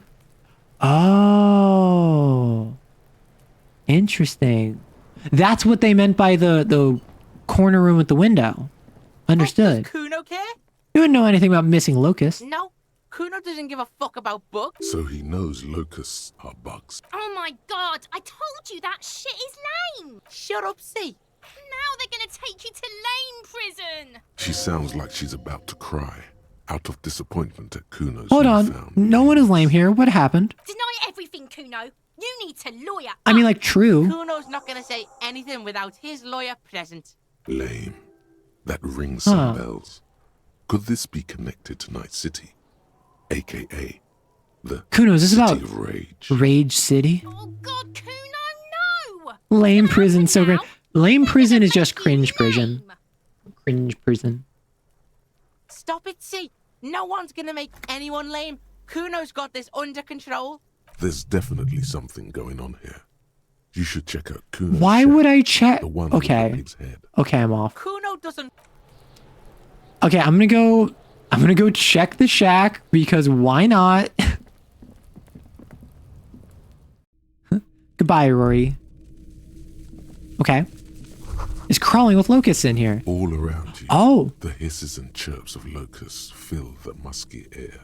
The earthen floor of the shack has been shaped into mounds of mud, dotted with little holes for windows. Well, detective, it appears you've solved the case. He is so unenthused with this revelation. Locusts. For the missing locust case, which is a sub-case of the imaginary insect case. So at least No, that's going Kim, right. absolutely keep being sarcastic. I love that. Yes. I feel we are nearing a real breakthrough. I think the Insulindian phasmid is nearby. If anything, the presence of the locust points to the opposite. The phasmid did not take That is very place in true. the traps. It was Kuno.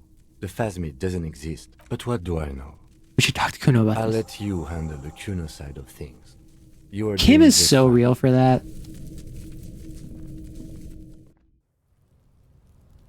Oh, the pronunciation guide. Fuck does Kuno I know you took the locust from the traps the cryptozoologist set up. Yeah. Kuno took the books. So what? So it wasn't the phasmid. A wave of disappointment washes over you. You say you don't care about them, and then you go and build a whole town of them. It's not Bugtown. It's the city of locusts. Locusts aren't just bug shit. They come out of the sky like a fucking shadow. Shit descends. That's true. Locusts coming down like a shadow. This must Sure. be Night City. So that in there is Night City. Yeah. Locust City. City of rage. City of lights. The girl forces herself to watch again. The corners of her City of Rage eyes sounds like a cool twitching. place. Kuno, the pig wants to help you! Oh, that's how lame it is! Please just don't say you're... An artist. Maybe I am an artist. Oh, no. You hear that, everyone? Wait. I'm a fucking artist. Can I be the patron of Kuno? Did he just say I? Kuno usually calls Kuno Kuno. Making art is worthy. Is a worthy calling. I'm something of an artist myself. God, Kuno! He's gonna make you totally lame in, like, Let me be your patron. Yo, fuck you, see? Kuno can be what Kuno wants to be. I'm not Kuno's going to his own address man. the first person. Kuno's free. I think that would just trip him up. Kuno made himself into Kuno. Kuno can make himself into anything. Kuno can make himself into a pig if he wants. Kuno can make himself into a... Kuno doesn't give a shit. Sure. Don't make yourself into a pig, Kuno. You'll have to take me away. In it, you hear snow melting, dripping from the eaves. Someone closing a window. So that's what this is about. That depends on the choices you make. Oh, come on. No one's taking you away. Without a word, she disappears entirely behind the fence. For once, the boy is lost for words. He turns completely red now, with splotches of white beginning to appear across his face. Use this momentary confusion to take control of the situation. You got him. Now convince him to leave the cryptozoologist's traps alone. I don't think he'll care if I say all of this. I don't give a shit. Yep. I don't need the locusts anyway. Shit is all lame now. Yep, there we go. She was right. A portrait of the artist as a young man. The girl's face appears again, above the fence. Just What does the city of locusts mean? It don't mean anything. It's shit. Kuno just likes to focus. Kuno likes to concentrate on shit. Build shit when he's zipping hard. Fuck. Pig. You really shouldn't have fucked with Kuno City. Now it's all fucking lame. What's gonna happen to the locust? Kuno's gonna let the fucking locusts die. That's okay. The fuck are they trying to catch anyway? With the traps? The Insulindian phasmid. He recognizes the name. Wait, you know what the Insulindian phasmid is? Bitches think Kuno doesn't know shit. The fuck out of here. Wait, hey, yo. Kuno's tired of this. There's silence between the two children. They're not saying anything to each other, nor looking in each other's direction. Also, I have no idea what their relationship is. Are they siblings? Are they friends? Is it like a crush on Kuno situation? That's why she's Kuno-S? I have no idea. What do I do now? Missing insects. Report my findings. I also want to go in here. Honestly, you have no clue. Glad I'm not the only one. So I tried this window. Behind the dockworkers, a ceiling height. No, in the workshop. That's what it is. Oh, I failed it before. Fingers. There's a yellow ribbon tied to one of the branches. Light yellow. There we go. With time. Maybe talking to Kuno more will reveal some more at some point. Maybe. From it. It's close enough to the latch up there. One can slide it open and just take it. Surely not a coincidence. Someone's hid a key in the bush. Huh?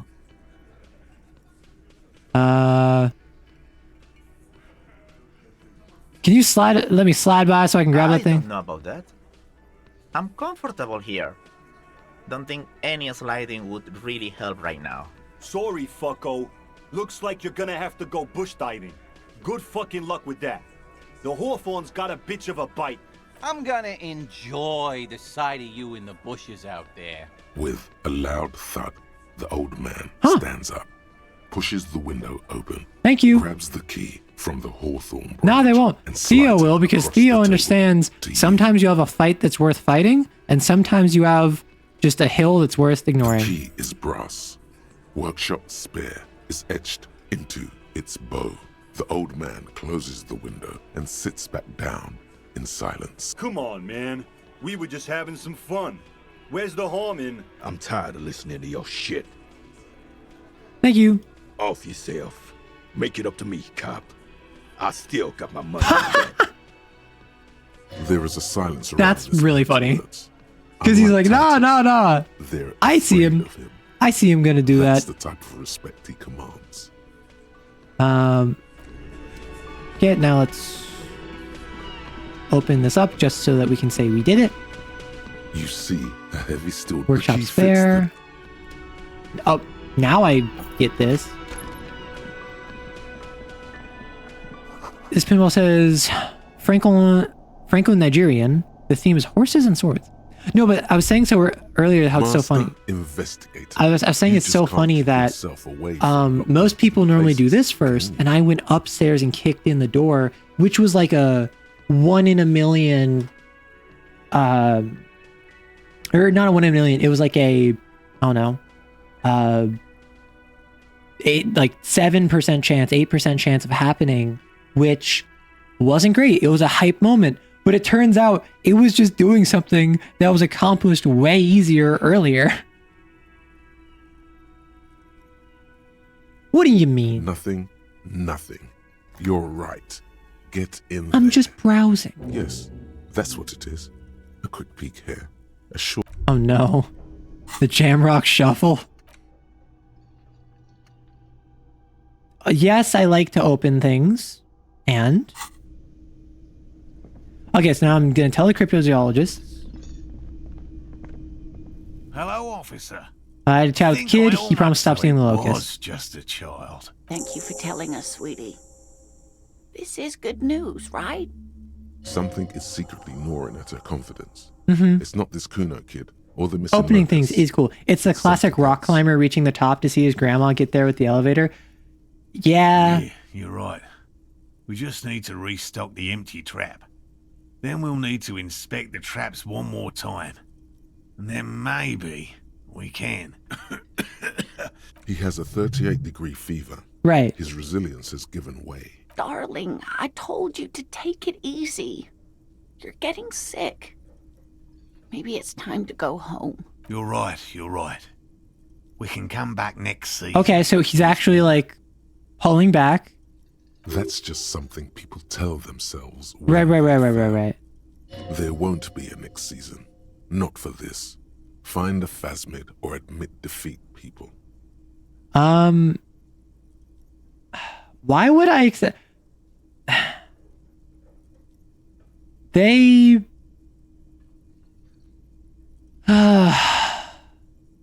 Man, I'm really feeling this is costing me time on my main investigation.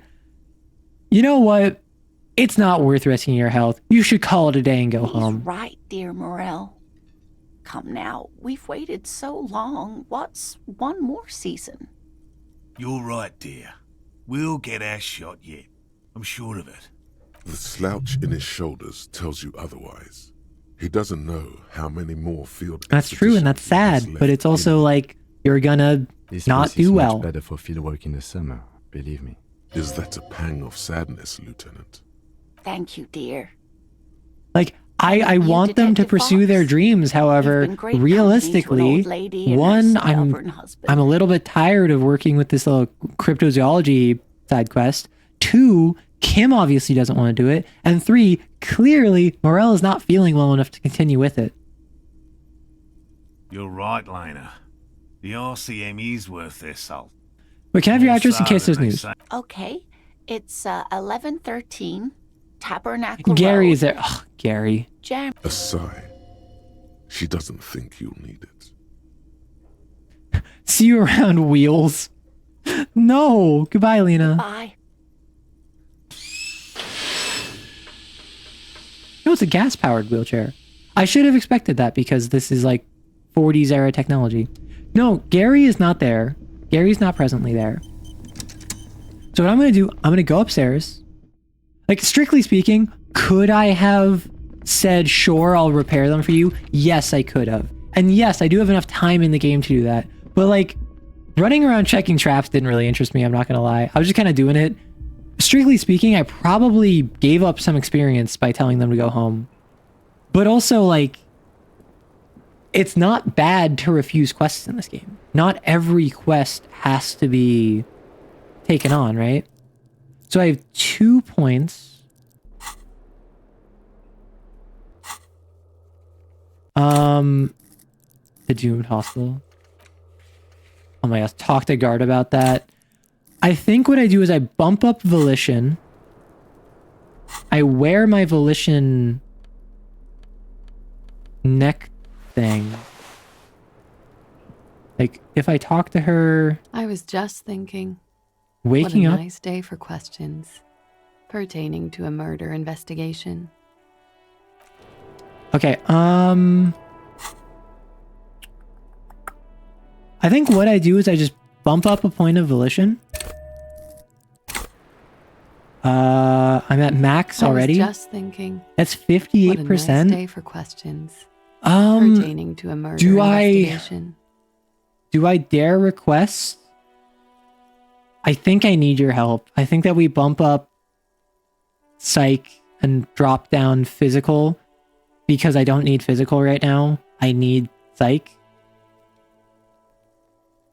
The only thing is,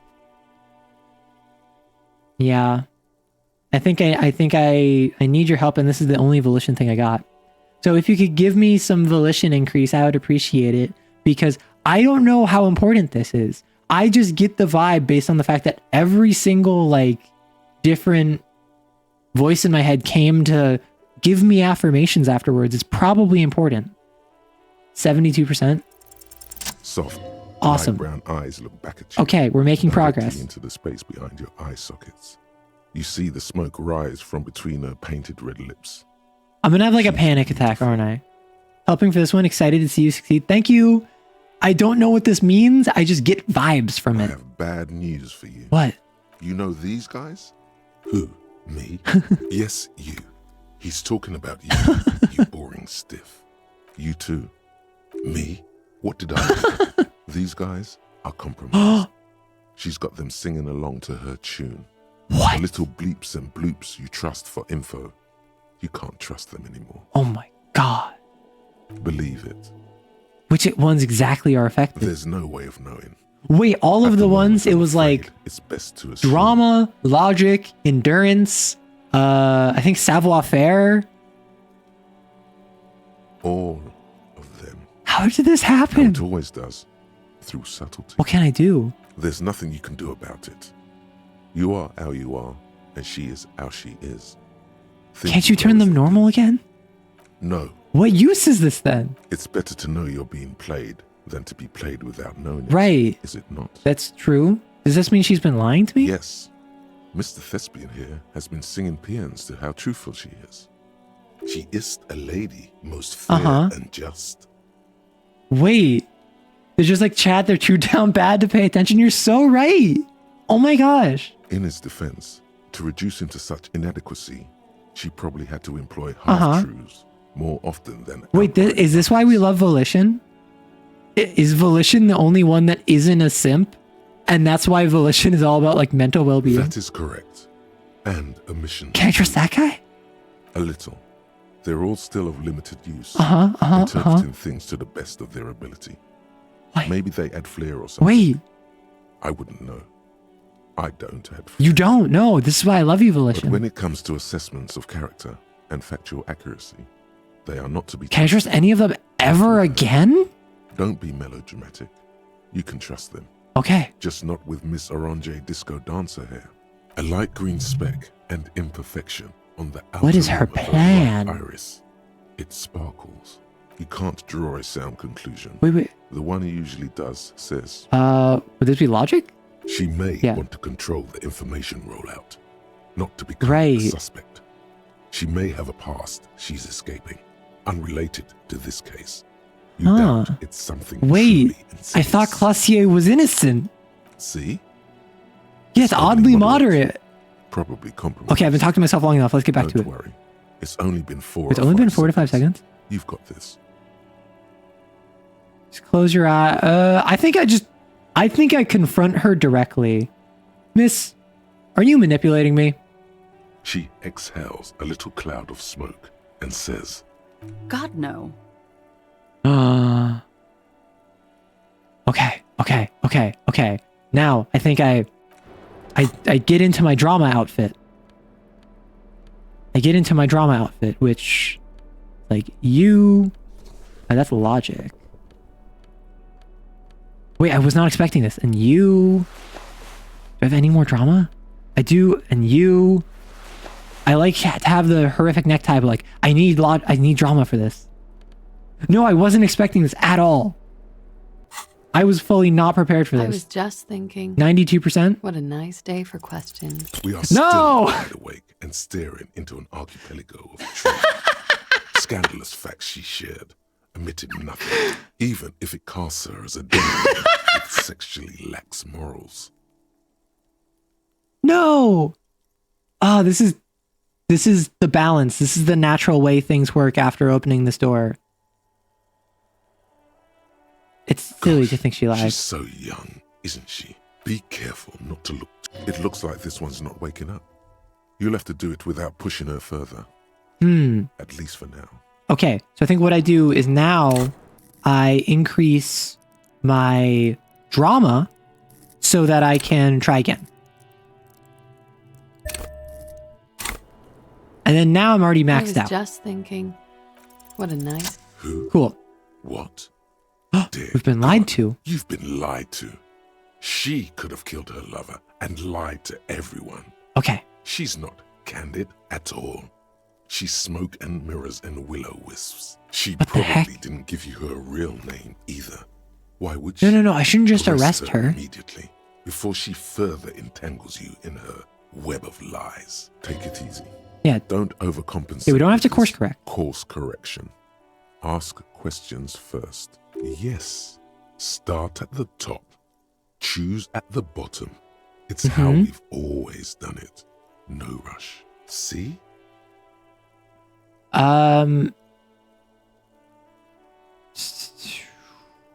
I think you didn't make the call to the I station. did.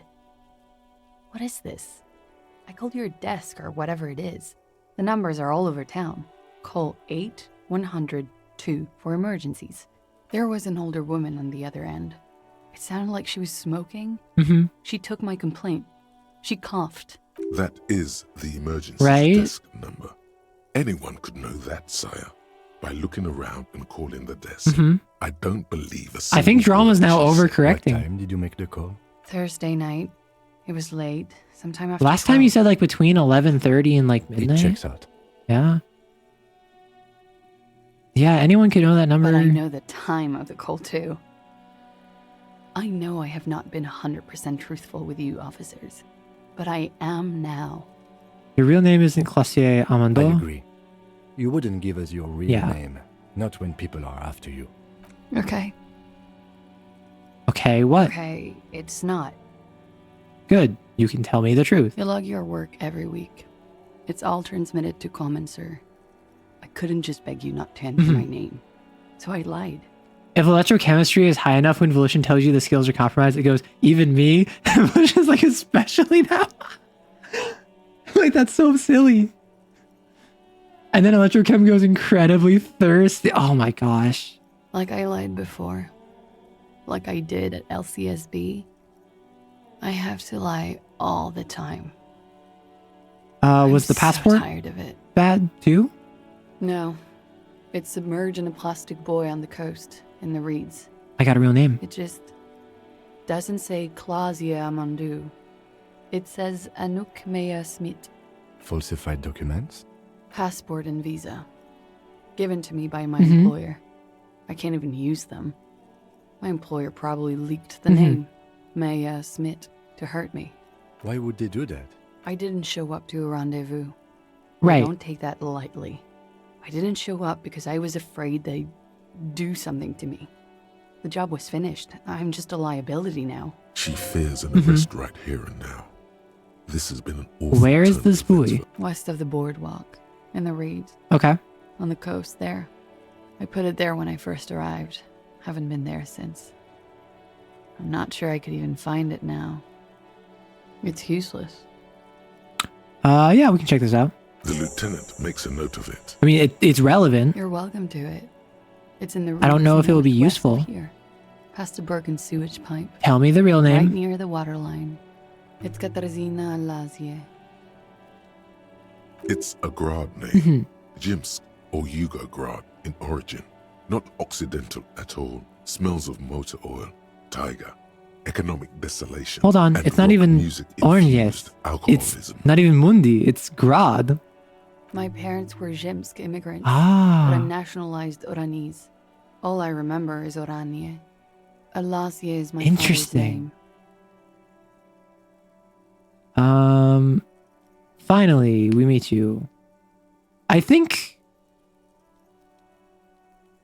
I'll keep calling you Classier. That's cool. Because I think that she wants to be located. She doesn't feel like a Classier. She feels like You're probably not even Miss Ornier 37, are you? Yeah.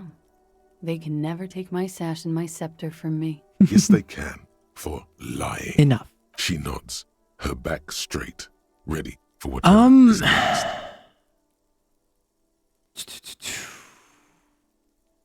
I mean, I could call it like a devil woman wouldn't get anything. Like, Kim, why have we not arrested There her may be yet? grounds here, at least for an extended detention.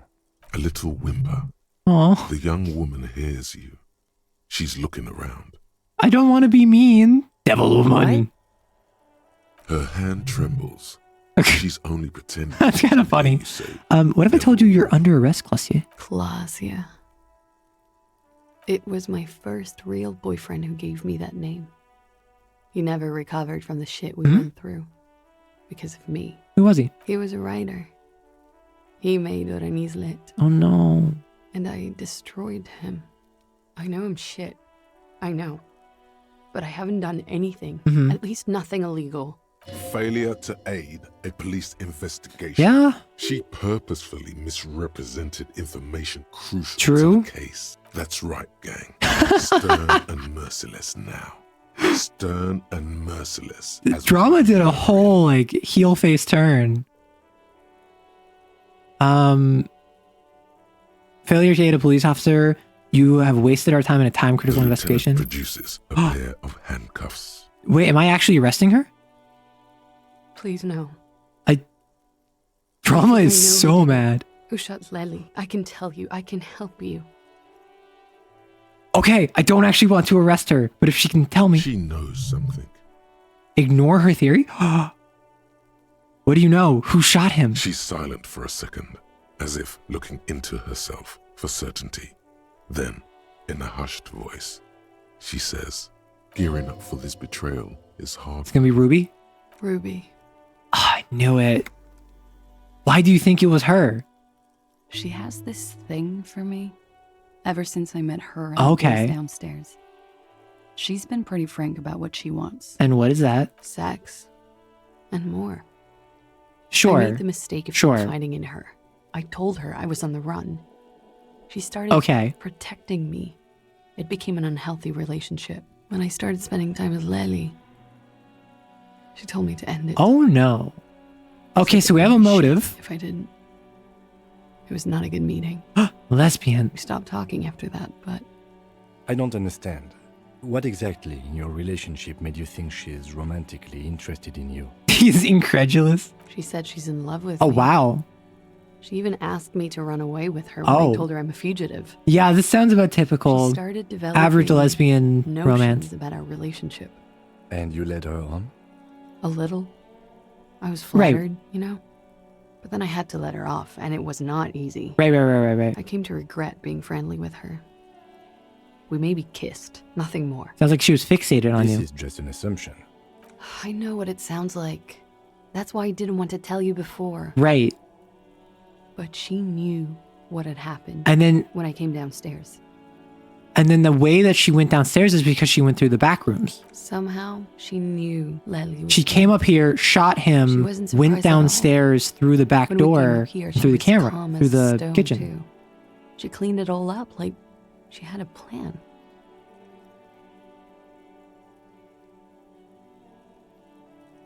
So currently we're going through an ad. So I'm going to take a couple minutes. Then I'm going to wrap up this conversation. And then I think I'm going to end.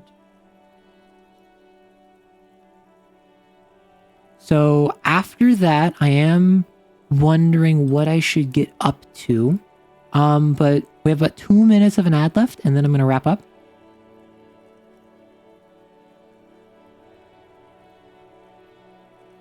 I was not expecting this at all. Because I know about a scene in the game where Angus is like, so they're both girls. And Kim just goes like, yes. Girls can like girls too. And he had to explain what lesbians are to Angus.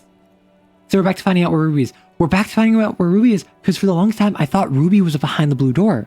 I thought the blue door was some giant mystery that I would have to solve by getting Titus to open it. But no. I snap my fingers under the faucet. Oh, I'm sorry.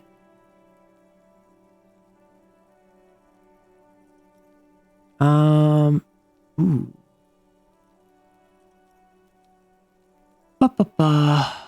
I'm currently looking for folks I can raid into in like 10 minutes.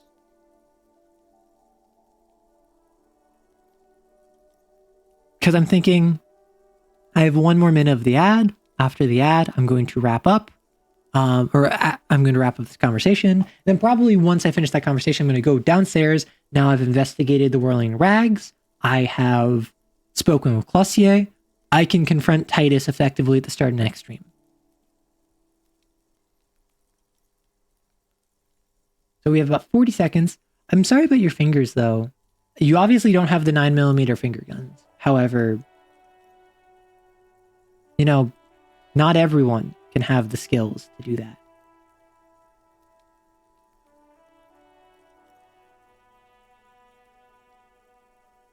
As I drink some more water.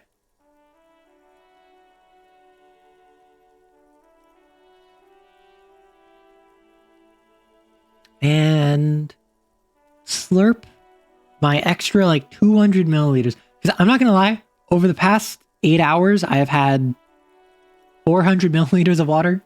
Probably not that much. Probably should have more. However, we're back. Welcome back from the ad, everyone.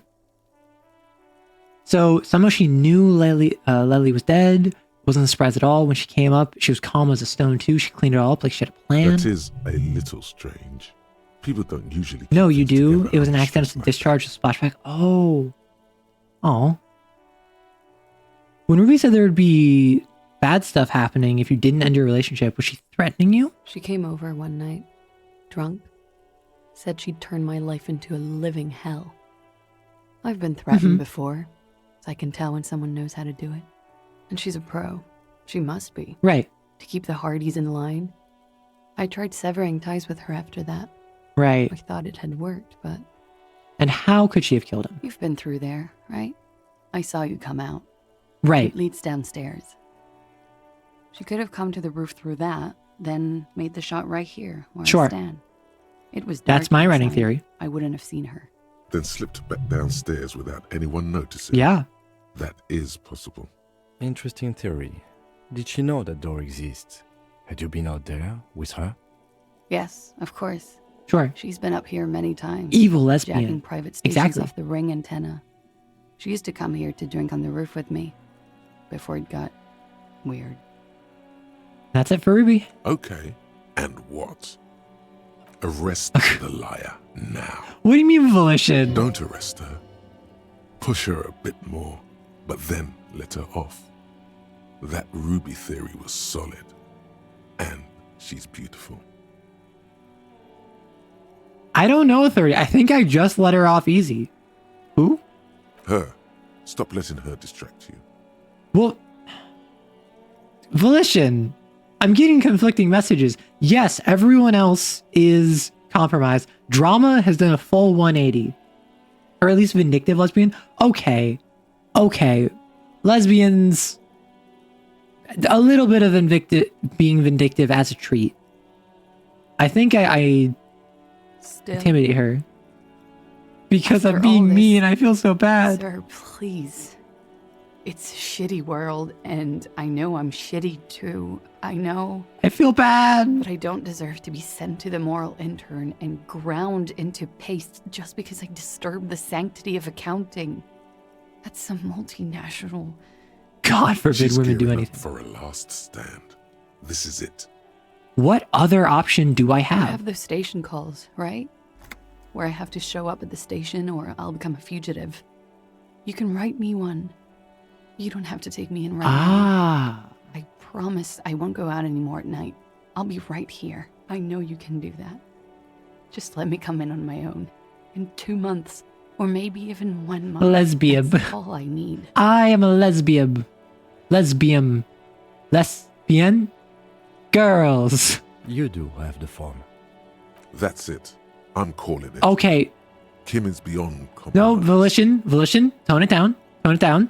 I was with you I don't think that she needs to be arrested. Definitely, sire. No, drama? Drama? You went a little too far in the opposite direction.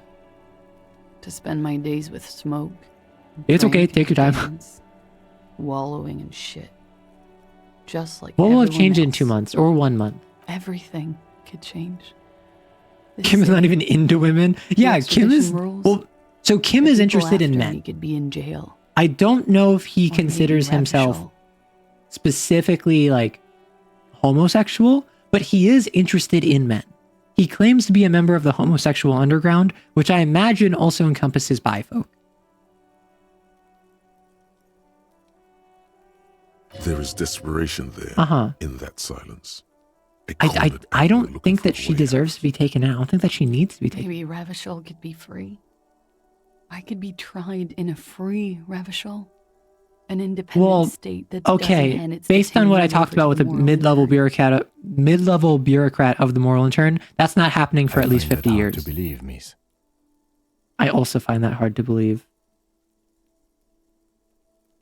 Don't.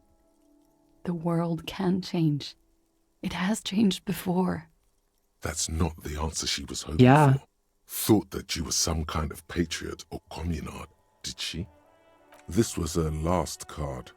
There is nothing more she can say. Volition. I'm with you like 90% of the way, but I don't think that we need to arrest her. She looks at you in silence, her face filled with fear, lips parted. Wait. If you arrest her... Logic, Kim you're will so have to right. transport her. You'd be without your partner for the rest of the day. Shut up. He's making the decision, and it's his to make. Drama? Chill.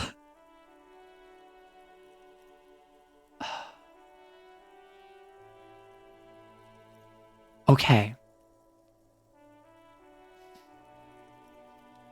I could let her off the hook, but she did interfere with a police investigation.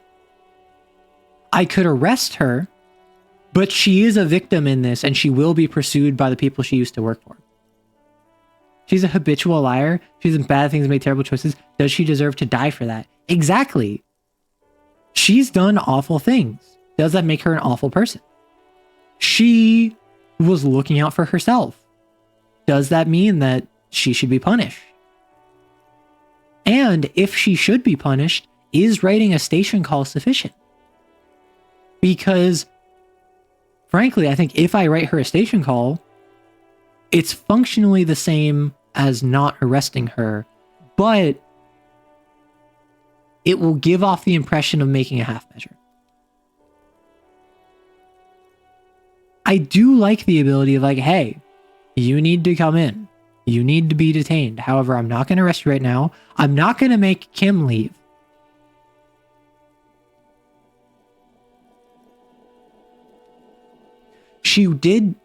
I nearly didn't solve the murder because of her.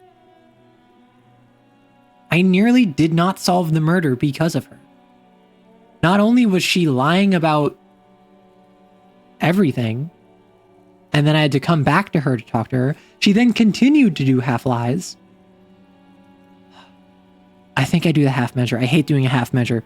I almost always do half measures, so I want to hate doing a half measure by I'm going to do a half measure. I'll write her a station call. I won't.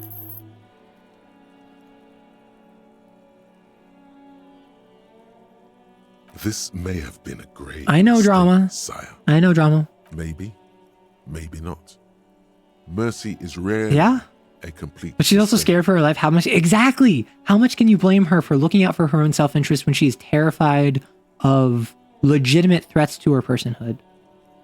Well, and that's the thing, is that I feel like, and part of this was like a meta reason, is I chose the half measure because I had to work for the half measure. I had to make specific dialogue options to push her to get her be like, how about you do this instead? So I went with that. And if I hadn't done that, the only options would have been arrest her or don't arrest her. I don't know if I should have arrested her or not. I don't know if I should not have arrested her. I feel like not arresting her and not punishing her at all would be a mistake. I promise I will be right here all the time, nights too. I'll help you any way I can in this investigation, and I will be at Station 41 in 6 weeks. I promise. Okay. I talked about you and Ruby. Let's change the subject. She slowly lights another cigarette. A shivers check. As if in the presence of some tiger. Let me try out this shivers check. And then I'll wrap up. Because, like, I mean, if you want, you can assist me in this. The game doesn't have many good... Yeah, and that's what I love about it.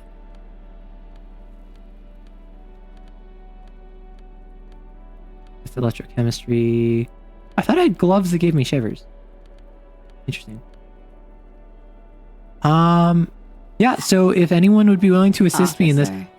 I'm not really... Fine day for questions. I'm not really too fussed about this. Actually, wait, I think that no matter what my bonus is, it doesn't matter. Because if it's 16, and if I get a 12, I would need a 4 high. Actually, if I could get a bonus to this, if I give a bonus to my shivers, I would appreciate it. Not because I think this is important, just because, hey, why not, you know? Just because, hey, at this point, we had very amazing luck, we had very awful luck. Let's see what happens. Nothing happens. I'm not upset. There is a mass of I'm not upset. Above Thank you for the assistance. Colorless, merging into one another. The sky is low and cold. You hear the distant murmur of motor connections somewhere south of here. That is all. Silence, officer. Wouldn't have thought you the silent type. What were Let's get back to those lies you told. Real quick. Yeah?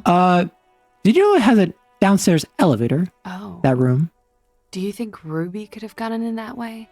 To the roof? You did mention She could have this. come up through there. It's possible. She keeps looking at the door. I wanted to mention the wind. There's a peephole on the other side. A peephole? You mean like a hole in the wall? You deserve to know. Yes, looking into your bedroom, miss. Okay.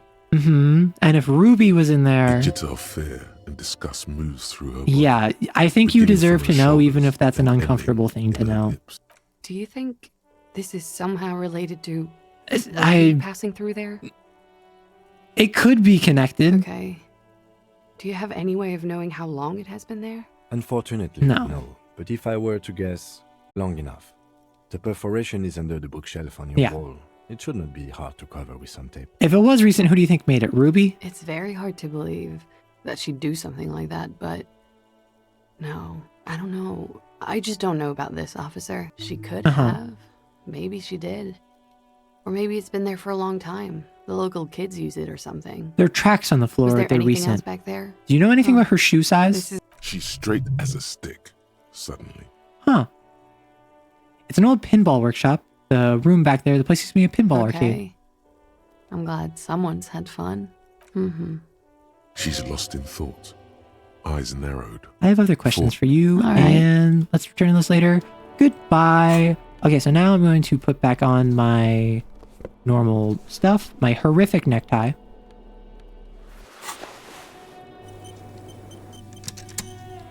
Okay, and then we go downstairs. And now we are going to head fully downstairs. And I think now with that, we're going to save the game and actually wrap up. We made more progress than I expected we would today. Frankly, I assumed that we wouldn't make that much. I figured that it wouldn't. I don't know. I was a little bit worried that we weren't going to make that much progress, but we went through like half the day. We went through like, what was that?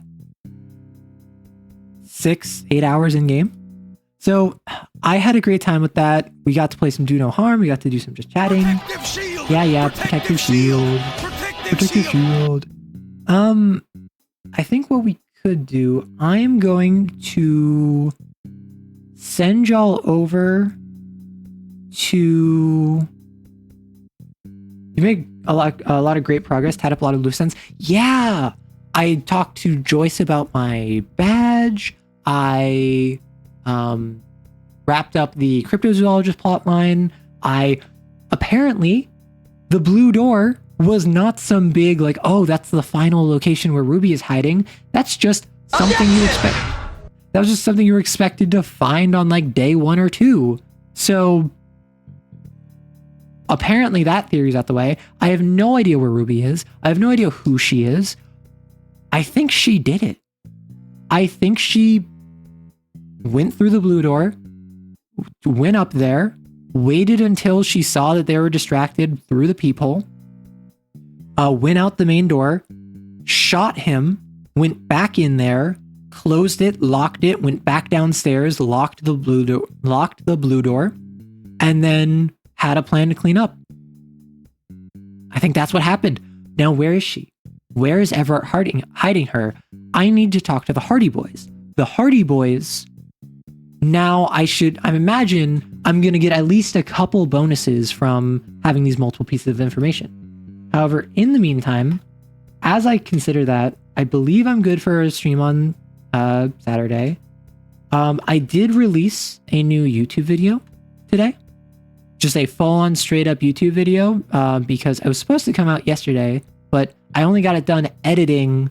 I only got it done editing last night at like 10 p.m. So here is today's YouTube video in case you have not seen it yet. In the meantime, our raid message is going to be got room for a third.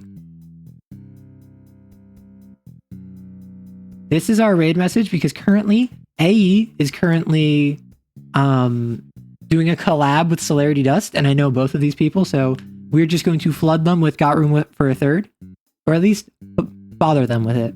So thank you very much for swinging by. Check out the YouTube and the Discord if you are so inclined. Check out today's YouTube video, and thank you all so much for swinging by. It was